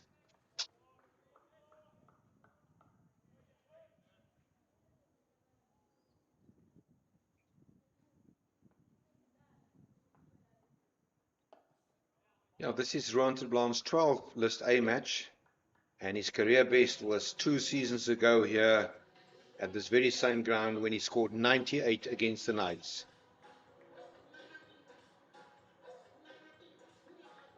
End of the second over, only one run considered of that in Tuli over.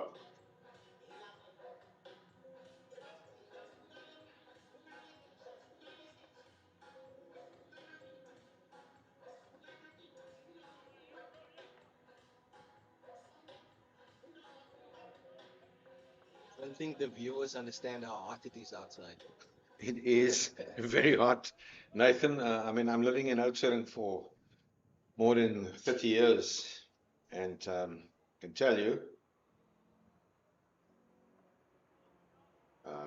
and you spent most of your life in Kimberley, which is also in the Northern Cape, and Jason, you've also been here in Oudtshoorn for a couple of years. Yeah. It's quite hot, eh? It is very hot outside. Especially if you're out in the sun. In the shade, it's bearable, and here where we sit in an aircon commentary box, but we focus to Romano Terblanche, to the left-handed Rowan Terblanche, short, straight to the fielder.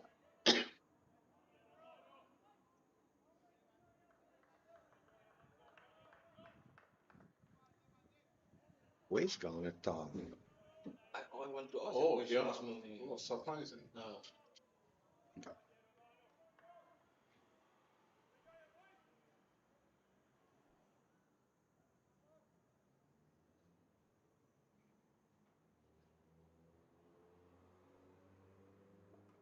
Ooh, bit of a uneven bounce there. Not intended where it went. There was a cut shot. Quite a bit of weight on offer here for Yasin Valley against the Blanche. Very few missed out his last couple of deliveries.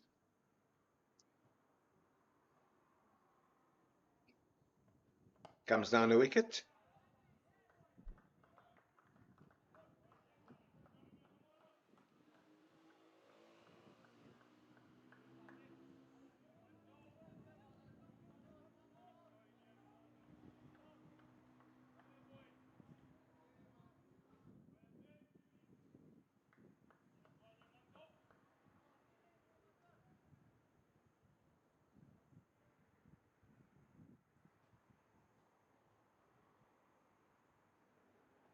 Oh, beaten the outside edge of Yasin Valley.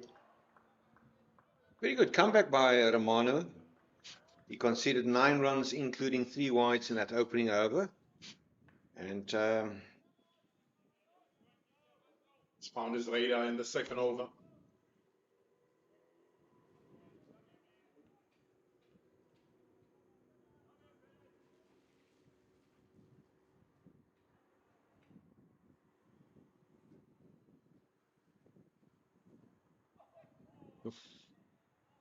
another plain miss there from Valley. Made an over bowled by Romano to Blanche to score 10 without loss after 3 overs.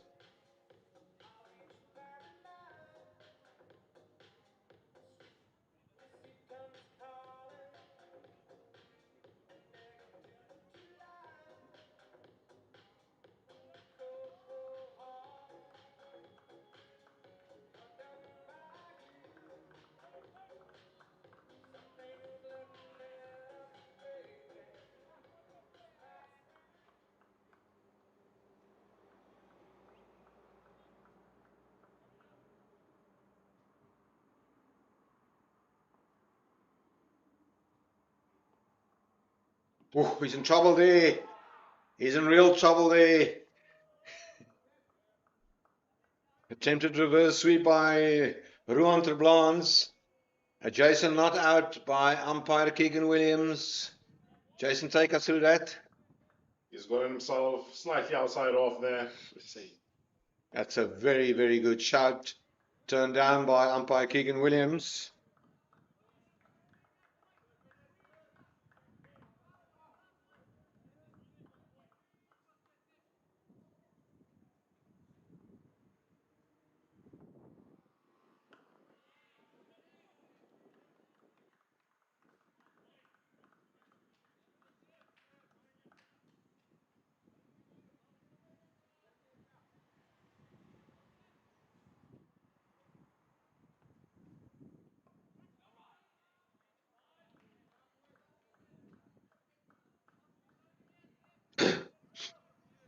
When you're comparing Duante Blanche's approach here to the ball spinning into him as opposed to Tahir Isaac Seliawan, he's getting himself into the channel and is able to get outside the line of off stump, taking LB out of play. And that also opens up the options to reverse and also to sweep on line there when it's outside the line. Yeah, very good observation, Jason. Myself, you and I did speak earlier about the tactics of the Northern Cape Heat batter, especially Tahir, and just allowing Liam to bowl at him, not letting Liam think outside of the box. But that's the end of the 4th over. Gordon with Badgers, 10 for no loss. Yeah, the second consecutive maiden over. Tsepo Ntuli is certainly, slowly but surely, start to stamp his authority on this opening pair of Yassine Valley and Ruan Treblanche.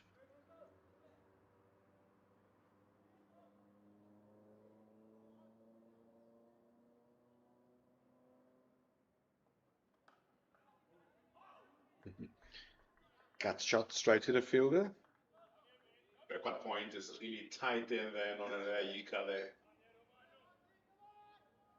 Very good in that area.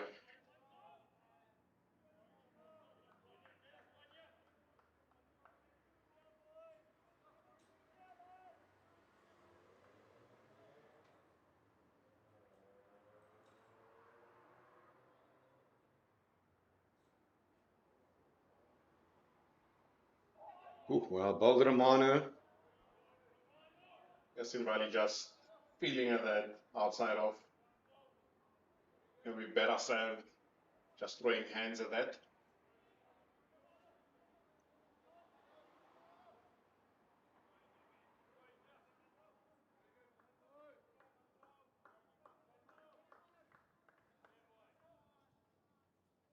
That's 8 consecutive dot balls for Romano to Blanche. Well, this one is in the gap, and they will pick up a single. Maybe a bit too easy to compare running between the wickets, but Wally picked up a single. The running between the wickets will definitely be a factor in this chase.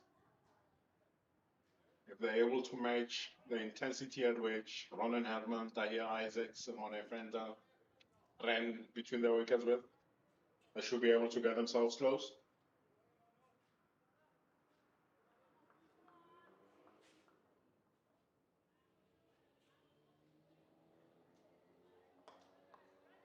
Well, that one is hit magnificently over the covers for 4.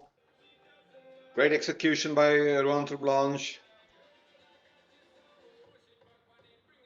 With on offer on this occasion, with and full, and is able to throw his hands at that through the cover region for his first boundary of the inning.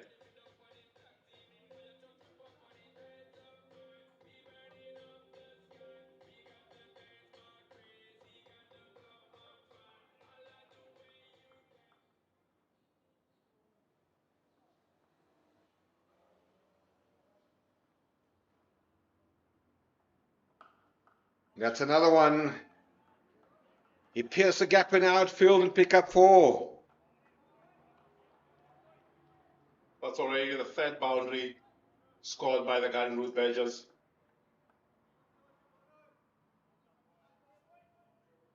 In the Heat inning, I felt they left quite a few boundaries out on the park, especially in the first power play, by getting into the channel. As we see here, Ruan Treblanche stays leg side of the ball and is able to access that cover boundary.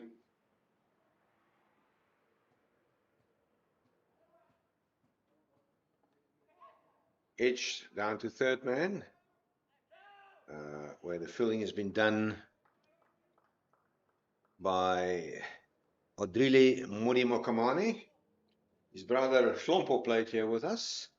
The Badgers, single, productive over for the Badgers, 10 runs from the 5th over to score 20 without loss.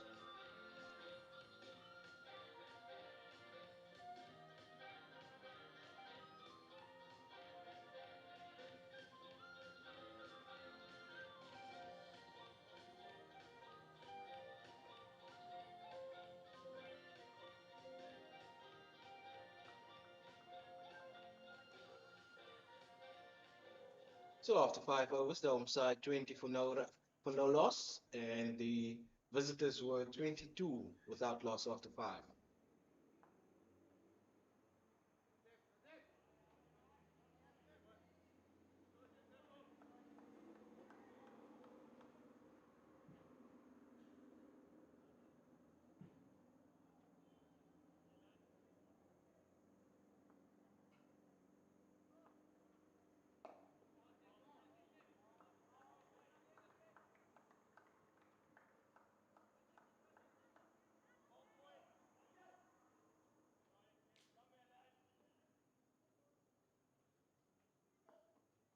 Comes down the wicket. That's high up. Will it go all the way? We can't see, but it's one bounce. And over the rope for 4. A signal there by umpire Keegan Williams. Good to see the intent shown by Terblans to use his feet against Tsepo and Tuli. Nothing wrong with that intent. It is the power play. The fielders are up in a circle. This is what we spoke about earlier as well. There's great intent by the home side. And that one, will this one go all the way? Yes, it does. He deposited it onto the grass embankment for 6. Terblanche. That's Ruan Terblanche. Dropping short. He capitalized and helps himself with a juicy long hop for 6. Great batting here from Terblanche.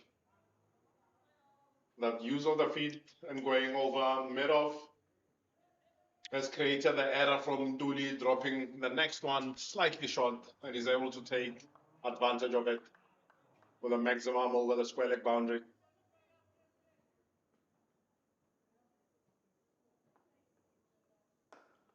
Into the gap, and he will pick up a single.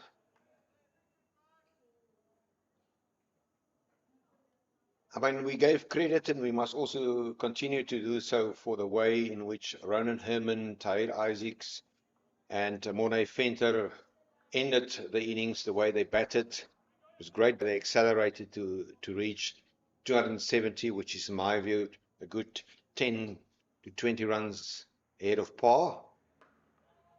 That will be a single as a misfield. But it's also important in their run chase that the Badgers can get ahead of the run chase itself, to making it easier for themselves, chasing down this total. Talking about fielding, there was a lot of misfields. We only saw one drop catch when the Badgers were in the field. And this is another big shot. And that's another. We'll just wait for the umpire. There's another signal of 4. Unfortunately, we don't have sight because we've got the sight screen just in front of us here as commentators. But that one was in 4 runs as Christie couldn't reach out to that ball for 4. And that is David Christie who opened the batting. Great shot there by Terblanche to end that over. Low risk cricket. Filled up on the offside. Just chips it over the man. 1 bounce for 4. Great intent with low risk as well. The Badgers just short of the Northern Cape Heat score after 10 overs 38. So this is a good start by the home side. Oh, that's a trademark Yassin Valley cut shot for 4. Well played, Yassin.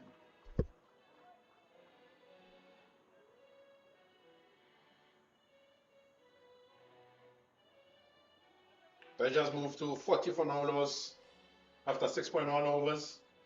Certainly making headway in this power play. Anything with width, they've been able to take advantage of.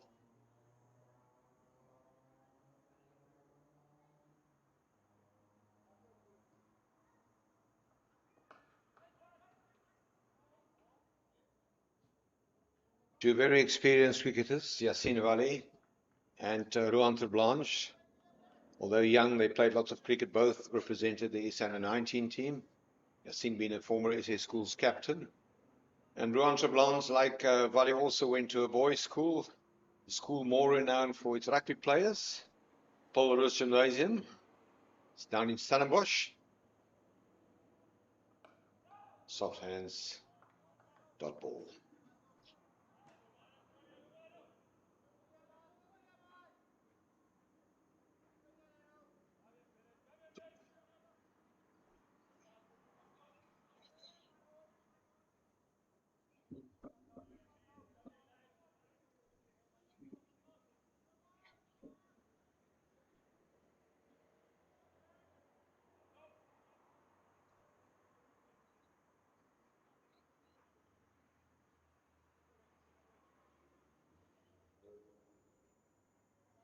A few changes in the field.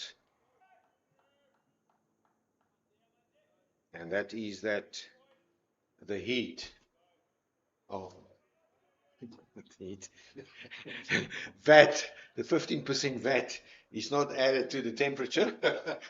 Sorry, I got it wrong. It's a long day in the commentary booth, but it is hot outside, 42, and to be in the field, specifically in the blistering sun, is a tough ask. Roan ter Blans, that's Yassine Valley on strike, and that is a properly executed shot, well executed, over long off for 4. Well played, Yassine Valley. That's another good over by the Garden Route Badgers. We spoke earlier about the Badgers trying to get ahead of the game, and I believe they've just put them quite a few overs ahead of the game before the power play is even over. So great intent by the openers. They've certainly set the marker down here. Going at 7 to the over. And the required run rate is at 5.2. That has already forced the Northern Cape Heat captain for change in the attack. That will be Mornay Venter. Yeah, Mornay Venter batted exceptionally well earlier today, and he will replace the spinner Tsepo and Thuli, who open the bowling here from the commentary box end.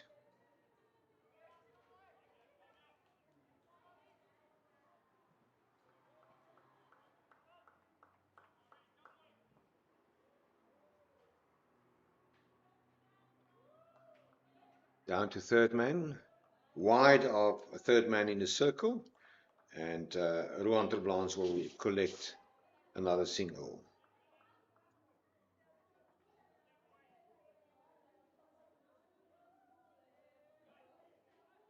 In the 270 of the Heat, Ronan Herman made 128, the biggest list A score on this ground.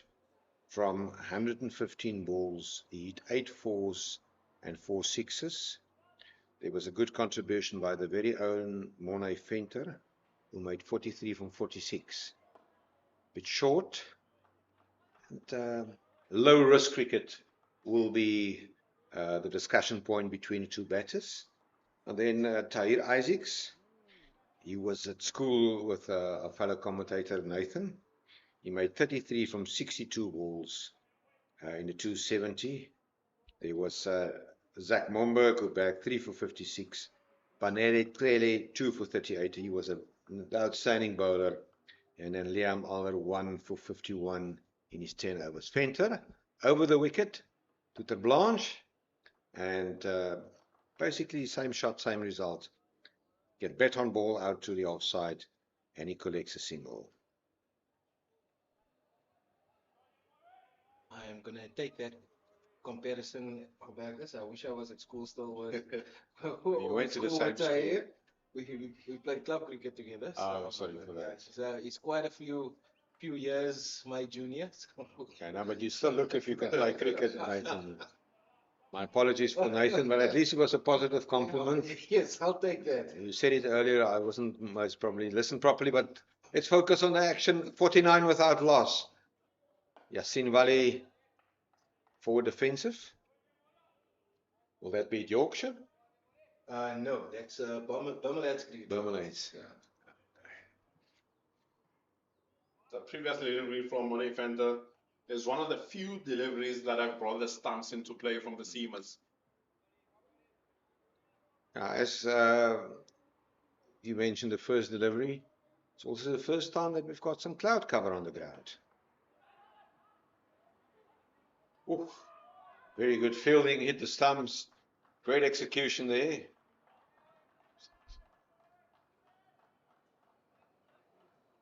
Now that seems to be Charles Prinsloo picking up, hitting the stumps. Roan ter Blans safely back for a well-run single. That brought up the 50 for the home side, chasing 271. And that 50 come from exactly 50 balls 31 minutes, and we saw 38 of those 50 runs in the form of boundaries, 7 fours, and 1 6. Another one that brought Fenter the stumps into the game, over bowled, and 8 overs gone. The score now 50 without loss.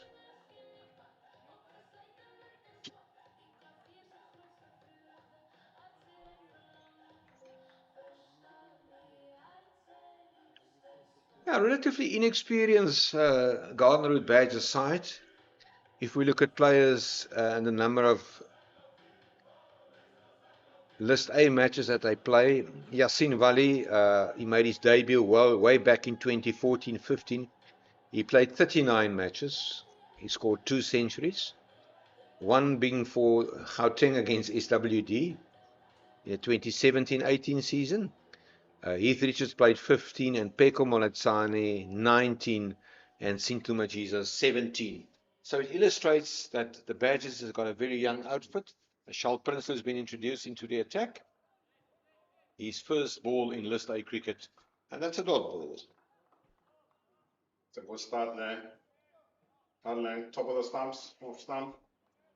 Testing the defense there from Yasin Valley, who's showing some intent to get to the other side. I think that's the biggest difference between this power play and the Heat's power play.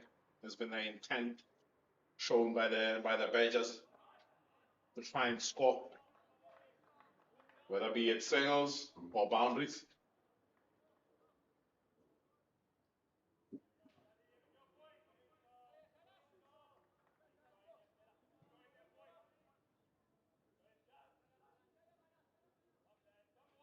Yeah, and the visitor seems a bit flat in the field.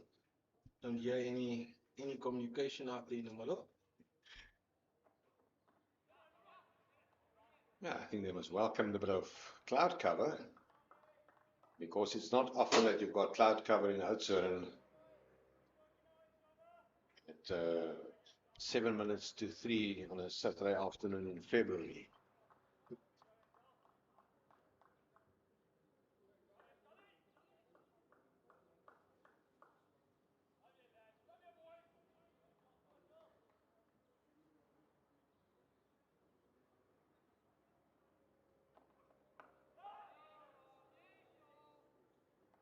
Good start by Prinsloo.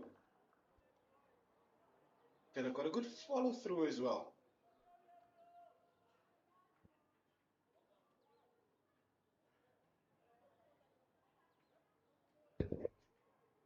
There's some good energy about him. He's kept it simple. Those first 4 balls.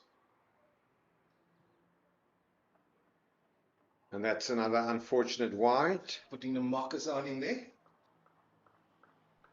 That's on me there. Kept it simple, and he follows it up with a wide ball on the next delivery.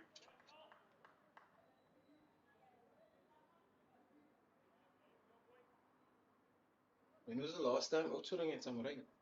No, 2 weeks ago we had some some good rain. not good rain, but some scattered thunder showers. Prinsloo to Wali. Oh, that's a magnificent piece of fielding. That is excellent. Behind square on the offside there by Yika. The live wire in that area. He gets himself pretty tight there. Doesn't give himself a lot of time to react. It's still very good.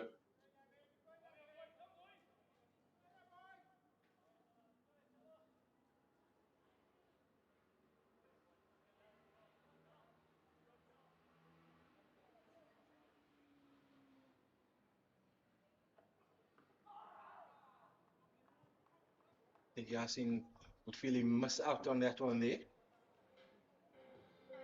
Right on the pads, pitching outside leg. Like to take advantage of that with a filled up the power play. But good over from Prinsloo, only conceding 1 of the wide ball from that over. Good start from him.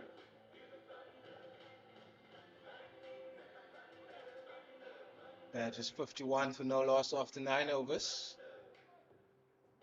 well ahead of the game. Good start by these openers. I know we've mentioned intent the whole morning, the whole afternoon through so far, but it might be able where we will be able to see where the two differences is in between these two teams.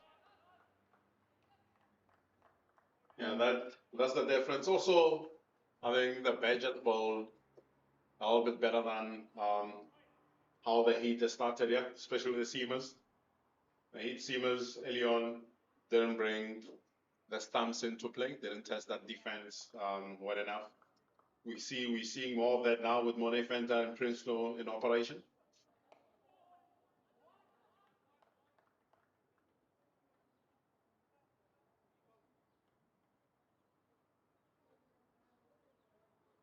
.51 without loss after 9 overs. It's 52 now after 9.2 overs. And Monet Fenta will continue.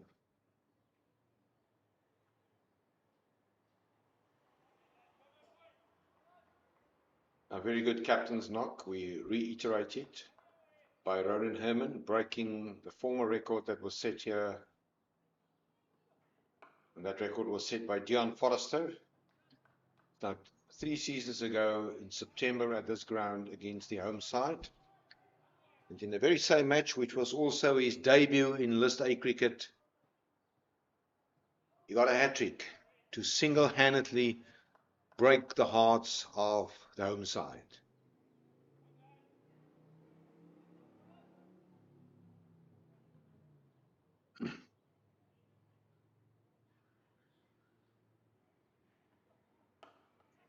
Wally, it's a good push into the gap. Good single. It's a big outfield, not as firm and as fast as one would like to see. So plenty of opportunity for singles, for couples, and we even saw at 3 occasions when the batsman run 3 runs. The fitness levels of these professionals will be tested here, especially when boundaries are hard to come by.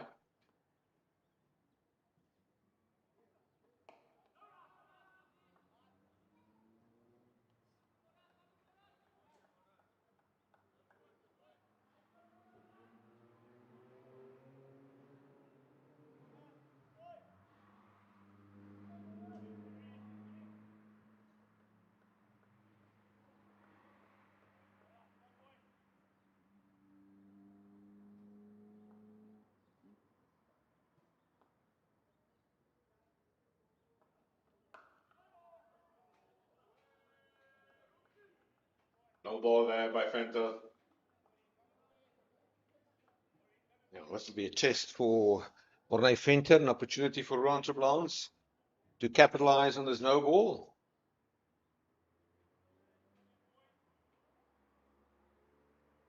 No ball spoils what would have been otherwise a good over. But, let's see how this free hit no ball will transpire.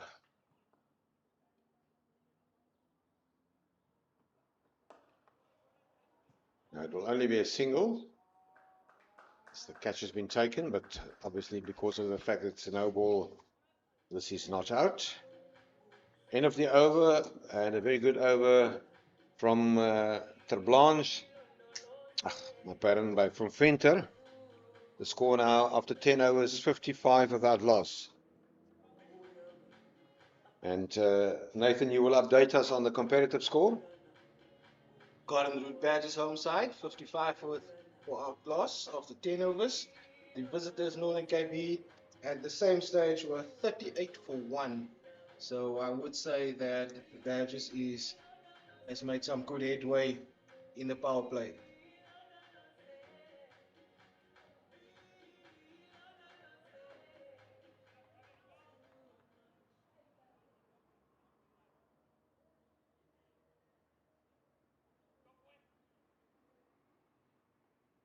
It will be Prince to continue.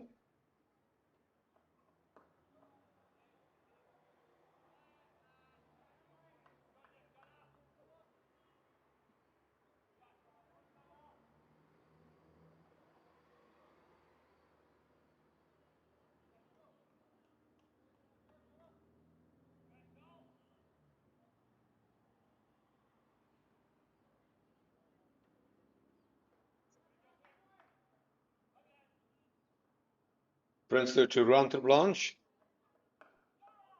Just a tap. Yasin Wali. Well, he's not a gazelle between the wickets, but his cramp is back quick.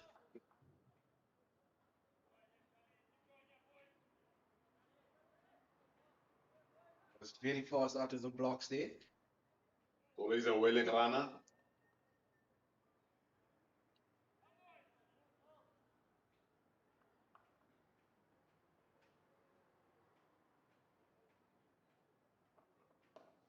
Into the gap, to the offside, and a single picked up.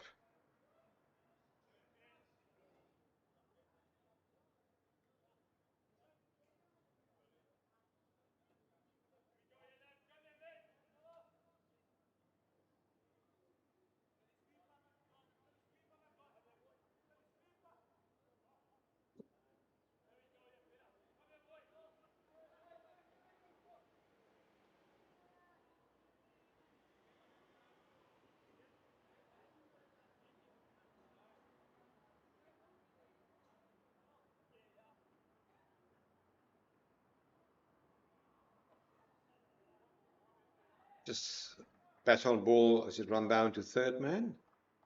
And it's another single for Yasin Wali.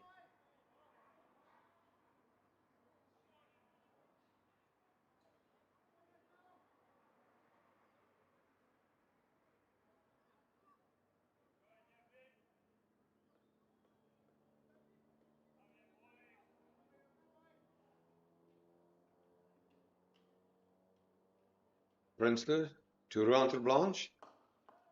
Straight to the fielder.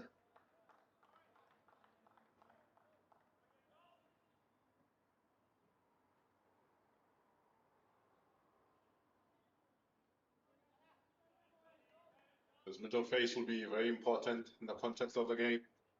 Northern Cape will be looking to string up as many dot balls as they possibly can. Yeah, and I think what the Badgers must do, they must look for singles and couples. Straight to the fielder. But they should know this. Another good over comes to an end from Prinsloo, conceded 2 runs. Score is 57 for no loss after 11 overs.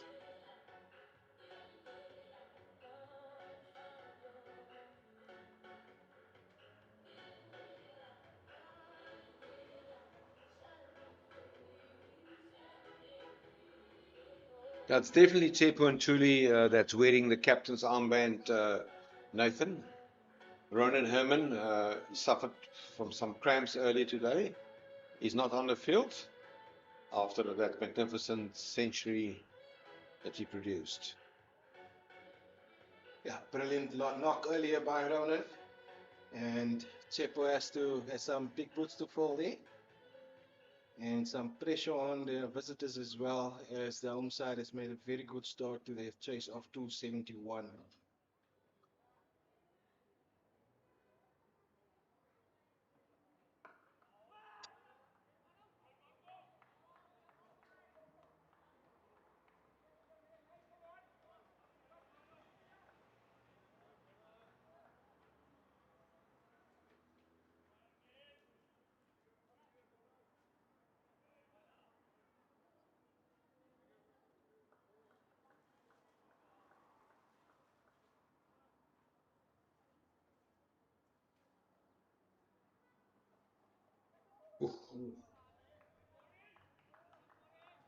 Looking to run that down to third man there. Getting a bottom edge straight to the keeper. And also the important thing here for the Badgers batters will be to ensure that they don't drop their intensity just because the field is now spread a little bit. Still want to keep the same intensity, try and score, even if it's rotating, getting singles and getting doubles. This time, Yasin Wali has hit it over extra cover. It will be cut off, but they will return for 2.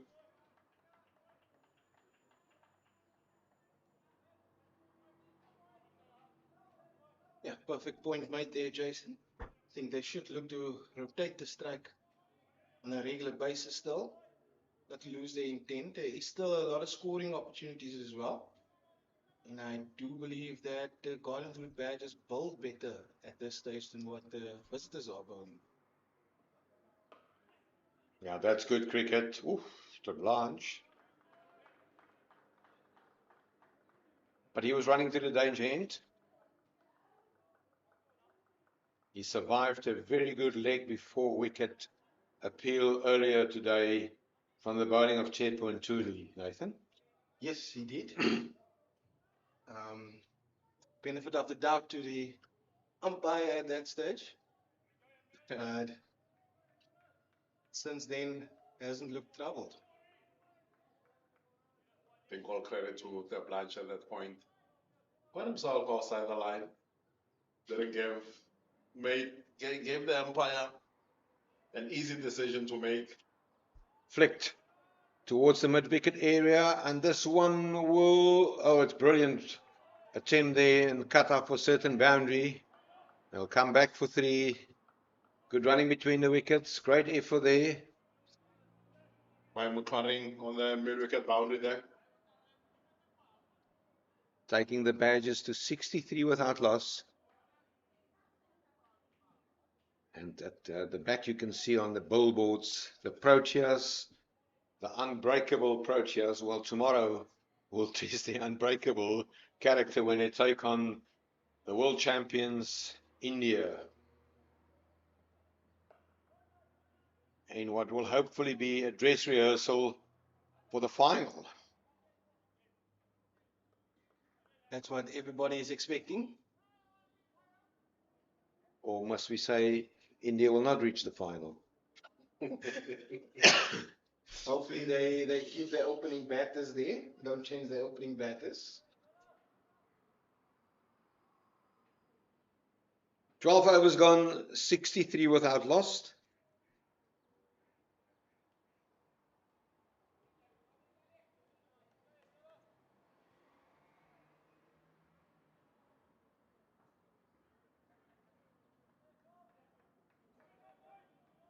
And if we have the comparatives, I know there's still plenty of cricket to be played. After 12 overs, the Northern Cape Heat were 40 for 2. So a good 19 runs difference between the two sides at this specific point in time.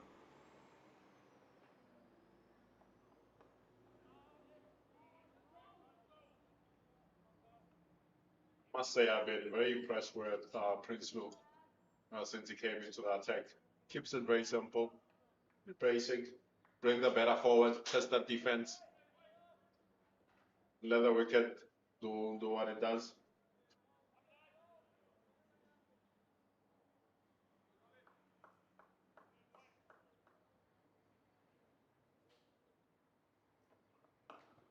Ooh. Is that a drop catch? We saw a few that was hit with immense power earlier today when Monet Venter and Ronan Hammond was batting. I can remember one where the bowler was Panele Kele. This will tell you it was in fact a drop catch. Also evasive action taken by the umpire Wimpinel. And that's clever cricket from De Blanche.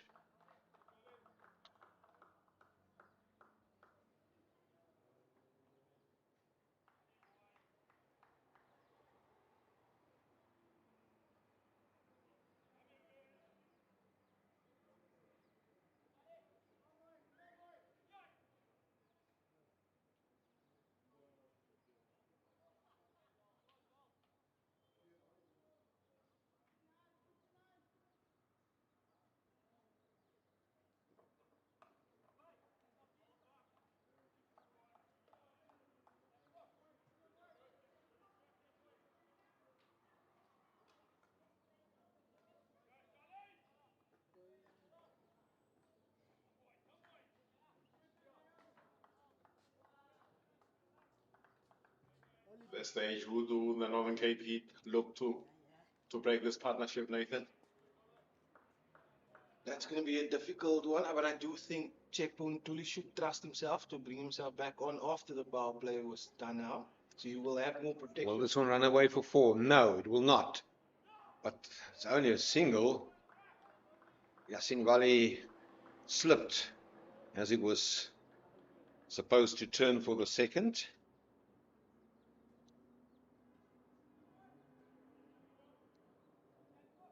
I think you make a great point there about Tsepon Duli. He's their premier spinner. And he'll have to back himself, try and come back into the attack and try and break this game open.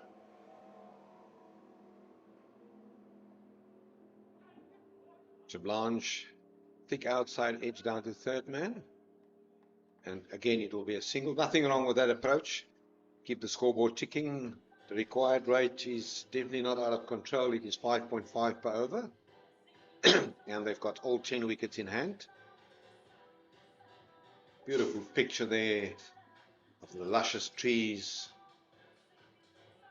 The Freda Street end of this ground. We did mention earlier of the dry patches.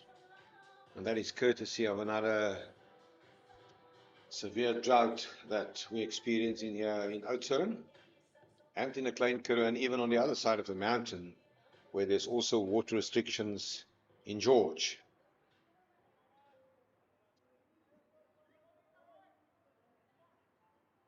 And the weather forecast going forward for the rest of the summer and early winter, it's very much like the political climate in Oudtshoorn, very unpredictable. Just this week also had again a change in the mayor of Oudtshoorn.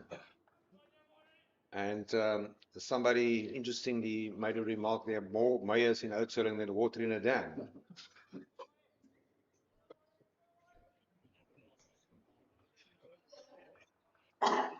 But let's focus on the cricket. Those are tongue-in-cheek, it is realities. It's not coming from myself. As we watch Mornay Venter running in, very economical. Forward defensive by Blanche. Yeah, I do believe that Venter and Prinsloo has done well for the captain. Could be the reason why he is just keeping himself back further.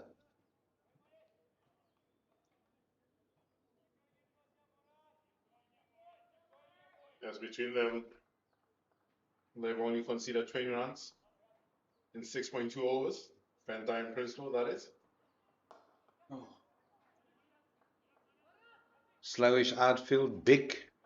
And Yasin Valley, he is putting on the accelerator to be back in his crease.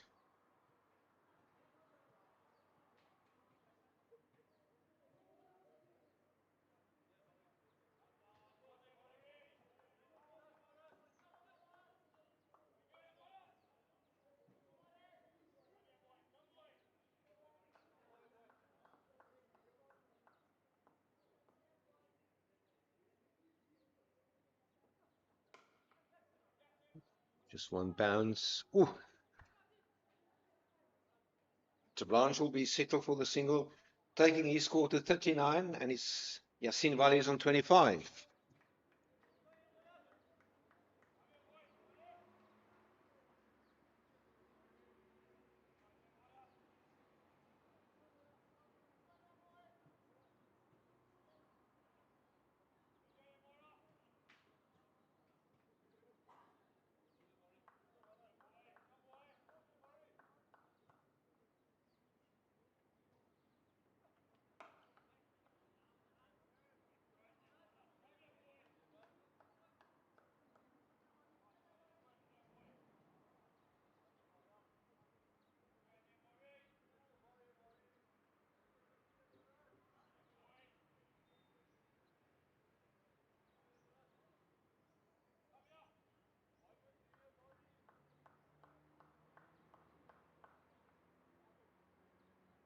Last ball of the 14th over.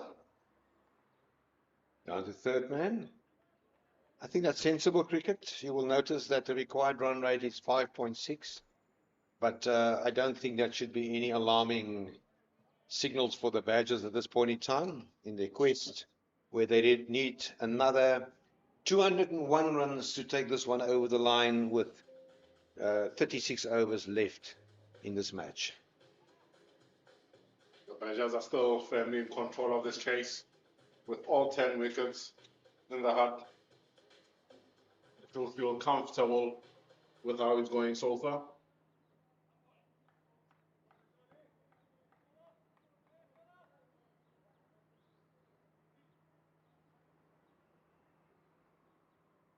Well, the rest of the Badgers batting lineup, they will have Carl Jacobs at number 3, the captain George van Heerden at 4. King firmly hit by Yasin Valley, straight to the fielder. The backward point region has been very busy when Valley is on strike. Been keeping him very quiet there.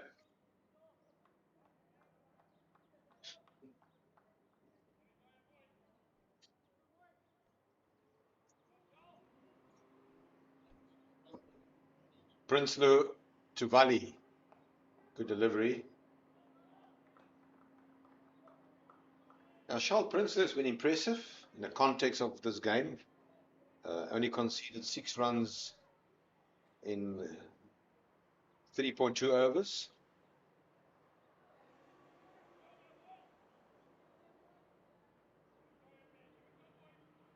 Started out very well. Just when the Badgers were taking the game to the heat, came onto the attack. He's gotten that rate under control, along with Fenter.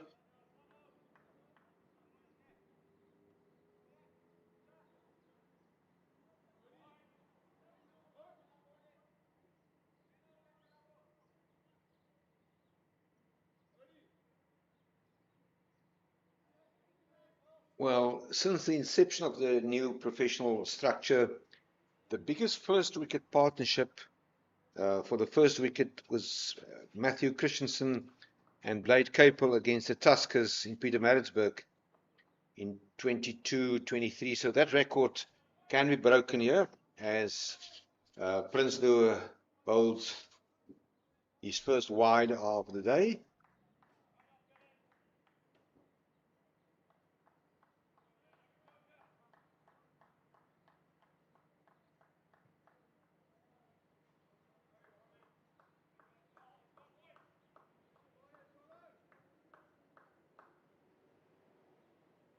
That's his 4th over as well. Just wide of a diving field at point.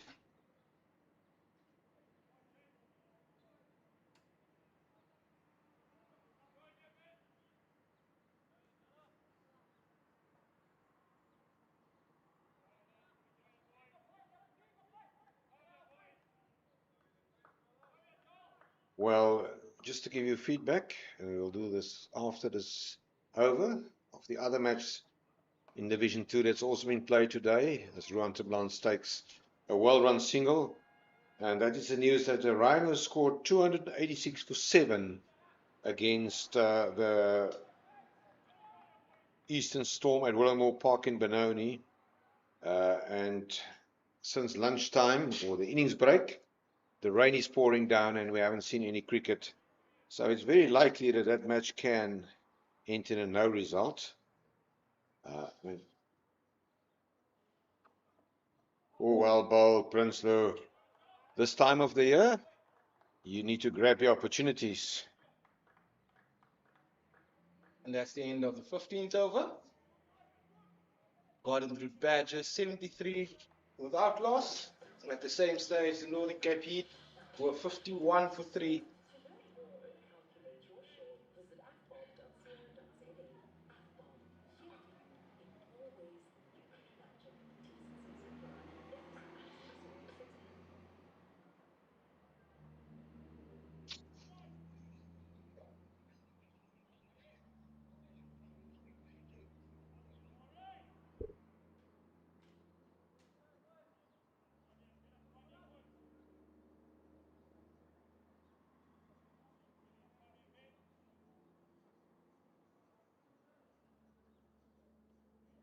Right, we're back here with Morley Venter. That will start the 15th over. The score now 73 without loss. And Venter will run in. He will bowl to Tablans, who's on 40. Tablans will pick up a couple as he hit that one into the gap. He will come back to the danger end. But he's the better runner of the two between him and Yasin Valley. And I'm saying this with all respect. So, picked up a couple. Good start to the over.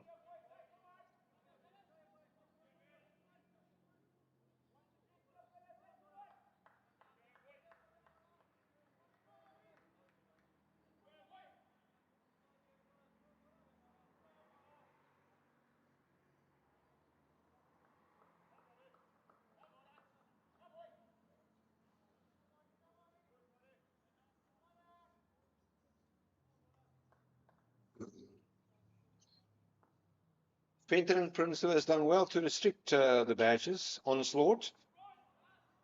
After a good start in a power play where they made 55 runs.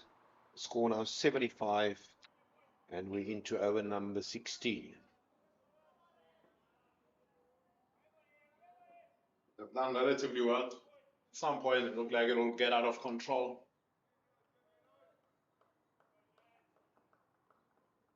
Yeah, we often forget a 50 over game is a long game.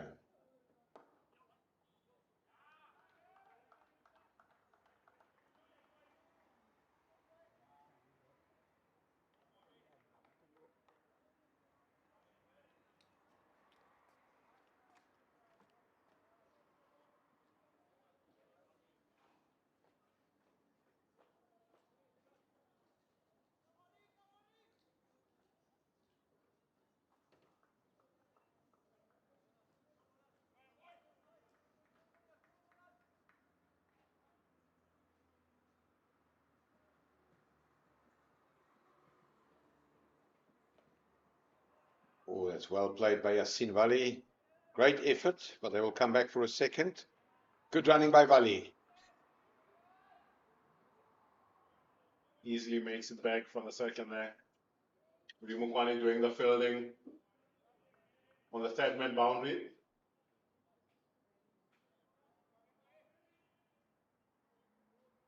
'78 without loss.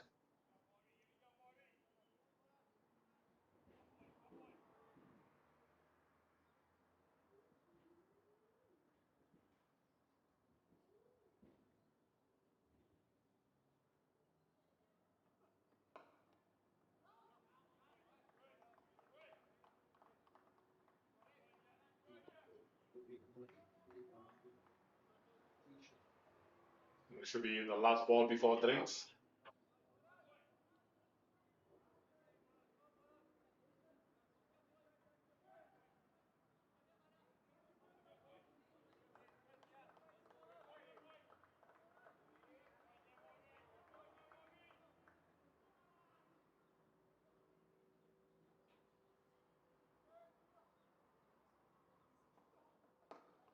Good running from Yasin Valley as he sets off. Ooh, there was an opportunity there.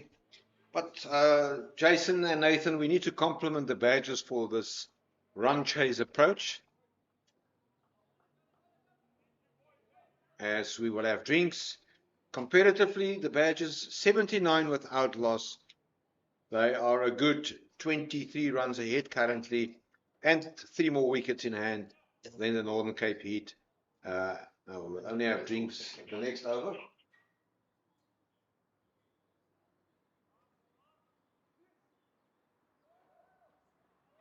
Some of our scorers thought it's already drinks, so they must delay their cigarettes for 6 more balls.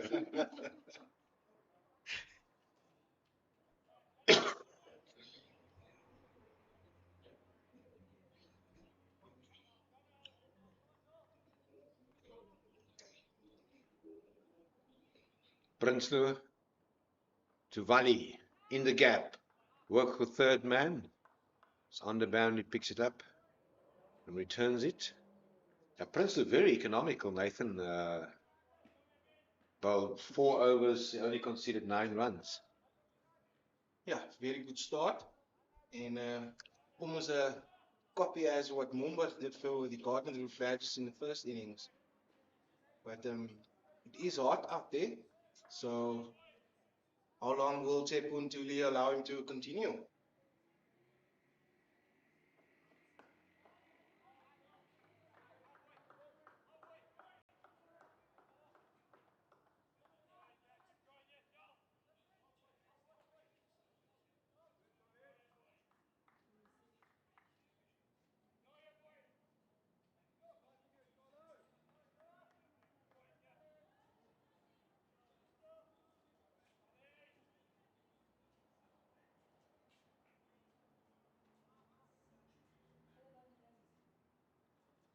Prinsloo to Ruanterblans.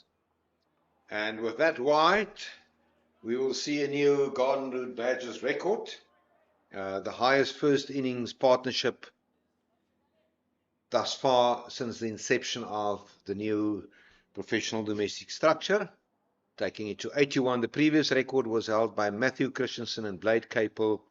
That was in December 2022, on that very same day when the Garden Route Badgers has won the Division 2 One-Day Cup. And the captain that day was Onken Yaku and the coach, Piet Botha. But we're back here at the recreation ground in Oudtshoorn. The news is that the Northern Cape Heat has batted first. They scored 270 with a brilliant century by the captain, Ronan Herman. And in response, the Badgers are now 81 without loss. And we're into over number 17. The players will most definitely take drinks at the end of this over.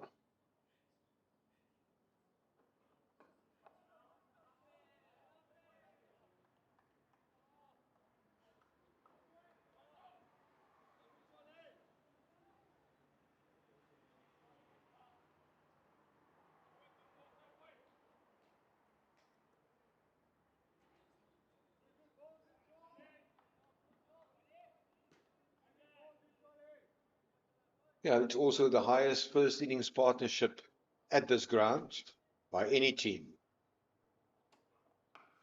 And into the vacant area, that's a magnificently executed shot over mid-wicket for 4 by Ruanterblans. Great shot, Jason. Shot takes him to 47 or 54 balls. He got a little bit of a short pitch delivery from Prinsloo, missing his length for the first time in his spell. And Ruanterblans jumps onto it and hits that firmly in front of square.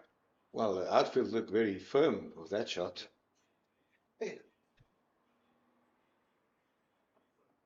Oh, good bowling. And that is the end of the over. So we will have drinks. Nathan, the period up until the first drinks break certainly belong to the home side. Yes, they will be the happier of the two teams. The openers has played with great intent and has put their side ahead of this game at this stage. A calculated run chase. We'll be back after the drinks break.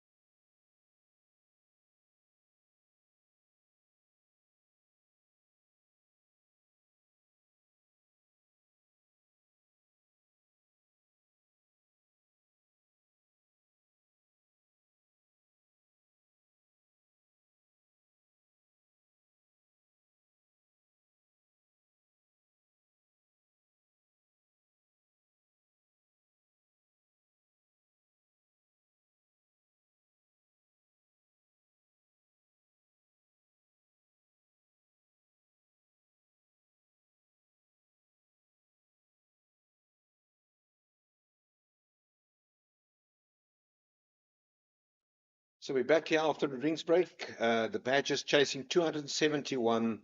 They're 85 without loss. Terblanche, Ruan is on 47 from 52. And Yasin Valley on 31 of 48. Earlier today, we saw a brilliant career best 128 from 115 balls by the captain, Ronan Herman. Morne Venter tapped in with 43 from 46. Tahir Isaacs made 33 from 62. Zak Momberg was the pick of the bowlers, 3 for 56. And very economical and good bowling from Banele Tele, who bagged 2 for 38.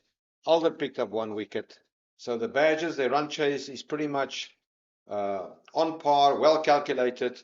And we will see a bowling chase as Mudemok Mane, that's a real tongue twister, will continue, and he will bowl from the commentary box in of the ground. Odirili Modi Mokane. Well, it's not a real tongue twister because his brother Hlompo Modi Mokane played here last season. So we fortunately get used to this pronunciation.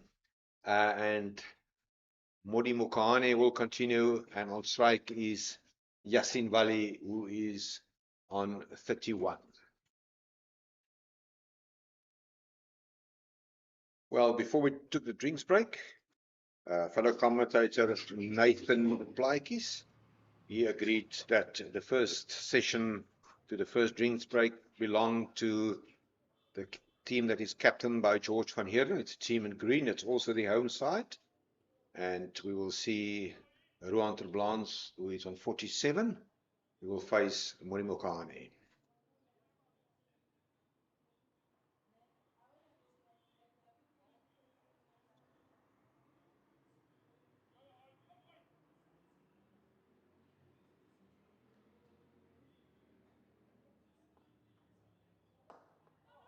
In the gap, we'll take Terblanche to 48.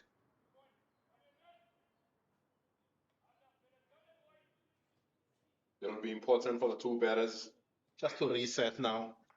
As you know, breaks can often bring breakthroughs for the bowling team.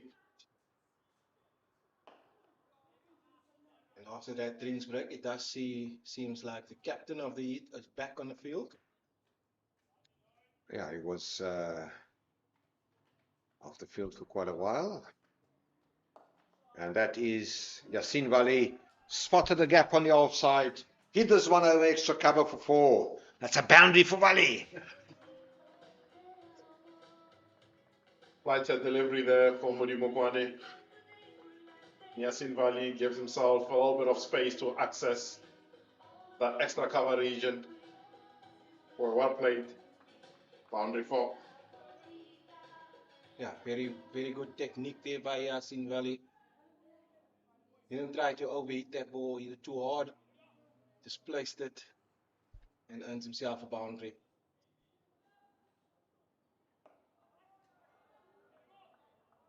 Valley was testing the alertness of Ruan Terblanche there, but wisely Terblanche sent him back. Now they played together quite a number of games here this season. Ruan was out for many. Oh, that's a good shout. That's a very good shout. I think it may be pitch outside leg.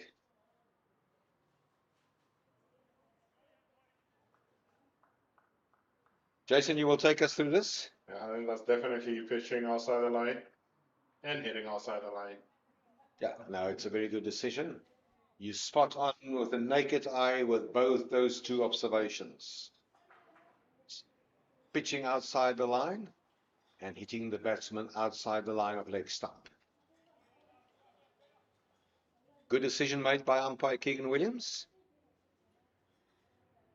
The umpires often do not get credit for the good job that they do. And 2 umpires out in the middle today have been very good. Yeah, we as commentators got a tendency to often criticize them. But remember, they must make those decisions within a split second. And you can also see after that decision has been made, there was no real disappointment in the body language of the Northern Cape Heat. which will also tell you a story. Yeah. You see a bowling change now with Orapele and Mutfaring coming into the attack. Yeah, that's even a bigger tongue twister for me. So I'm going to give over to you.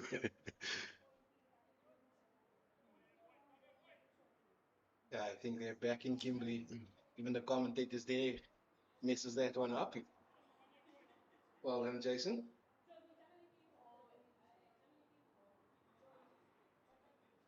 I'll start there by order play.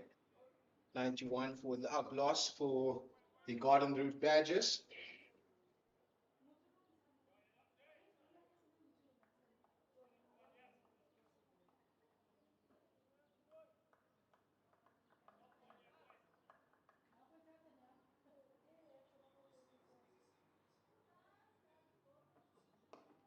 Oh, airborne into the gap. They should kick a couple here, and they will. Good placement there from Grant to Blanche. And that brought up his 50.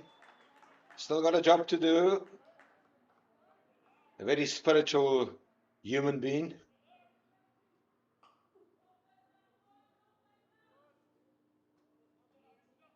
Very good start here by Walter Blanche.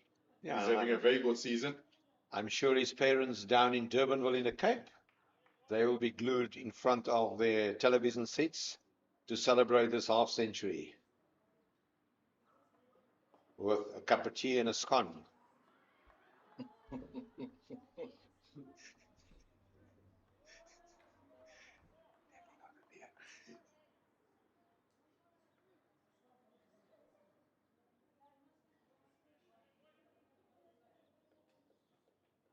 Now, as we are approaching the 20th overs of this innings, you can see a clear difference between the two sides. Batting intent, Garden Route Badgers making their intentions clear. Bally on strike. Ball. Yeah, we must also give compliment, and for the majority of the Badgers innings, we complimented the Badgers bowlers for their bowling performances. It was only in the last 15 overs where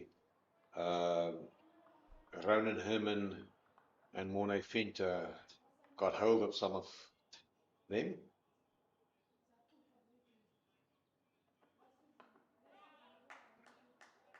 Bali, it's not a human tank, but he's off to pick up another single.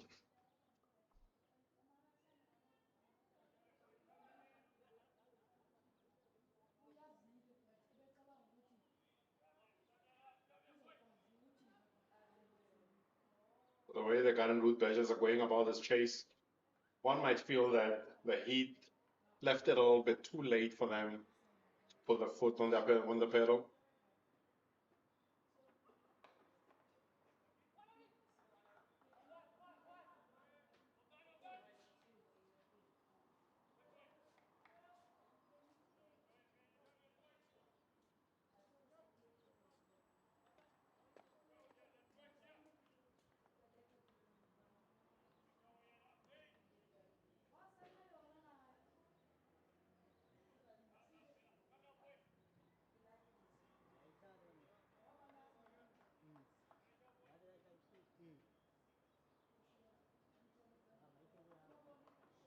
That's airborne, but it's in the gap.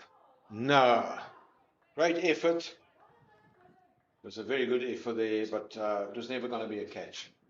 Yeah, great effort there by Tsepo Ntuli. I think he did well to prevent a boundary with his diving effort to basically knock on the bouncing ball. It might have to take a special effort out in the field to break this partnership.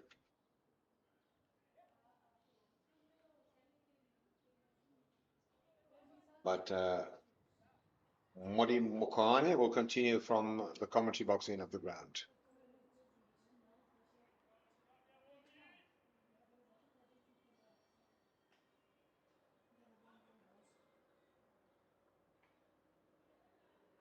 Yeah, Jason, it does seems like it will have to be not just a special effort in the field, but Probably a special bowling effort as well to break this partnership. These two look extremely comfortable out there in the middle.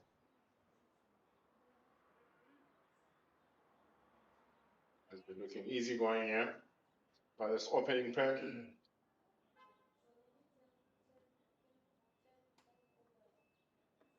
Once again, that one definitely pitch outside the line of leg stump and also hitting outside the line.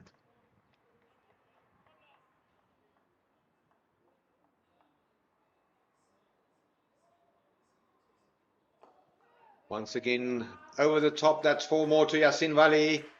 He did it in the previous over, and a repetitive stroke from Wali. It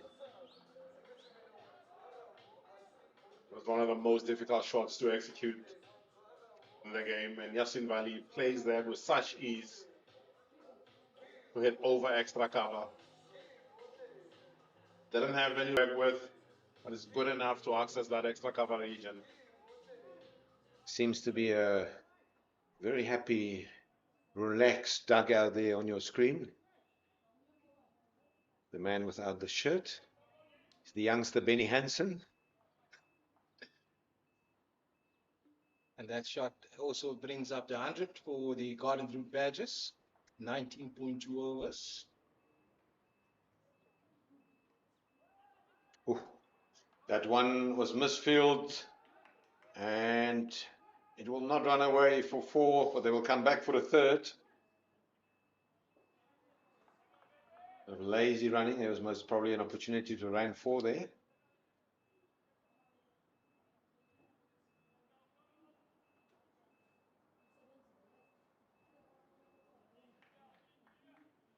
And it's great batting conditions as well for the Badgers.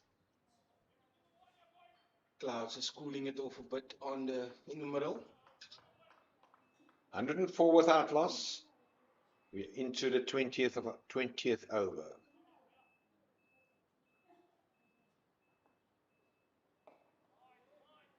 And you will also note that the run rate achieved and required run rate, there is no risk or panic buttons to be pushed yet.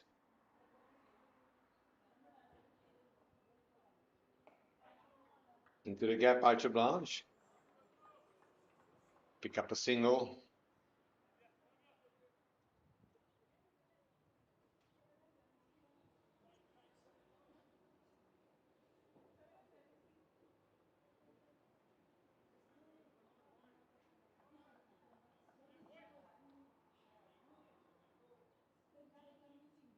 Morimo Kahane will change to around the wicket.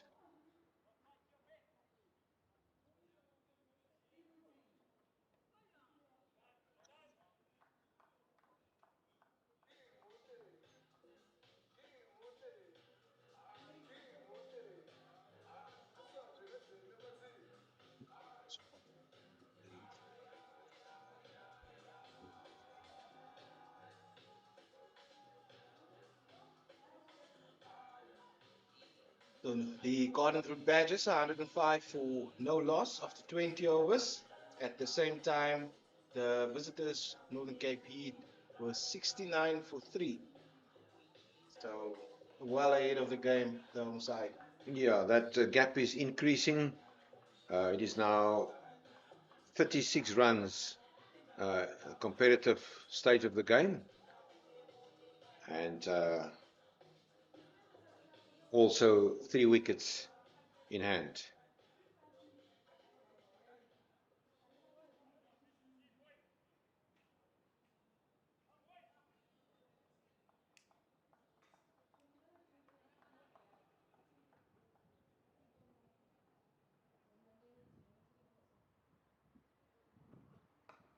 In the gap by Blanche.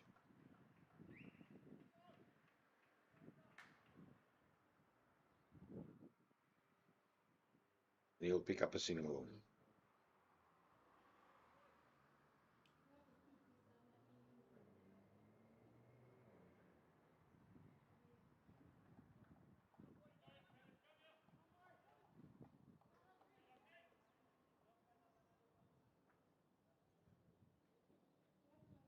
Florin.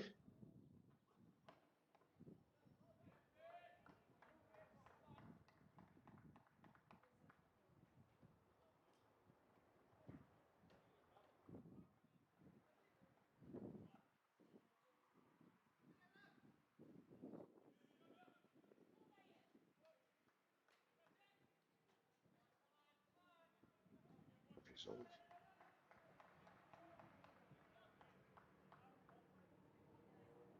The Blanches on strike is on 54. That will be a dot ball. I think the Heat at the stage need to think about how do they create an extra dot ball by using their fielders at this moment. It seems to be a little bit easy for the Blanche and Valley now out in the middle. The rotating strike at will.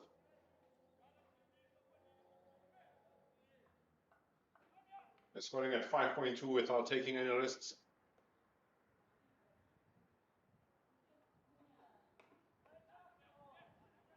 That will be another couple work by Chepo and Thuli.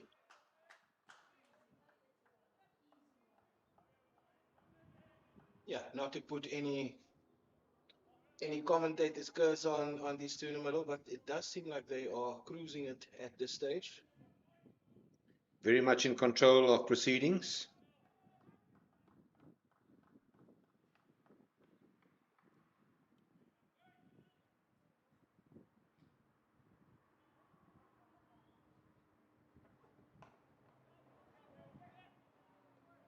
I think that would be the big question, Jason, is what will the Heat need to do to get that breakthrough?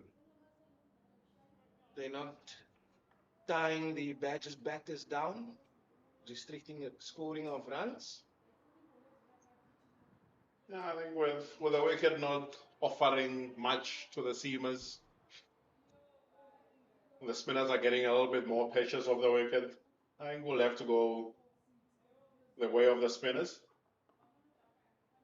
But also your fielding plans have to complement what you do. As you see, another double here from Walter Blanche out to the fine leg boundary. That brings to the end the 21st over. The square is 111 for no loss.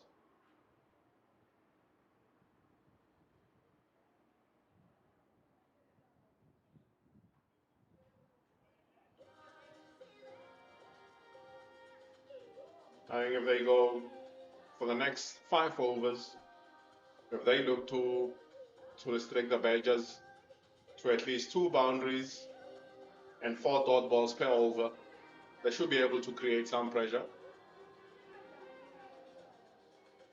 And with that, you hope that you are able to induce a mistake and bring yourself back into the game.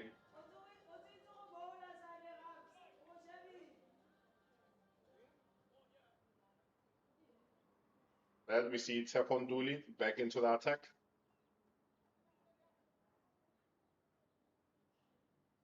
Chepo and Thuli was the interim captain for a while. He opened the bowling earlier today, and he will be reintroduced into this bowling attack. He bowled 3 overs for 17, but that was in a power play, and he's back into action now. And he is definitely a throw of the dice here. Valley is on 46, will be sniffing another half century here.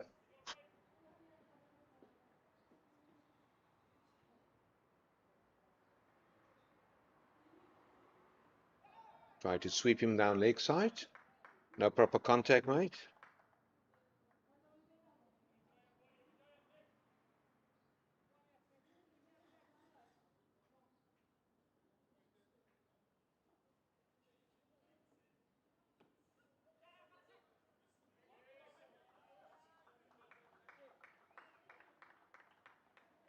Good single there by Valley. Yeah, Yasin Valley is playing today in his 40th List A match. He scored 1,151 runs with a highest score of 130. That was way back in the 2017-18 season. That was for the Gauteng Strikers against the SWD, as the Badgers were known then.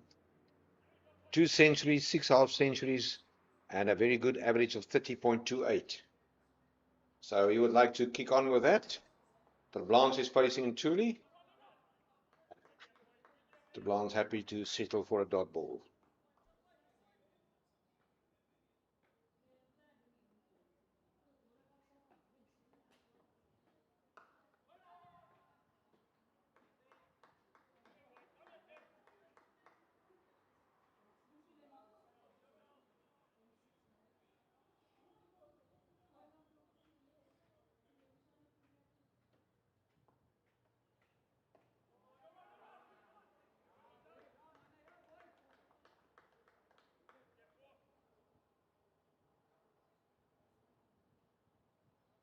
Northern Cape Heat really do need a breakthrough here. Now they will be desperate. Oh, would stop, will not prevent a single. One defender did well there to stop a certain boundary there. Also, what is trademark of this run chase is the higher number of boundaries that the Badgers has scored. And it all started with a very good power play, where they managed to score 55 in their first 10 overs, compared with the 38 for 1 that the Northern Cape Heat scored. Honestly, think what gave them that advantage was probably where the better setup, where they gave themselves a little bit more room to access the offside, so that they create a little bit more width for them to be able to attack and throw hands at anything that's missing the stumps. Whereas the Heat on the other side went more into the channel and they were defending more. In the gap by Blanche, picking up a single.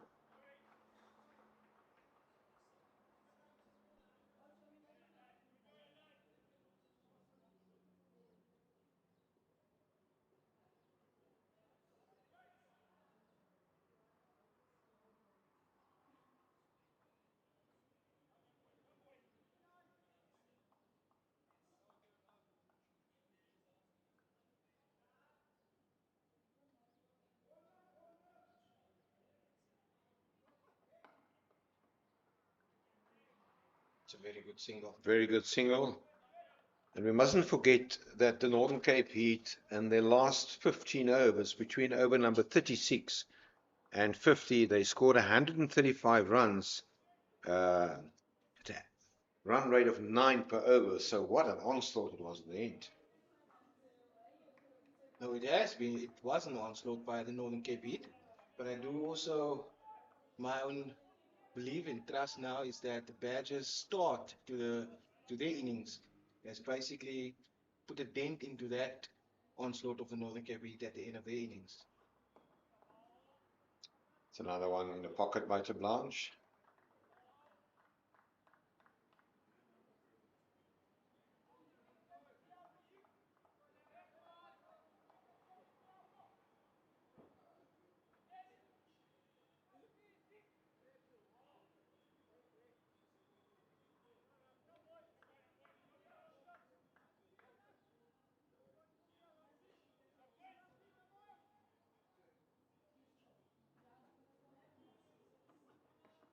Oh, that's a no ball.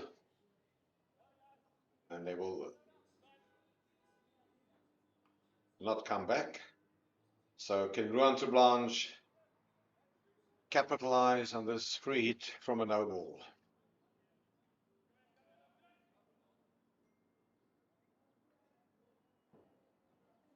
That's the last thing the captain wants to see. When you're under pressure, you're not picking up wickets. Those extras, especially no balls, put a dent in what you're trying to do.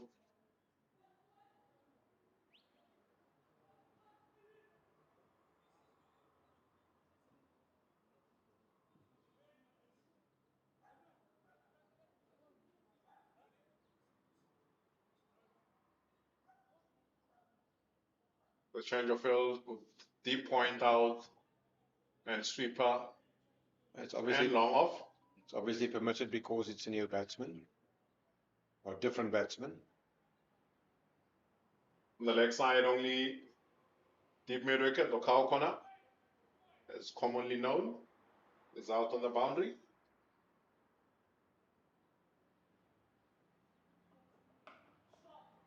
But that will not prevent. No, it's a one bounce. It will come back for a second. And the Blanche pick up two bonus runs.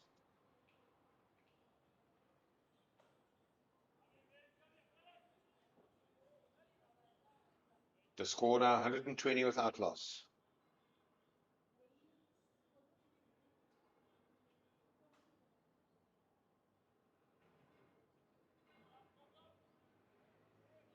The required run rate, very much steady at 5.5. This will be 4 runs as he runs this one down to fine leg for 4. Edge to the 8. And 4 more runs for Terblanche, taking his score to 63. You can see the captain, George van Heerden. He's got his pads on. The background, you can see a very serious Peko Moletsane, who was in discussion there with his coach. Maybe they're discussing something from their old school, St. Andrews and Bloemfontein.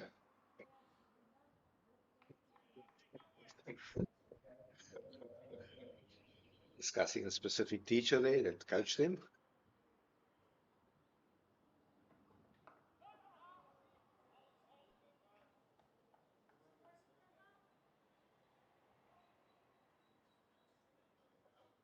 And that's the end of the 23rd over.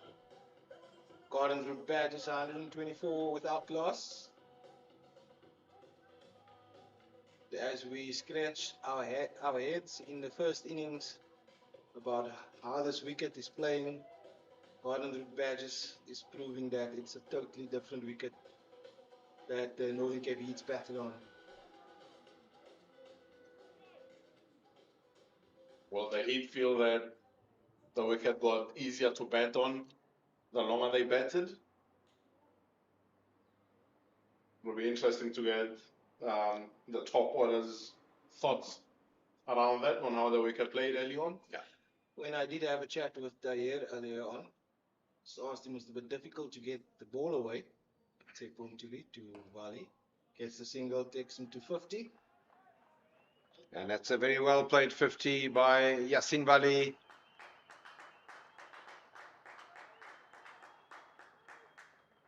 He seems to be very relaxed, a very relaxed character.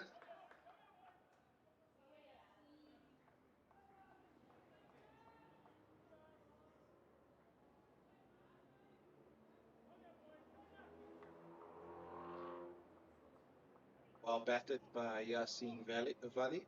50 or coming off 66 deliveries. Yeah, I need 5 fours in that. Just to come back, when I was having a quick chat with Dayer, I was just asking, it was a bit difficult to get ball to the boundary. He did mention that the outfield was a bit thick, so it was a bit difficult. And their belief was that the wicket would get slower. But I think they got the wrong information. I can tell you one thing. If you play a white ball game in Oudtshoorn, whether it's a T20 or a 50 over game, that's a magnificent shot. Jason, one of the most difficult cricket shots in the game to be played. And Yasin Wali look it very easy. It looks very easy. You will never have a situation where the wicket will determine the outcome of a game here in a white ball format. A very, very good wicket here, always.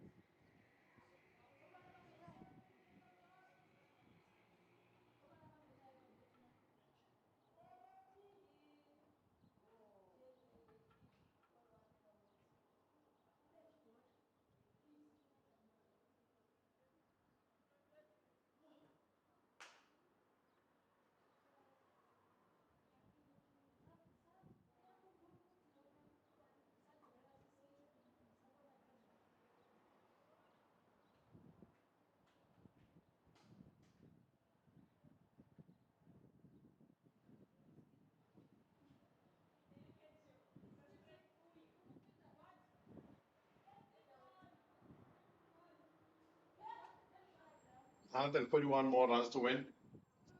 Are there conversations around can we go for the bonus point or not at this stage, Nathan? What do you feel about that?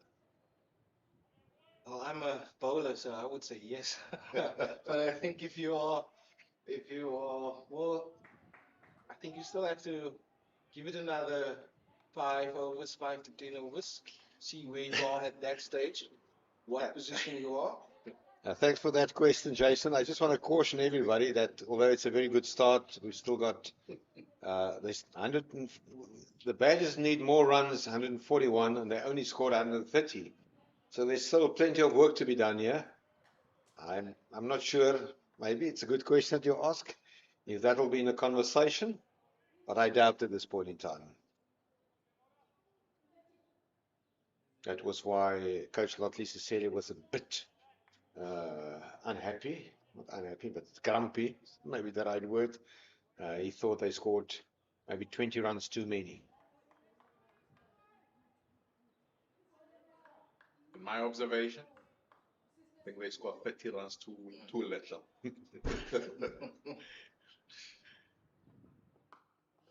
Yasin Valley is absolutely a master in playing that shot. Magnificent execution. That's 4 runs.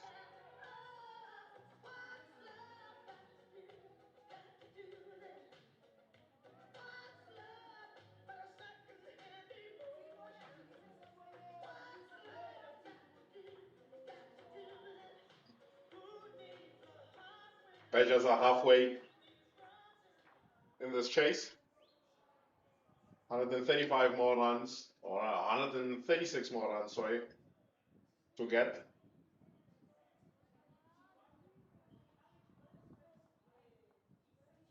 Yeah, I mean, there is testament in what you ask, because it was only in over number 35 where the Heat reached 135. So maybe there's a methodology behind your question, though, Jason. But nevertheless, still plenty of work to be done. The partnership 136 here between Ruan Terblanche, who's on 69, and Yasin Valley, who's on 59. Yeah, I know different teams will go about it differently when it comes to the conversations around the bonus point. For most teams, I would feel this is too early now. Even though you still have 10 wickets in hand, you don't want to change your method of approach at this stage. Still want to keep the same intensity and the same level of thinking in how you address the bowlers. Only in the last 50 runs, for most people, we start thinking about how quickly can we get those. Yeah, I was also compliment the running between the wickets of specifically Ruan Terblanche, but a very good understanding between himself and Yasin Valley.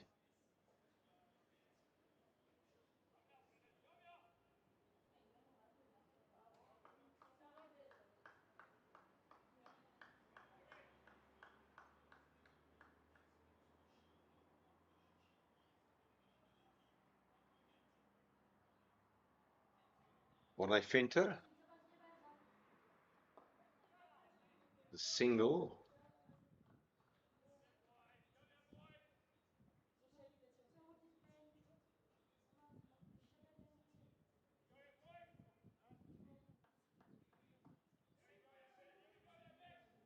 Yeah, the situation up in Potchefstroom is very much the same than here, and that's in the Hollywood Bets Pro 50 Series match between the Northwest Dragons and the Garden Route Badgers, where the Garden Route Badgers batted first, and they scored 190 in this specific point in time. The Dragons 155-2, so they also look set there for a comprehensive victory. If you look at the audio pictures, it's quite dark in Potchefstroom. Remember, no artificial lighting is permitted in these games.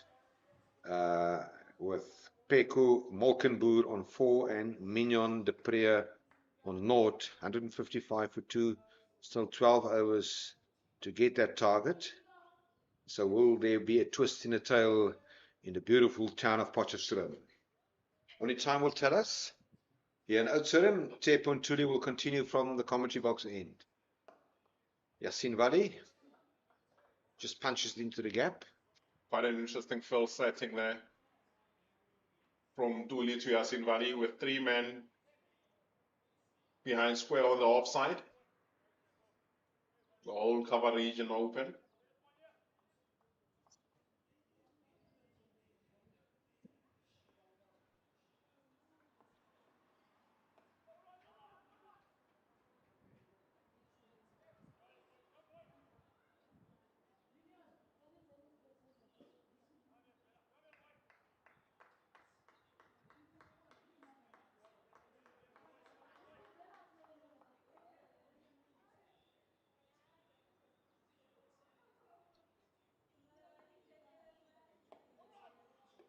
Bowling there by Tepuntuli. Jason, I know we try to bury the bonus point question, but if you were coach, would you be thinking of it? No, I wouldn't. My methods were pretty simple. It's in the last 5 overs. So from over 35, would consider it. If we've got less than 50 to get in that period, then we can absolutely go for it. But at this stage, it's the team I'm involved with. We still keep the same intensity. We do not change anything. No First need. thing is to make sure that we've got the game in the bag. Then from there we can try and go for the bonus point. Yeah, I think what's also important, Nathan, I will respond after this over. It's something that I contemplated to mention on air. As Wally picked up a single. In the first 3 matches of the 4-day competition, I know this is a different format. The batting performances of Treblanche and Yasin Wali was very good. They really built some great partnerships. And in the latter half of the 4-day competition, they really lost a bit of confidence, self-confidence, and they haven't scored a lot of runs. So I think this is also an opportunity for them. I know there's a bigger picture to make sure that they spend time in the middle, up their confidence level. There is still, there are still 7 more matches to be played in this format of the competition. And to get themselves into a position where they can spend time in the middle. Of course, there were not a lot of time to prepare, basically, for this specific white ball format. But let's see how these things unfold. Remember, in cricket, there's always a twist in the tail, eh? But it's good that we discuss that, look at different views. But Jason and Nathan, you will agree with me. I mean, the latter half of the 4-day competition, as good as they were in the first part, their self-confidence took a bit of a pounding.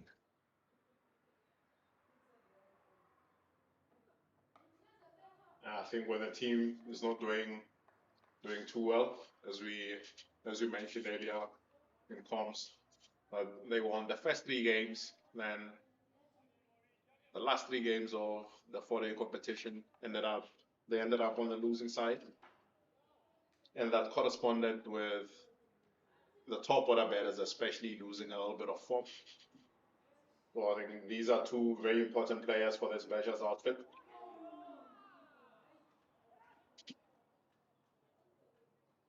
Missed everything there. That was well bowled, beating the outside edge there. Got value on the move slightly there. Just played on the inside of that one.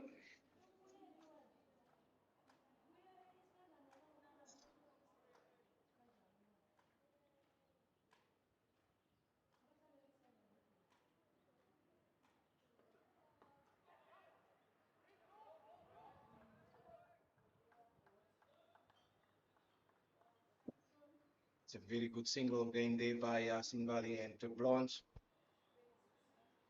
Good backing up by the partner as well. They've done very well to keep up the pressure with rotating strike. They haven't just depended on boundary striking.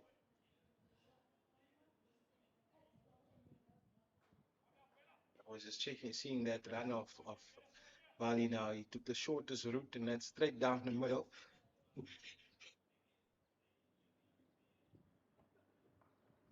To Blanche, maybe feel that he missed out on a boundary opportunity there as he pulls this one down to fine leg on the boundary, does the fielding.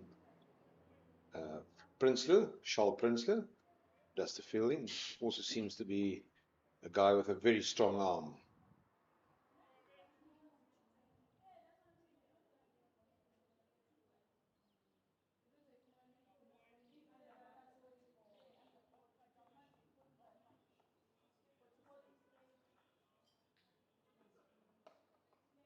I know there's still some way left, still some way left in this game, but I feel the Heat will have a few questions for them to answer going into their next games, especially when it comes to their bowling. Yeah, they have not as good as what the Badgers were in the first innings. The Northern Cape Heat just hasn't matched the performance of the Garden Route Badgers at all. And I think in all areas, it's another good single by these two in the middle. If you look in their whole performance, I know it's only 26, 27 overs bowled in the second innings, but I mean it's all areas they have some work to do if they want to compete in this competition, from the batting through to the fielding and the bowling. I think one looks at how they finished off their betting inning.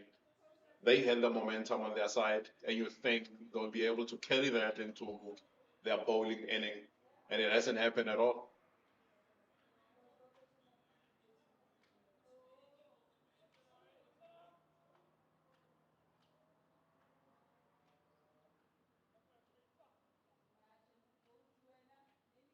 So Tepu and Tuli will be back in action.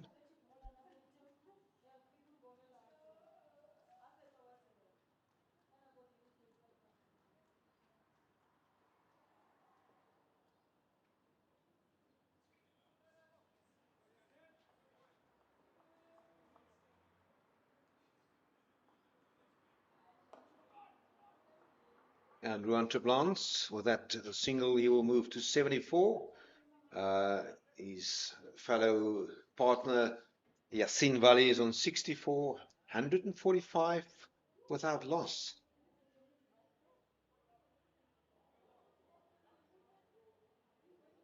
A sound start in a power play. They capitalize on the bad deliveries, and from there on, they continue to consolidate.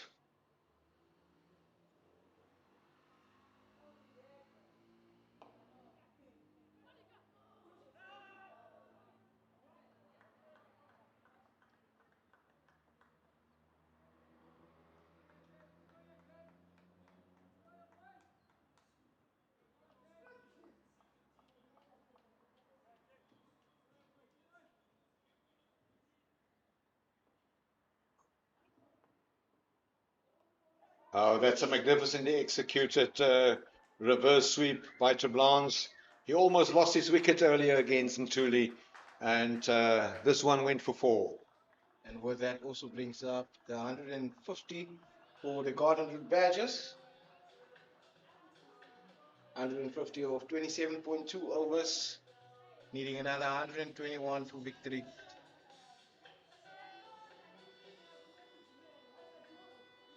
Actually, surprised it's taken this long for Lanta Blanche to bring out that reverse sweep. He's been getting himself into good positions against Ntuli, just outside off, and it opens up that offside to that reverse, and also the conventional sweep ones on the leg side as well.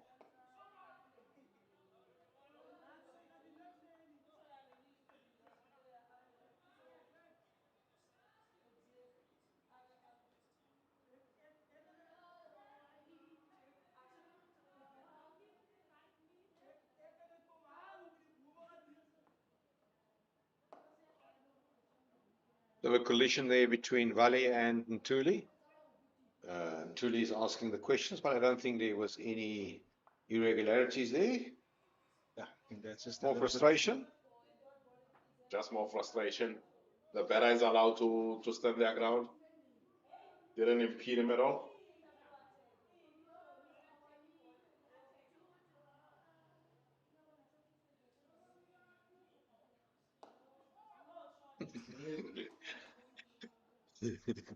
Oh well, it's a copy paste from the previous ball, and you can see the Yasin Valley. He's pointing towards the dressing room. So Kontuli is not a happy customer at this moment.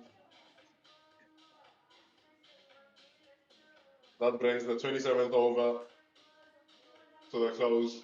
Badgers are 153 for no loss. At the very same stage, the Northern Cape Heat were 92 for 3.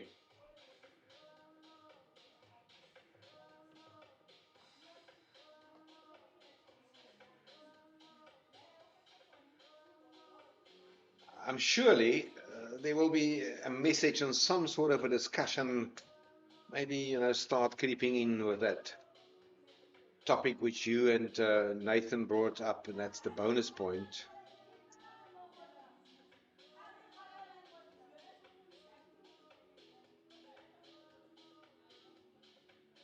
They'll basically need 111 from 12 overs.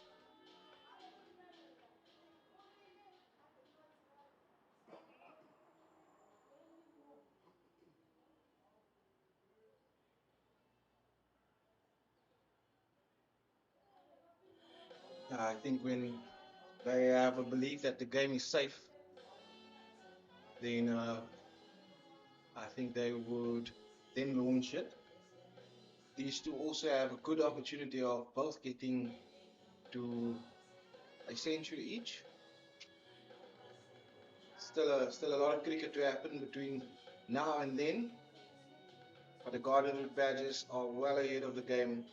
They are roughly about 59 runs ahead, with the Northern Cape Heat were at the same stage.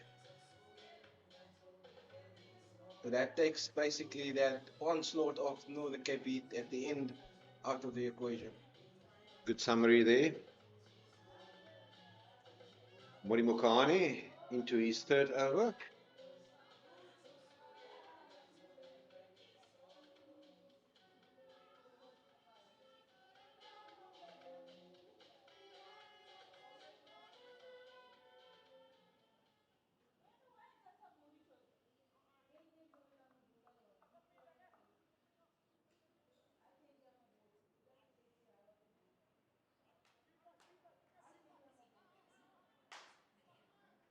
Still lots of energy as he made a few field placings.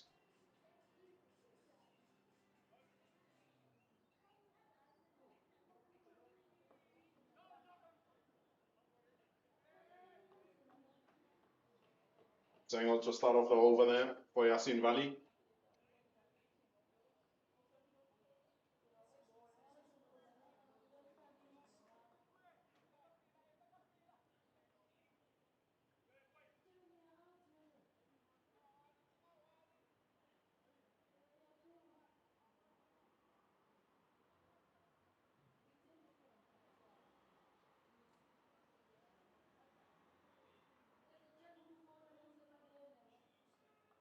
The Blanche is on strike, is on 79. The Blanche will get to 80.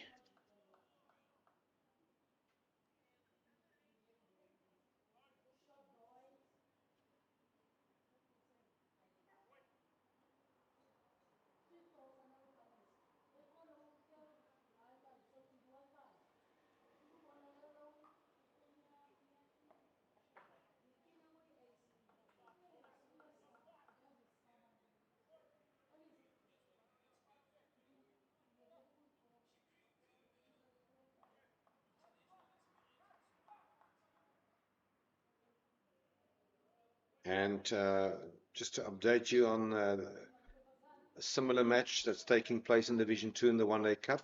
We'll do that after the next ball. That will be a single. There's again a collision between batsman and bowler. Earlier today at Woolamore Park, Mpumalanga Rhinos scored 286 for 7. Yasser Cook made 84.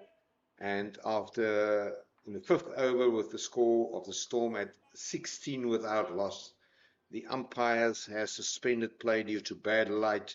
And I think my calculations serve me correct. We're heading for a no result up in Benoni.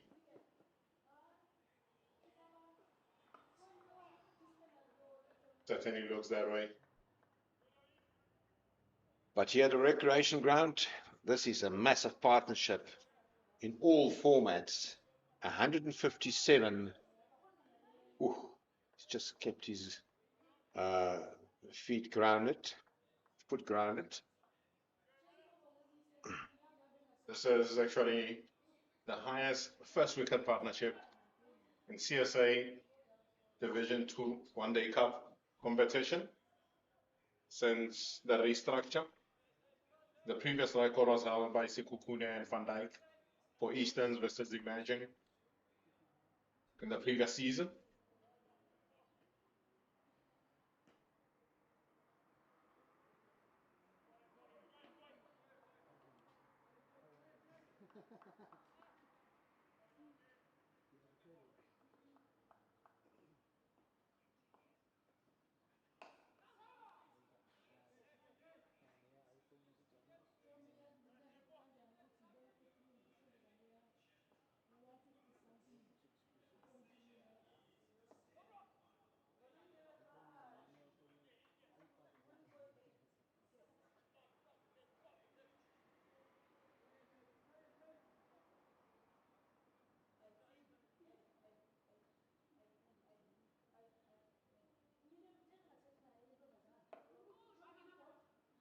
Good cricket by these two in the middle.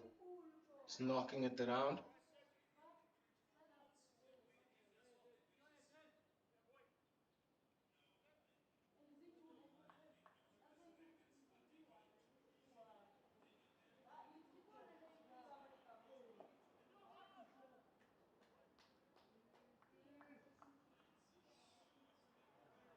Yeah, of the 137 one-day matches that the Badgers has played since their inception into List A cricket,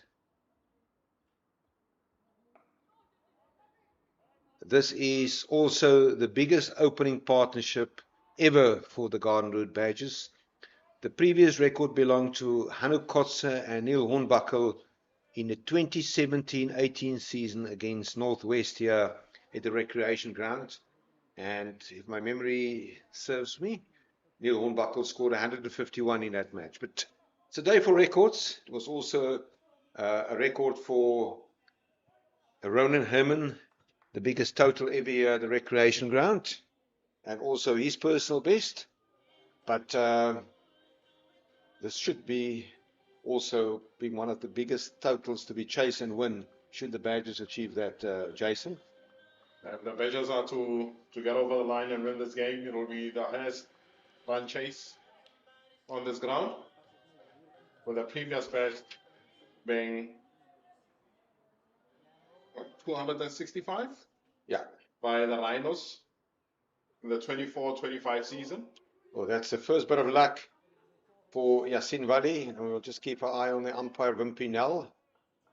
If that will be buys, it's indicated buys, so there was no bat involved.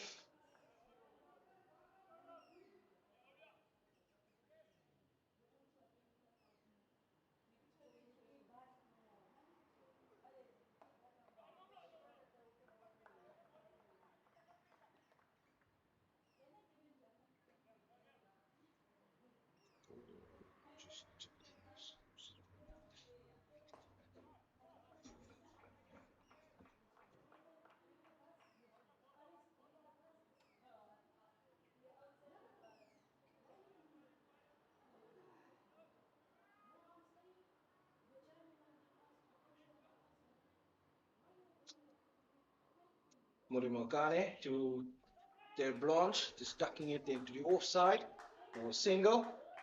Takes the score to 165. for no loss after 30.3 overs.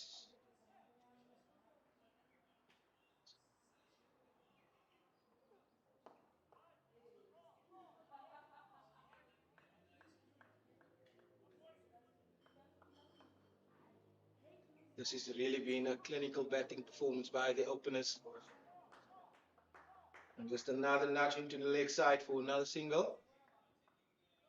By Yasin Valley takes his score to 72. To Blanche on 84. And the total 166 for no loss after 31 overs.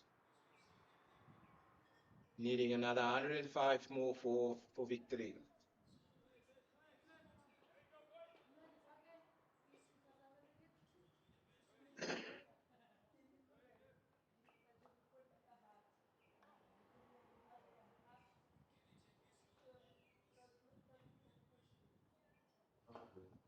Zepon Tuli start his ninth over.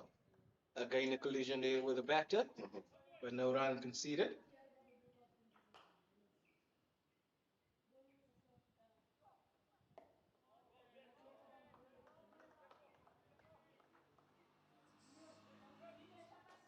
He'll keep fighting for every ball and every run, yeah, and Dooley.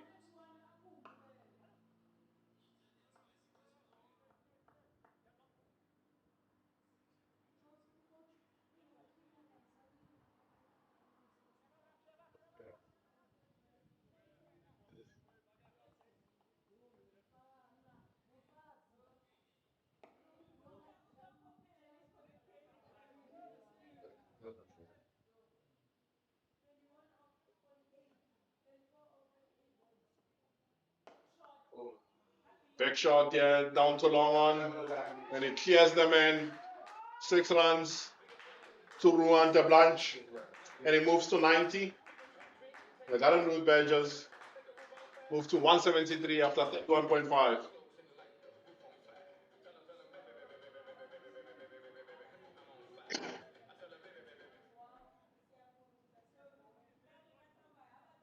That's a great shot, well executed by Blanche.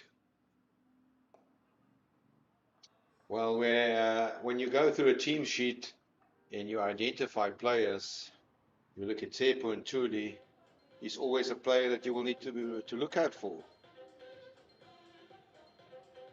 100% is one of the most experienced ones and most skillful players that you'll find on the domestic circuit in Division 2.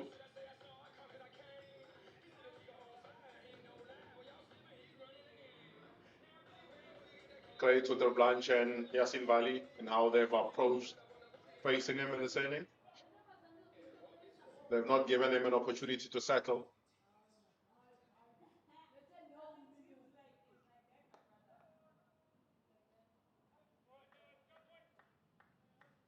Well, I guess for the Northern Cape Heat, there won't be no harm in tossing the ball to a non-regular bowler just to try something else.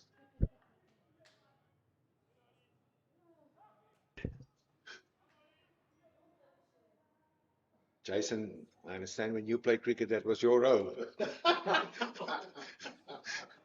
Nevertheless, it's one of those days. I mean, we saw it when Ronan Herman and Nonanele Yika outbatted the Badgers up in Kimberley. It's not over yet. Funny things has happened in cricket. Oh, that's in the gap. Blanche will pick up another boundary. It almost seems that they cut the grass during the lunch break. But well executed there by Rohan Blanche. That'll take him to 95. Great effort there. I think it's the very same Nonanele Yika that dived towards his left, but all in vain.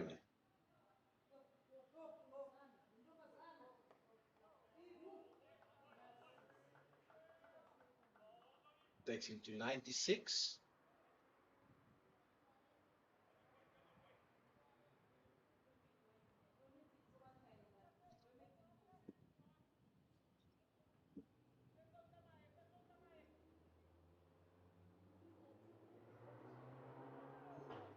Cut and a miss.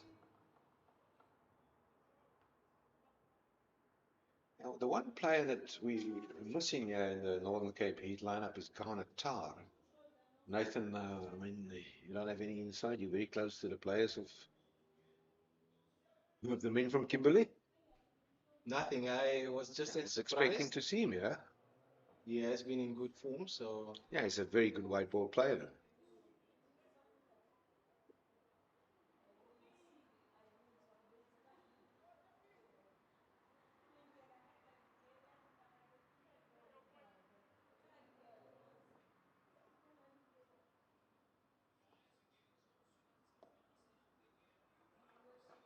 Good signal here by the Blanche. Down to square leg. Moves into 97 of 105 balls.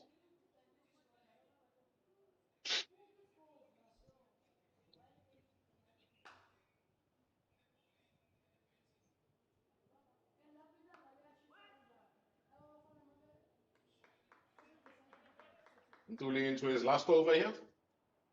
None for 49.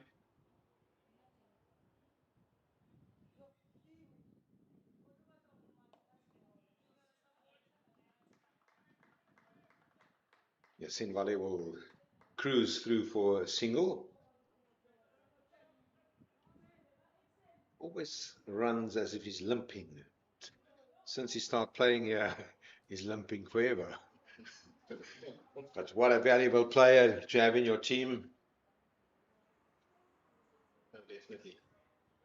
As we said, a former SA Schools captain, like Benny Hansen, also a former SA Schools captain. And Yasin Valley, of course, played in that very same SA Under-19 side, coached by Ray Jennings and captained by Aidan Markham, that has won the World Cup.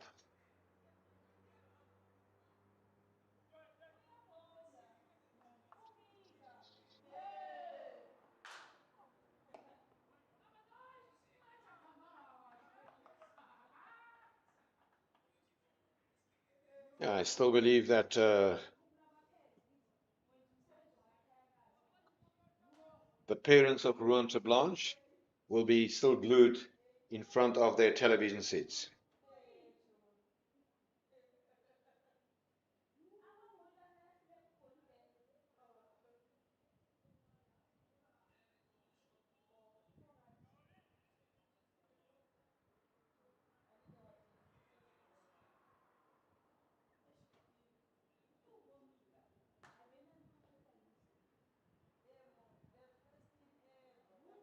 So yeah, we just understand that Garnet Tar hasn't made the cut for the bus trip down to Oudtshoorn. I remember last year he played for the SA emerging team, and although the Badgers won that game, he was quite explosive with the bat. Rwanda Blanche moves to 99, which is his highest list day score. Yeah, the previous, I think, was 98. Right here at the same ground. Garnet Tar incidentally played club cricket with fellow commentator Nathan. And that will be his first century for Rouen to Blanche. Well played, magnificent innings by the young man. As he punches the air, he take off his helmet, and that is well played, well deserved. And when this man scores, he scores big. Former scholar of Polros Gymnasium in Stellenbosch, S19 player, and he comes to the party. And what a comeback from a man that suffered severe ankle injuries for 2 seasons. He'll be delighted, but he also knows he's a mature cricket player with a good head on his shoulders. The job is not done yet. And that is the departure of Yasin Valley. Jason Leg before the disappointment. Was it stumped? Caught behind. Okay, thank you for that. There's a bit of a confusion here. We will have a look at that. Sharp wicket keeping by the keeper, Tahir Isaacs.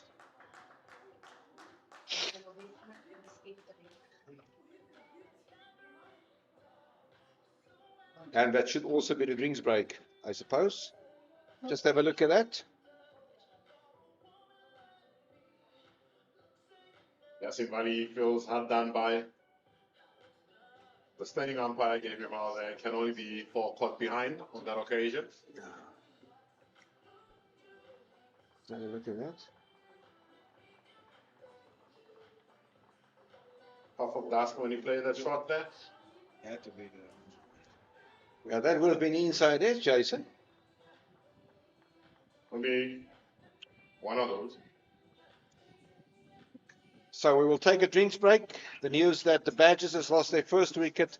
Yasin Wali, 75, caught by Tahir Isaacs from the bowling of Murimokane for 75, 185 for 1. And we will join you after the drinks break.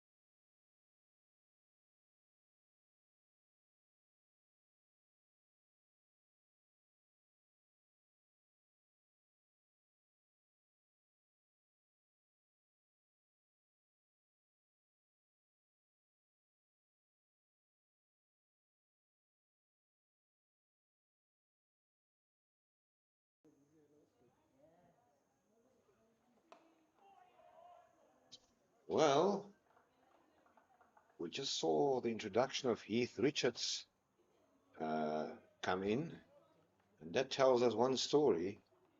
The Badgers are hunting a bonus point. That's definitely the message, yeah. With Heath Richards promoted up the order. They're trying to push for that bonus point. Well, they've got 5 overs left to score, to almost score 100. I'm not sure what the message is. Goes over the top, and he immediately made an impact. That's 4. This man can be very, very destructive. Usually takes a few balls to get in. That is also true. But today it doesn't have the luxury of time if they're going for that bonus point.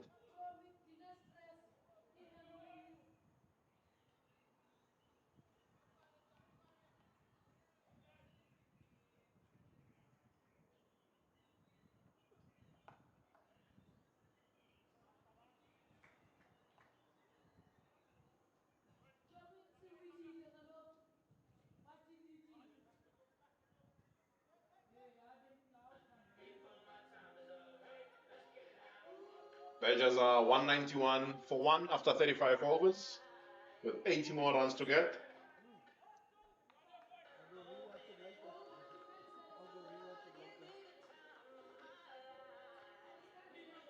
Sekonduli done with his complement of 10 overs. We'll see the introduction of Liam Doherty into the attack. Yeah, the equation is 16 runs per over for a bonus point win. so we can be in for some big entertainment for the next few overs.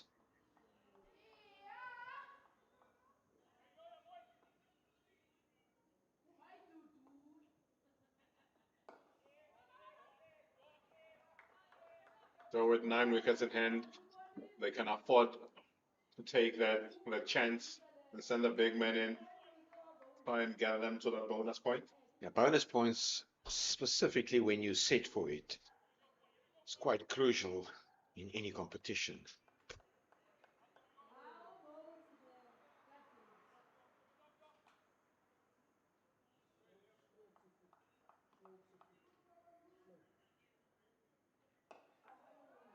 In the gap, that's going to be stopped. He'll come back for a second. Richards maybe must hit that one. Remember, as Jason said, he will always take some time to play himself in. He's got a heavy bat. He can hit a long ball. He's proven that all over the world, specifically for MI New York in the USA Super League.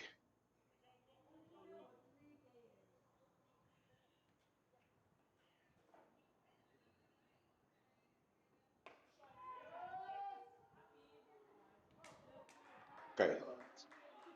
It will not work for him. Will that mean that will be the experiment and just... I think that's the experiment. Just missed out. Good catch on the boundary. And it was worth taking the chance and experimenting with trying to go for the bonus point. Didn't work out for the Badgers. I think they might go back the conventional route now.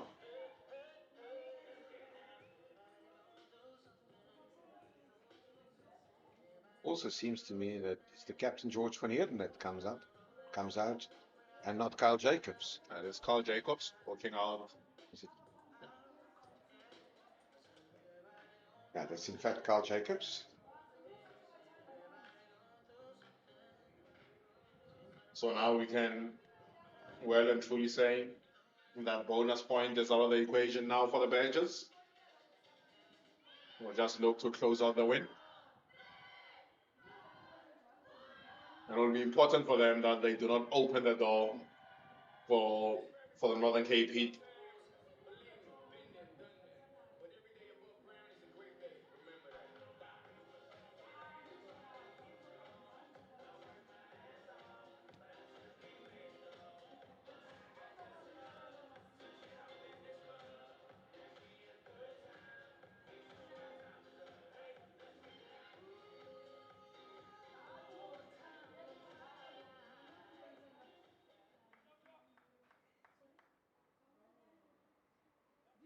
So wicket for Liam Doherty.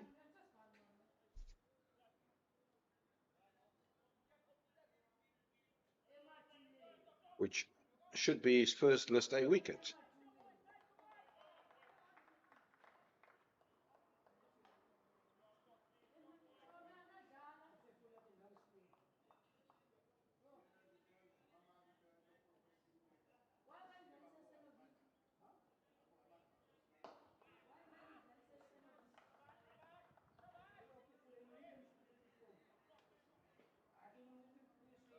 Immediately off the mark by Carl Jacobs, straight down to long on.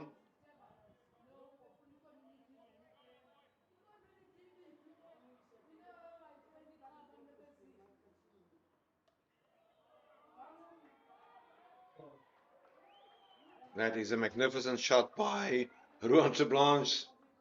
That'll take him to 108. Drop shot on that occasion by Doherty. Trying to go for the quicker one. Gets it wrong. Ruan de Blanche. Julio obliges, hits that over the backward square leg boundary for 6. They deposit that onto the grass embankment. And that's a bad ball to bowl to a guy that's in 100. His protection out there. He did well to stop that. It looks like Nonanela Yika, who runs around on the square leg boundary, backward square leg towards his right to stop another boundary. The shot brings out the Garden Route Badgers 200. With a score moving 201 for 2, or rather 203 for 2 after 36 overs.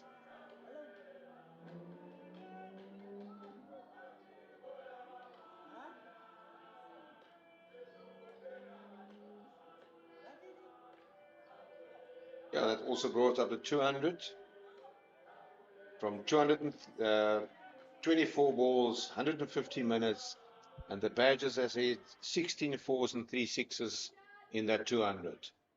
So the only bowler that tastes success, Moni Mokane, will bowl to Carl Jacobs, who is on 1 from 1 ball.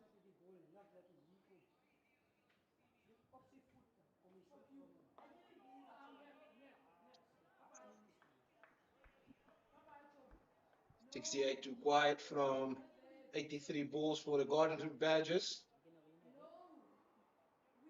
Well in control of this game.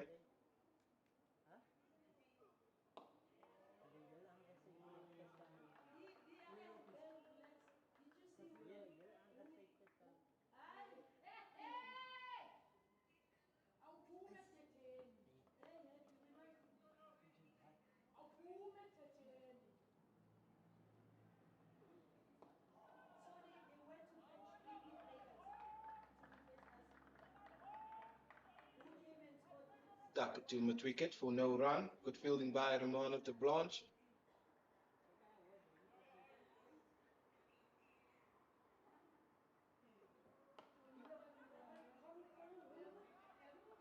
And that's a good shot through the covers. Come back for a second there for de Blanche.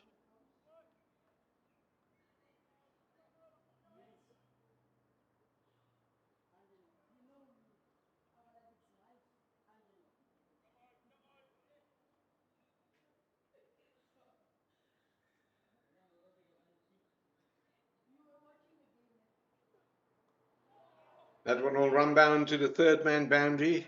I doubt it will reach the boundary. It's been hauled in. De Blanche will pick up 2 more, taking 214 of 114 balls. That's the one thing about our scorer on the system. He's spot on. Waiting for him. De Blanche airborne, it should be fine. That one will be stopped. Great effort there from Charles Prinsloo, avoiding another boundary. Yeah, that's a good effort by Prinsloo. That will be the end of the 37th over for the Garden Route Badgers, taking their total to 212 for 2.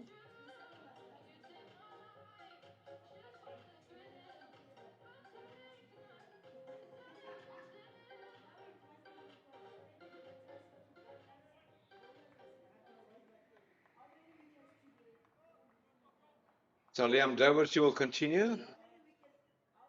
Although he conceded 12 runs in his first over, he picked up that wicket of Heath Richards.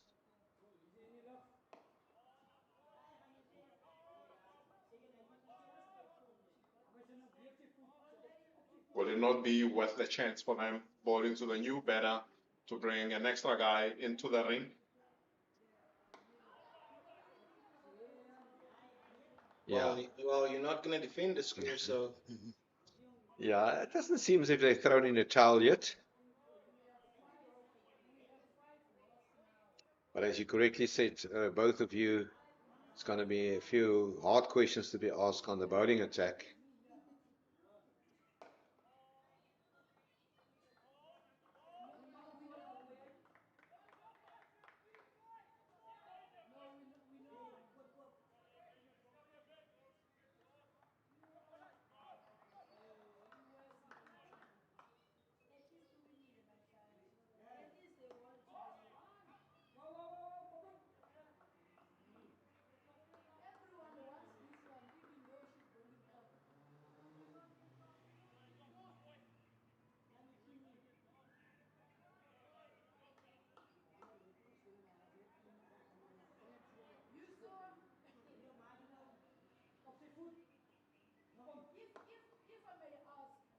Nothing wrong with the approach from Carl Bravo Jacobs as he picked up another single.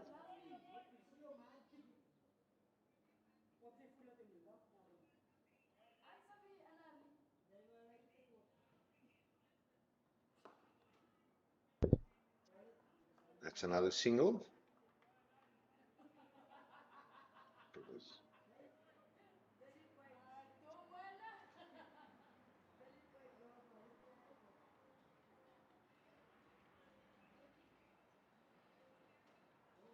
It's quicker.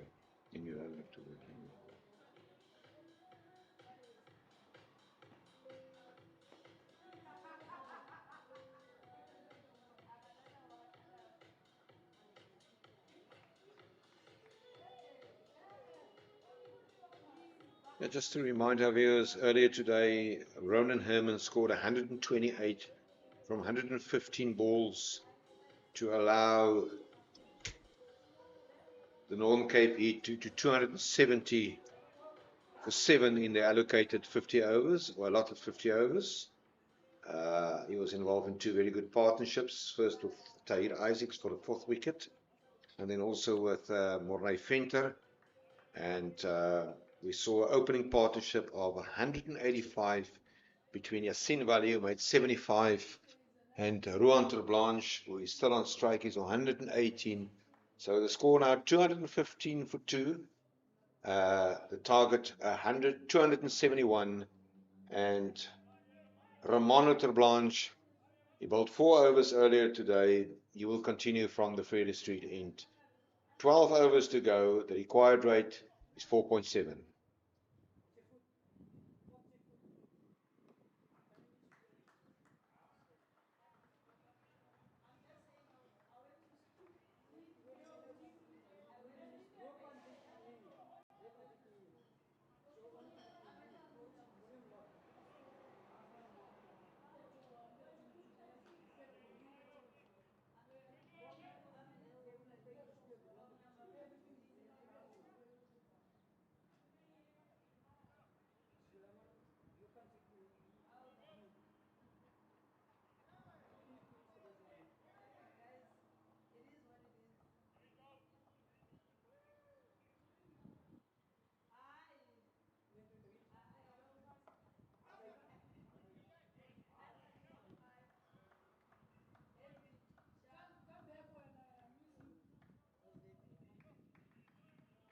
But 55 more runs to go here. No impact for the Heat here in this game, huh, Nathan? Honest opinion, we've seen 2 brilliant innings today, but there was just much more support from the Badger side, from the side of Yasin Bali. So to answer your question, Jason, it must be a monumental lapse of concentration from the Badger side for the Heats to get out on top here. Yeah, also a very good foundation to start off. Remember, the Heat were 53 for 3, always on their back foot. Still a great comeback from them, courtesy of Ronan Herman, the captain. Scored his 2nd consecutive century against the men in green. Flawless innings from Ruan Terblanche thus far. And also, on the other hand, I spoke about it earlier, Carl Jacobs, with 50 more runs needed. I think he will also want to spend some time out in the middle, consolidate his confidence.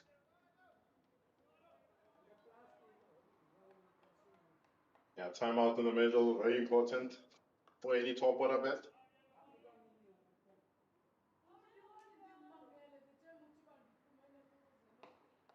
Now, they will literally go east when they travel to Vitterfield, White River, where they will take on the Mpumalanga Rhinos.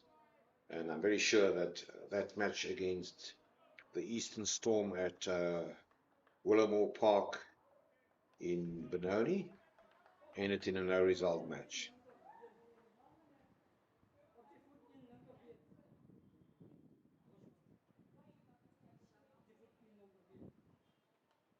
Carl Jacobs, a good stop there from Prinsloo. Oh, A very good effort from Prinsloo.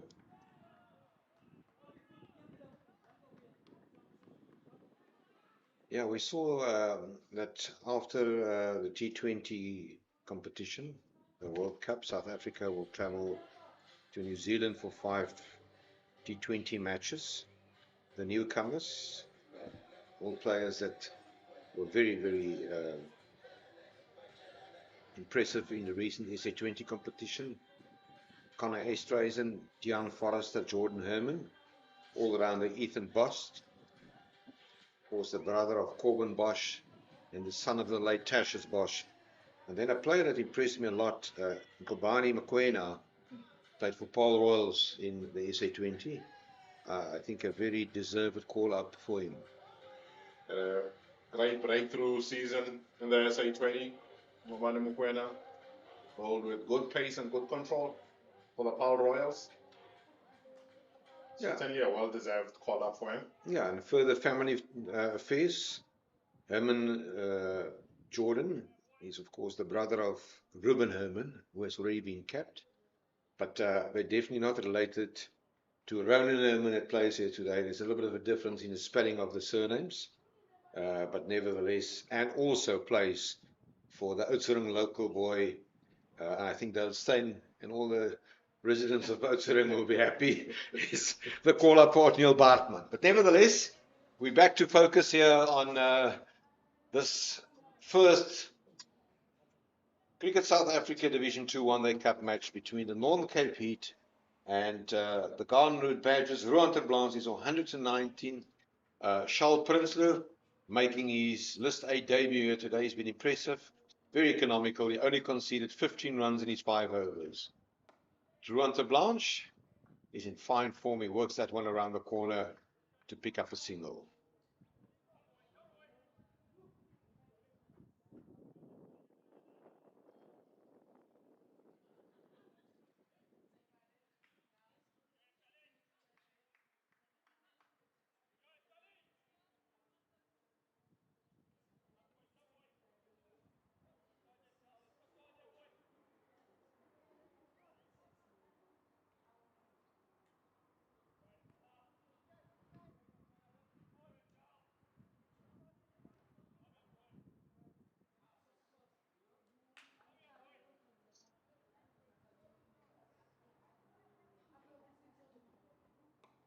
Carl Jacobs. This one just a straight bat shot around the corner to pick up a single. The required rate, 5 per over. Nathan, nothing to worry about. No, I think the Garden Route Badgers, they are strolling home. That is low risk cricket. Will get them home this afternoon. Certainly nothing out of the ordinary needs to happen here. Let's play with control. Don't need to do anything special here.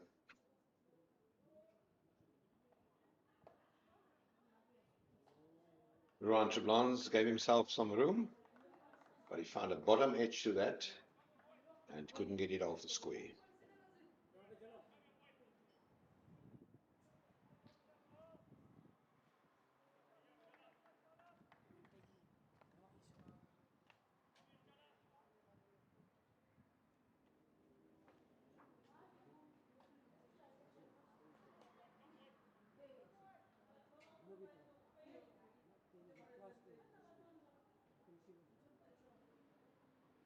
Short, straight to the fielder, Sepo Ntuli, and a dot ball.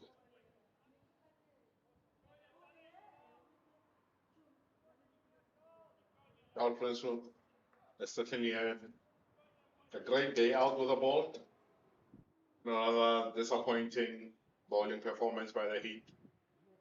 I think he can be proud of his effort thus far.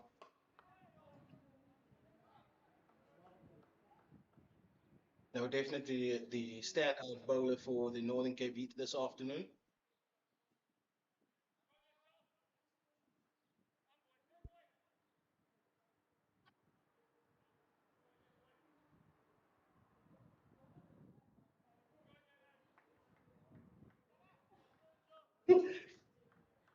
Prinsloo.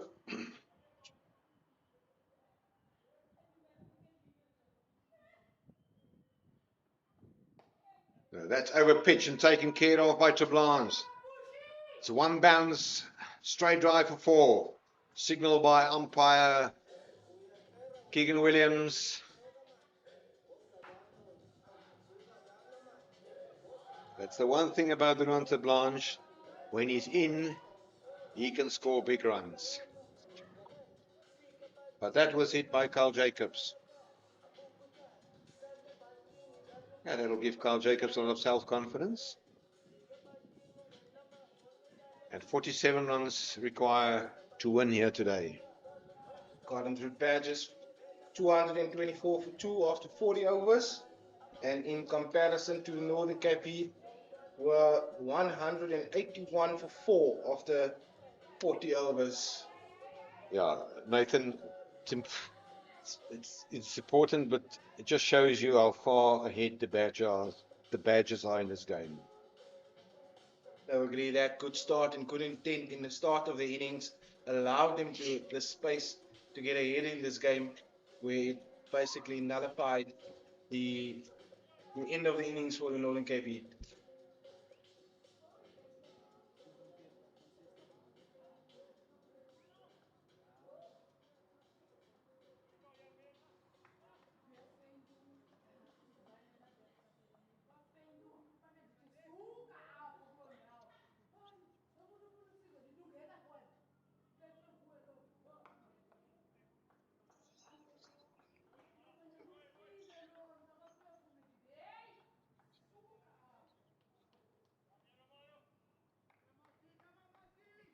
So Romano to Blanche,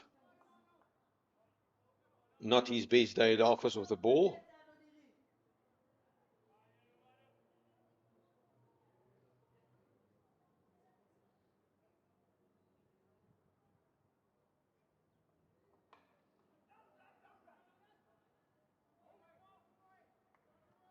Yeah, it's just not the best day, as you said.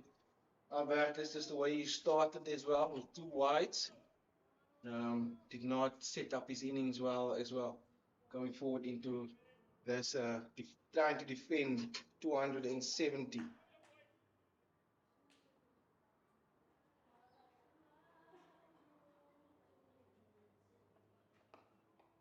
Carl Jacobs, forward defensive.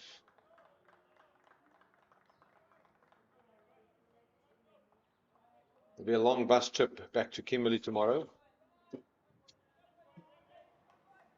Through Meidingspoort, hitting the N12 to Kimberley.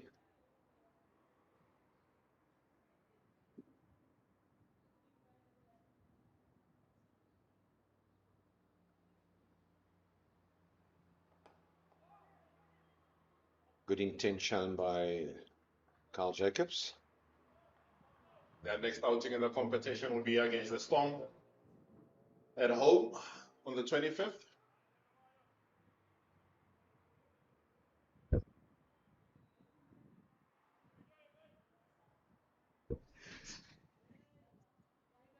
The Blanche is on strike. He's on 122. A very, very calculated, responsible, well-played innings by the young man. Hits that one into the gap, and he will pick up a single. Well, to think about it, Ronte Blanche is on the field for the entire day. That is close to 90 overs. So he will put his feet up tonight. Maybe have a cold Sparletta or something like that.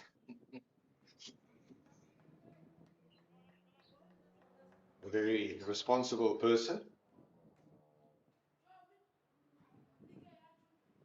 What a lemonade. Definitely deserves He nice deserves- cold lemonade. He deserves anything that he wants.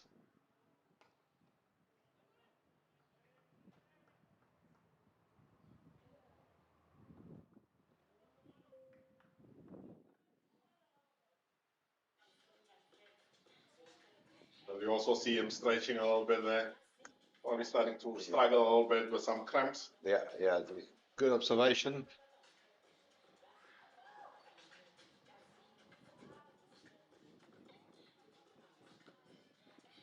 He's the smaller of the two men out there. He's stretching. Same problems that were experienced by Ronan Herman.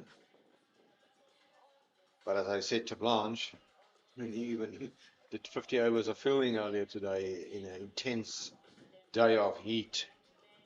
A real scorch here in Oudtshoorn.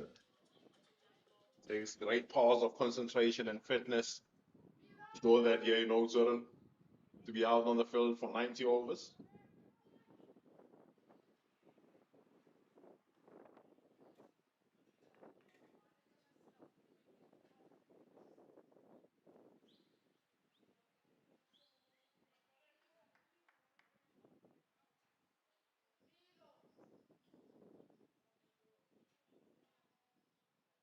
I'll get some treatment here from the physio to take care of those cramps. Yeah, Ines Erasmus is a very experienced campaigner as a physiotherapist. He will exactly know what will be helping those cramps. Bit of a stretch there. Screen, you will also see Tyrese Carlson. I'm sure he also dealt with cramps earlier.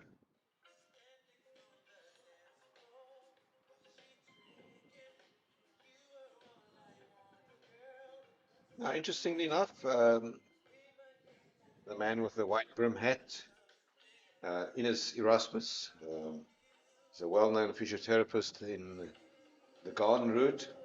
Strangely and funnily enough, in the previous World Cup rugby tournament that was hosted in France, he officiated as a physiotherapist for Namibia, and with the Netball World Cup that was held in South Africa 2 years ago, he was the high performance manager of Netball South Africa. He also holds an MBA degree, a very, very experienced sports medical practitioner who brings a lot of value and skills to the cricket ecosystem. Certainly a well-experienced and well-traveled man. Great man to have around any team.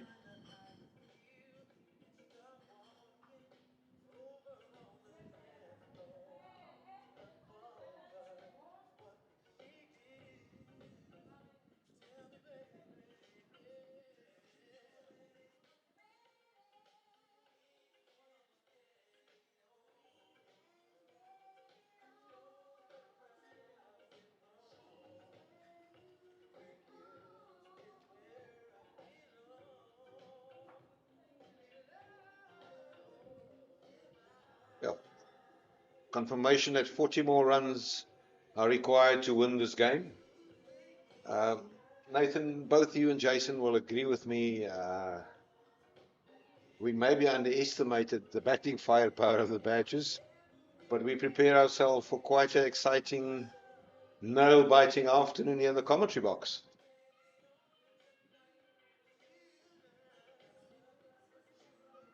I think at halfway, would have felt that the Heat would have been the happier of the two teams, having gotten themselves to a target or to a score of 270 for 7 on the back of that 128 by Ronan Herman. But the Badgers batting unit has proved that they can do one better as a unit.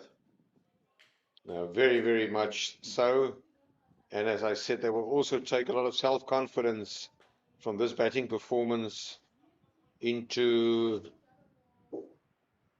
the rest of this competition. As we watch Printer running in to Blanche straight bat, no run added to the total. Yeah, we were concerned that 270 would be a little bit too much for them, but well batted to the openers, the Blans and the Valley specifically. Yeah, I think it was mentioned today that history are there to be broken, and this will definitely or most likely, I'll rather pick my words, be a new record for the biggest run chase by a team batting second here in a 50-over match.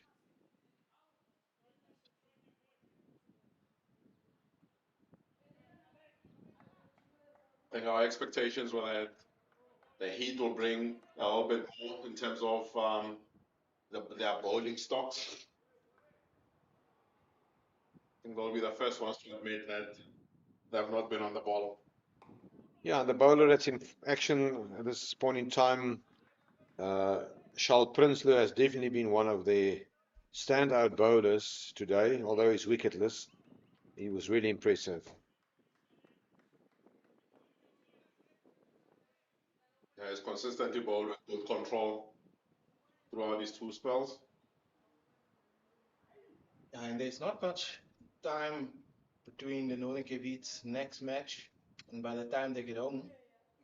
If they leave tomorrow back, it's basically have a day or so before they play on the 25th, if I'm correct. So not much time to adjust. Watch this one going down to deep mid wicket. Not much time to adjust and look at what went wrong. Very quick turnaround in this competition. The quick turnaround can also work in your favor, that you do not get too much time to dwell on the mistakes that you made. But you certainly have to learn very quickly and on your feet.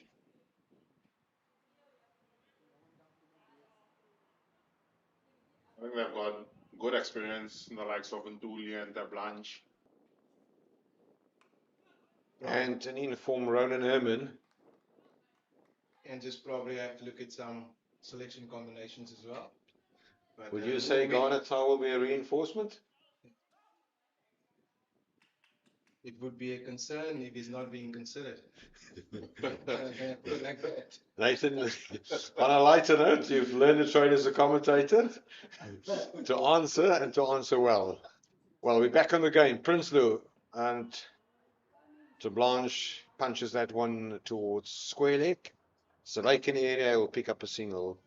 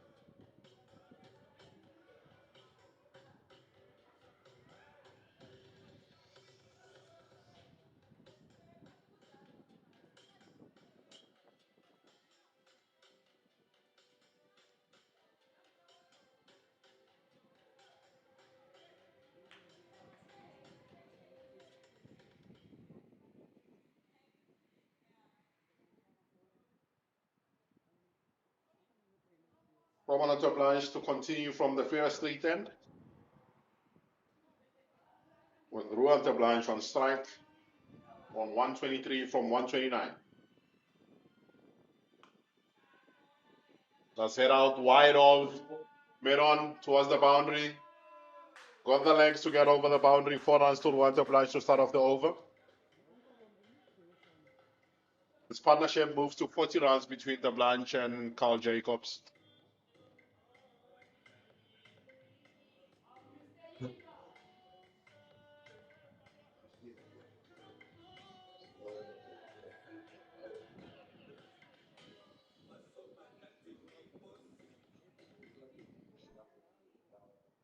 Badges requiring 37 more runs for victory. To Blanche, 127. One short of Ronan Herman's record.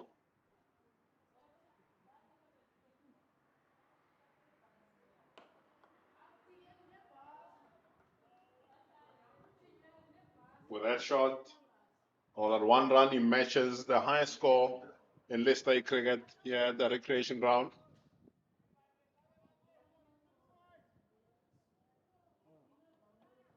He's level with Ronan Herman.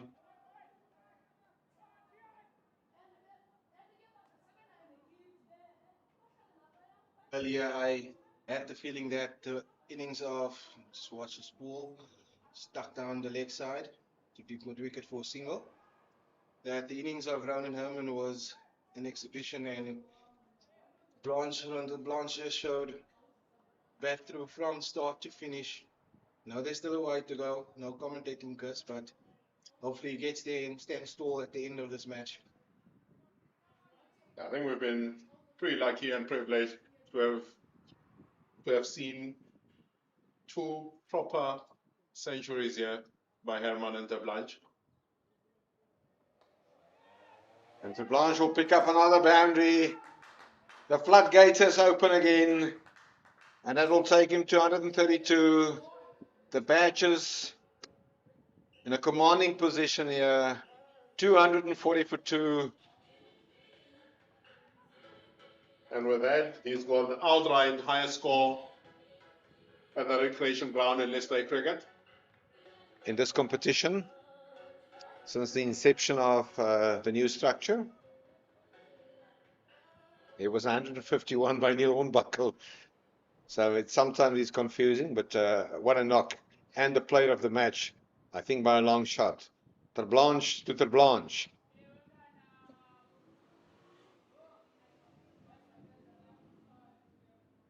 Ruan on one together, so went down with quickly. Seems to be struggling quite a bit with those cramps.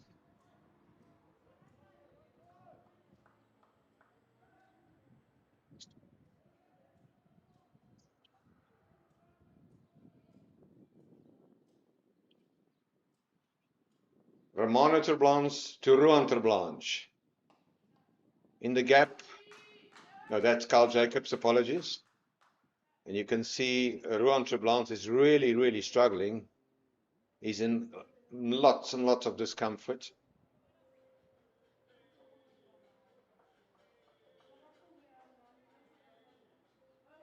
As I said, he's on the field for a good part of 93 overs on a scorcher here in Oudtshoorn.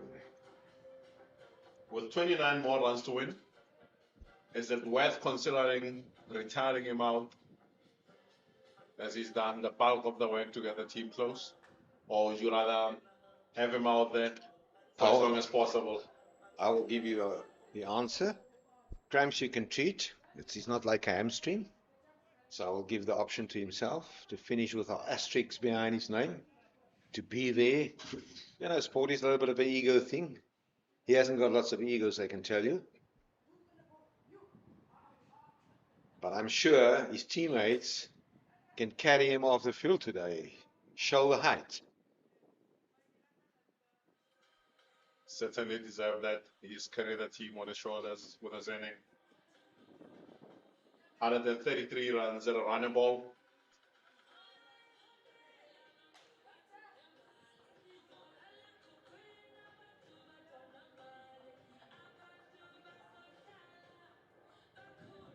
The end is well and truly near for the Northern Cape media.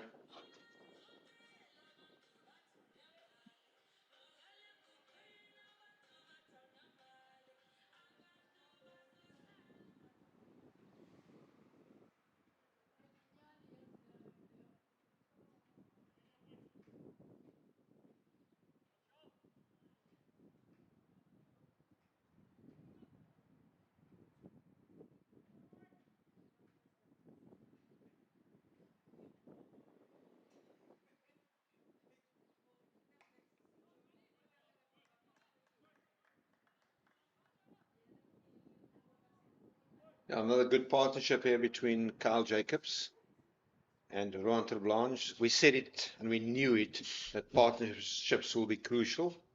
And what a start between Valley, who made 75, and Ter Blanche. That partnership was 185 runs for the first wicket. It's airborne, it's high, should be taken. Romano Ter Blanche takes the catch, and that's the departure of Carl Jacobs.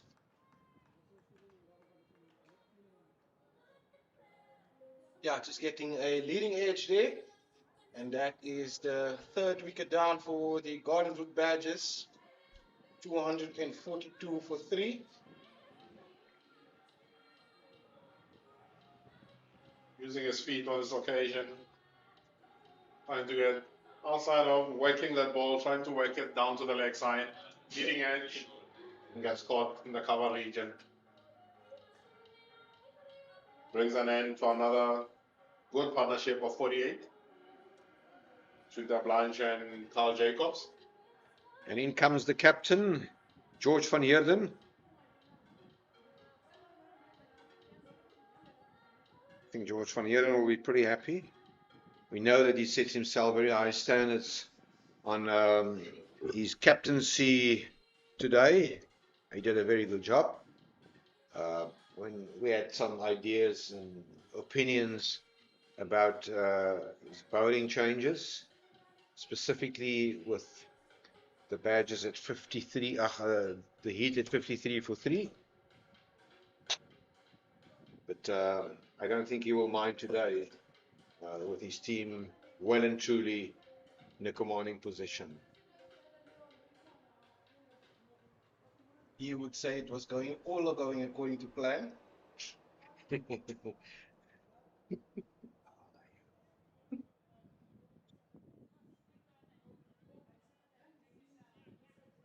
Certainly was going according to plan.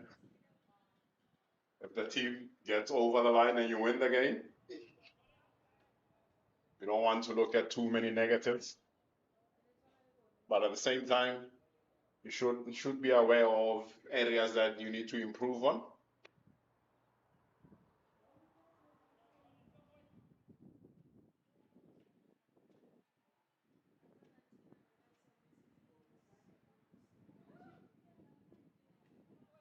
So Prinsloo, a well-deserved wicket for him.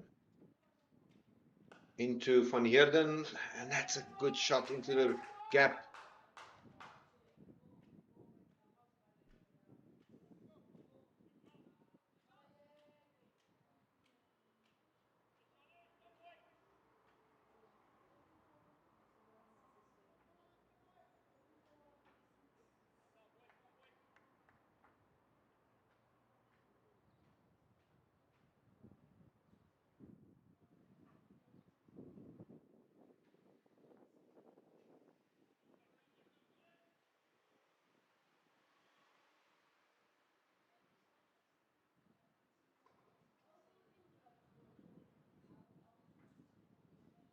It's a long day. We had plenty of hold-ups due to balls that went lost, treatments for cramps on the field. We're almost here in a commentary box for 8 hours.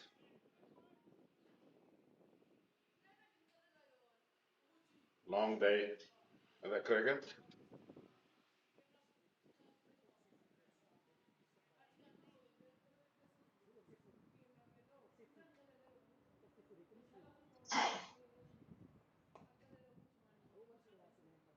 No, I don't think. I think Cliff Blanche should retire. I think he should retire. I think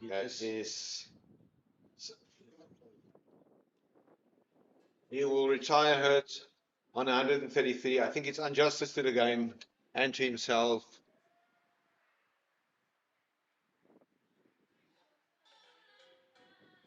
I think he's went as far as he could. Well, to all our commentators, I think we should put our hands together for a great innings by Ruan Terblanche. 133 from 134 deliveries. Magnificent knock. He really took responsibility together with his captain Yasin Vali and steered the Badgers to a fantastic victory. Retired hurt, unfortunately, will not be an asterisk next to the name, but his teammates stand up and applaud him, and also great sporting from the visitors. He will be definitely heading for the Fisher Bet. Definitely deserves some treatment. He's done great work for his team, yeah. And in comes Peko Bonatsani. He's on strike.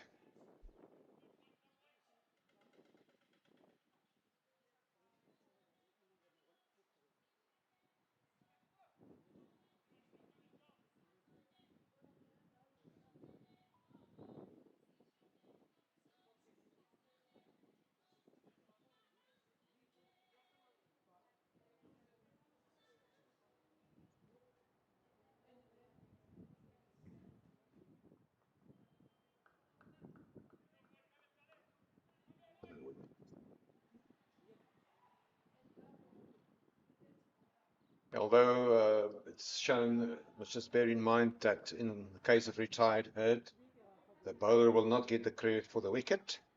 243 for 3.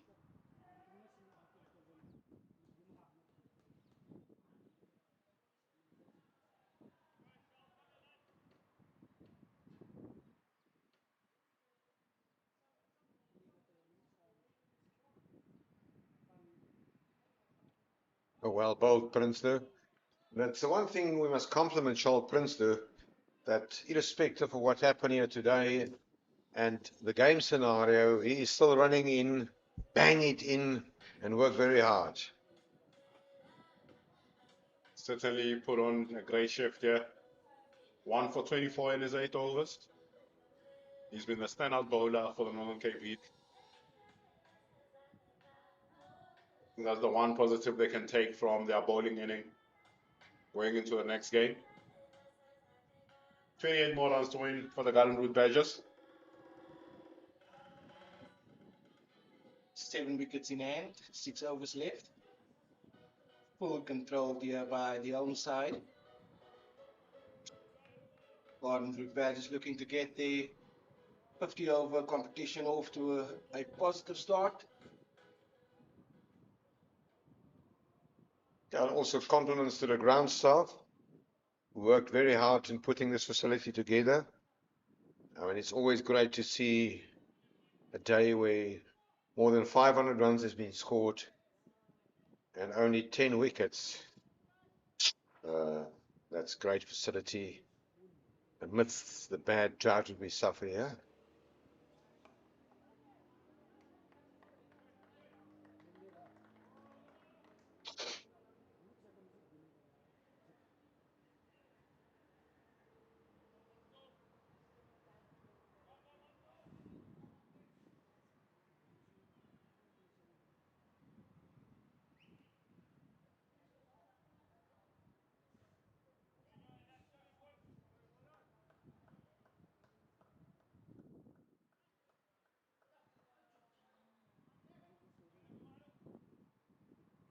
And Romano Terblanche, he's in his 8th over.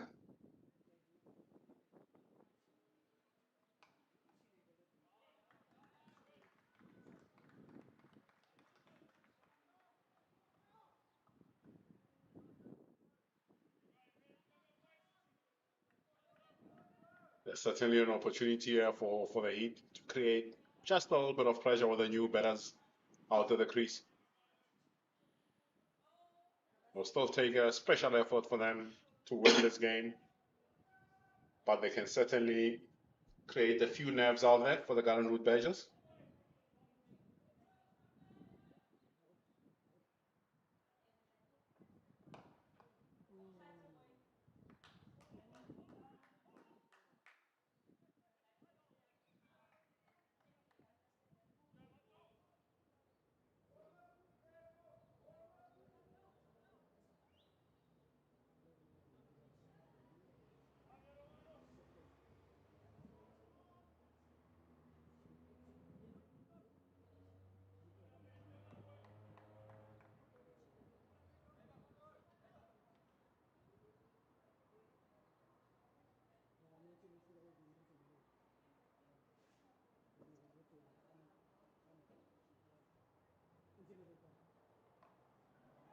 Peko Monatsane has a swing.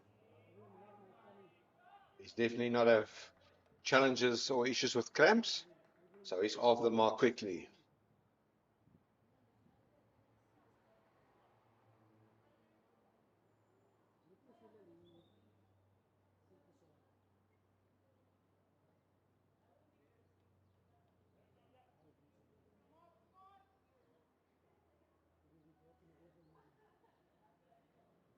Zak Momberg, the most successful bowler today, back 3 wickets, and also an impressive spell and performance by Benedict Clearly. Van Heerden will pick up another run. Oh, that's a great effort.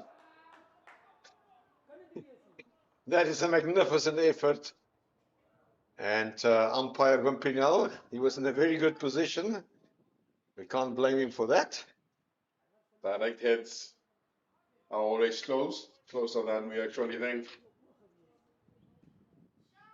Nathan, can you judge Wimpinel here?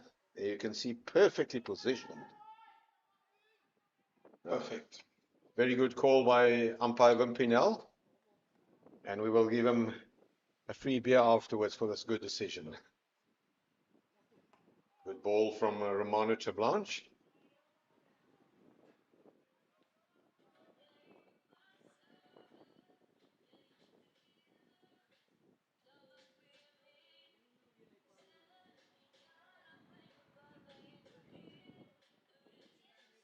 It's 25 needed of the last 5 overs.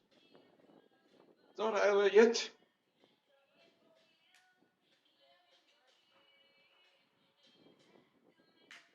One wicket here will certainly change the mood out there in the middle.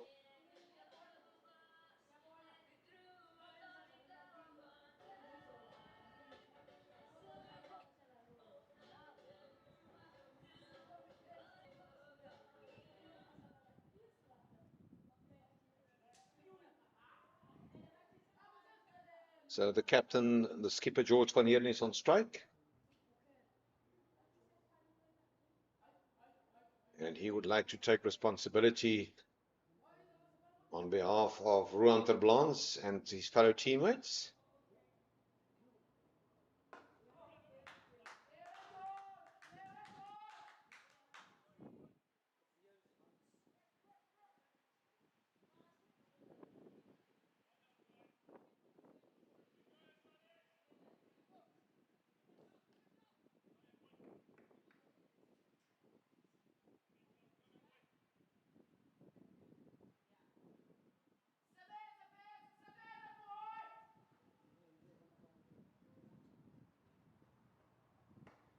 Time bowling, Peko Moletsane.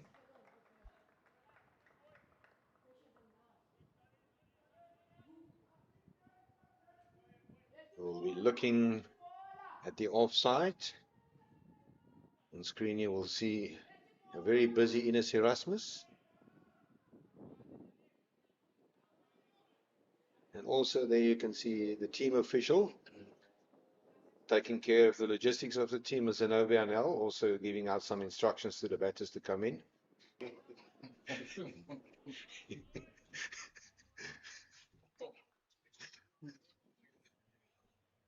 Nevertheless, a winning camp is always a happy camp, Jason. But the moment that you start losing games, you as a coach will know, then the knives get out and all of a sudden you've got a target on your back. Never nice to lose any cricket game. It's not over yet. Let's focus as Prince are running in. Oh, that will be another single. I think what the Badgers will not want to do is to take this match into the last over. Yeah, you don't want to give the Heat a sniff. sniff. 100% right.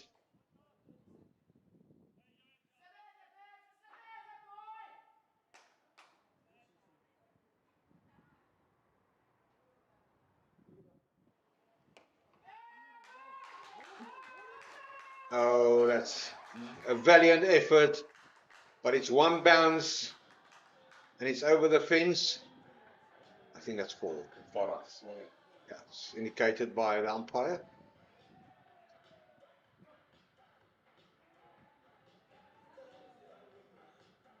That brings up to 254 with the Garden Badgers. 252 for 3. 45.4 overs.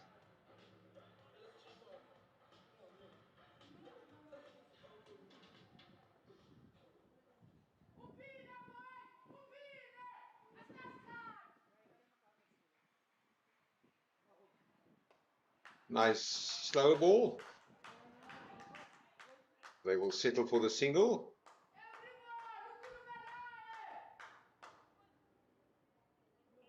During the lunch break, we spoke about scoreboard pressure. And I must say that it's not over yet, but if there was any scoreboard pressure, Yassine Valley and Ruan Terblanche made sure that scoreboard pressure would not be an issue by the look of things.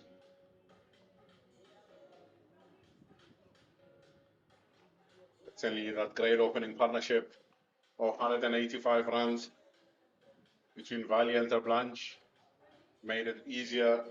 Has made it easier for the Badgers to push for the win in this game.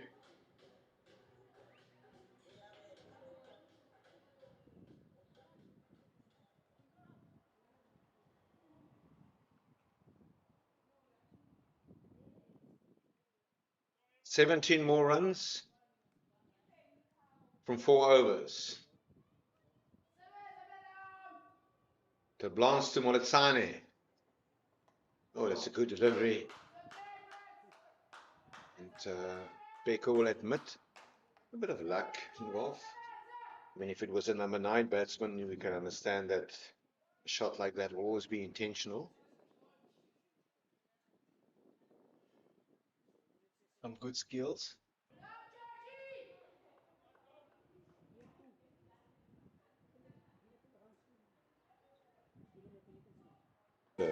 York in the block. Oh, but Moletsane has negotiated that one to mid-on to pick up a single. That takes the required runs into single digits.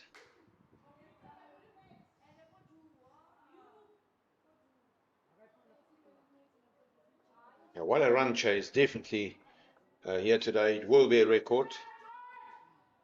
And if my memory doesn't serve me correct, this is the second most runs scored in a List A match here at the Recreation Ground in Oudtshoorn.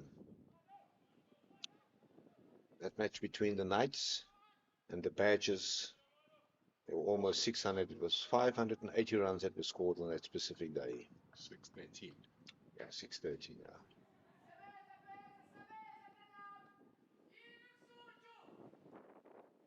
$263 for 3. Oh, well, Rouen Terblanche seems to be fine.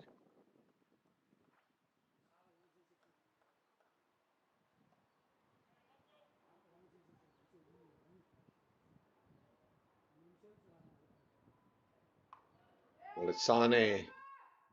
It's a great effort, but they will come back for a second. Good running from Oletsane. He's running as if he's chasing a gold medal in Olympics.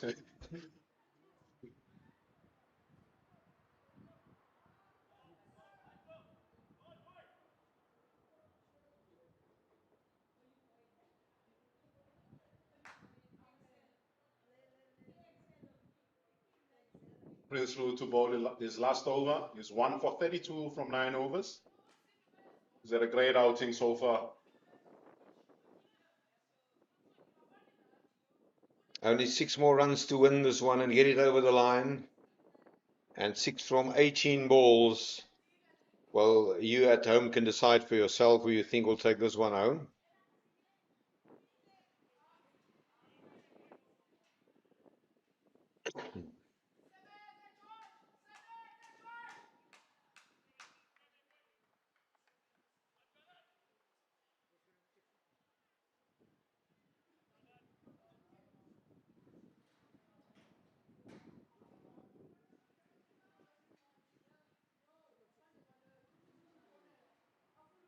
Well played by Van Heerden. Well, he picked up a single.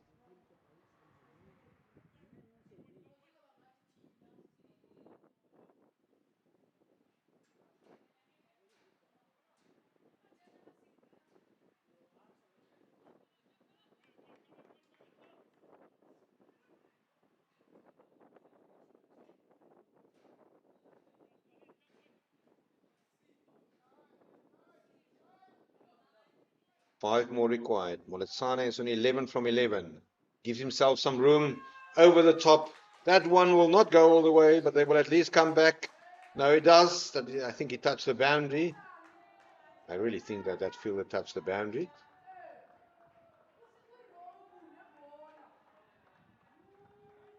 We'll get the benefit of the doubt. The batters come back for 3 runs.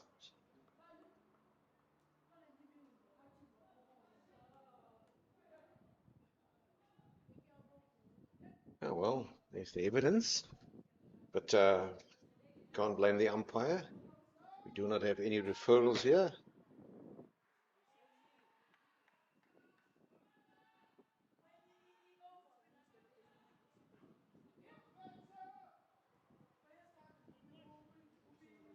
The home side, 2 more needed.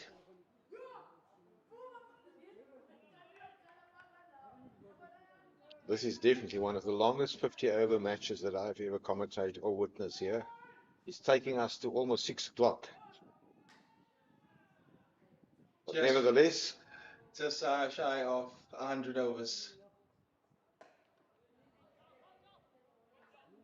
Nathan, you must be very impressed with Prinsloo. And it's definitely something to work on there. It's his debut. No, definitely. It was a name that I didn't recognize on the Heat score team sheet, but he's done very well. I can be very proud of his performance today. Just not enough backup from his teammates with regards to bowling partnerships. Yeah.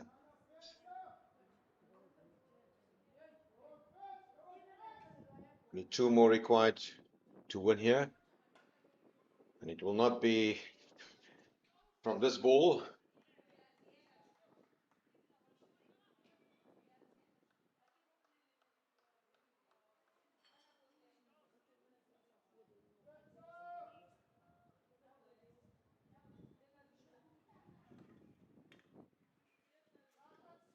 The turning point, definitely that opening stand of 185 between Yassine Valley and Ruan Blanche. I don't think there's any doubt about that. Well constructed, well calculated. And he's going to finish it in style. That's 6 over the board. And the Badgers collect 4 points in their opening game in a high-scoring encounter here. Just to recap, earlier today, the Heaters won the toss. They were in big trouble at 53 for 3. The captain, Ronan Herman, made 128 from 115 balls, 8 fours and 4 sixes. Good contributions from Tahir Isaacs, who made 33. Ornate Venter, 43 from 46. The best bowling performances, Momberg 3 for 56.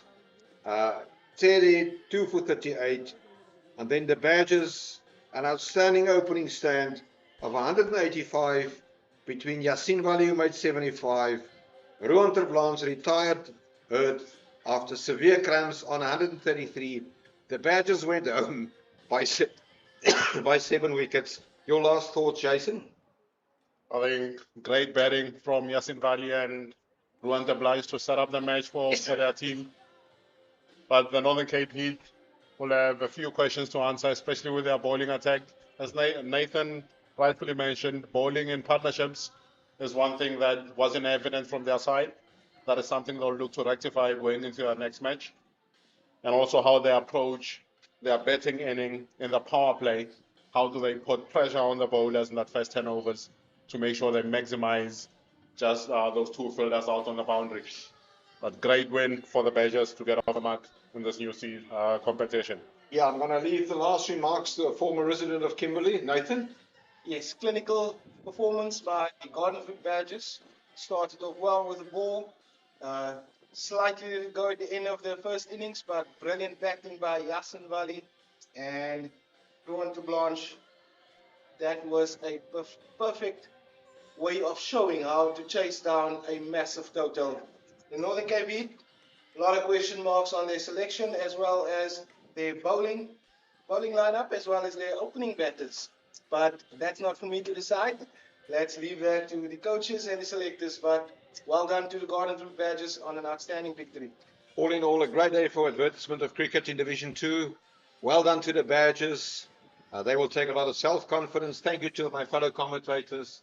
Damien, to you and your team, brilliant technical producers today. And I think lastly, we must also compliment the ground staff for putting this wonderful wicket together. We will be back on air again on Saturday next week when the Badgers will take on the Titans in Hollywood Bets Pro 50 series. Enjoy the cricket tomorrow in India. Dankie manne, thank you. Ja, very much. Ja, dat is goed te doen vandaag hoor.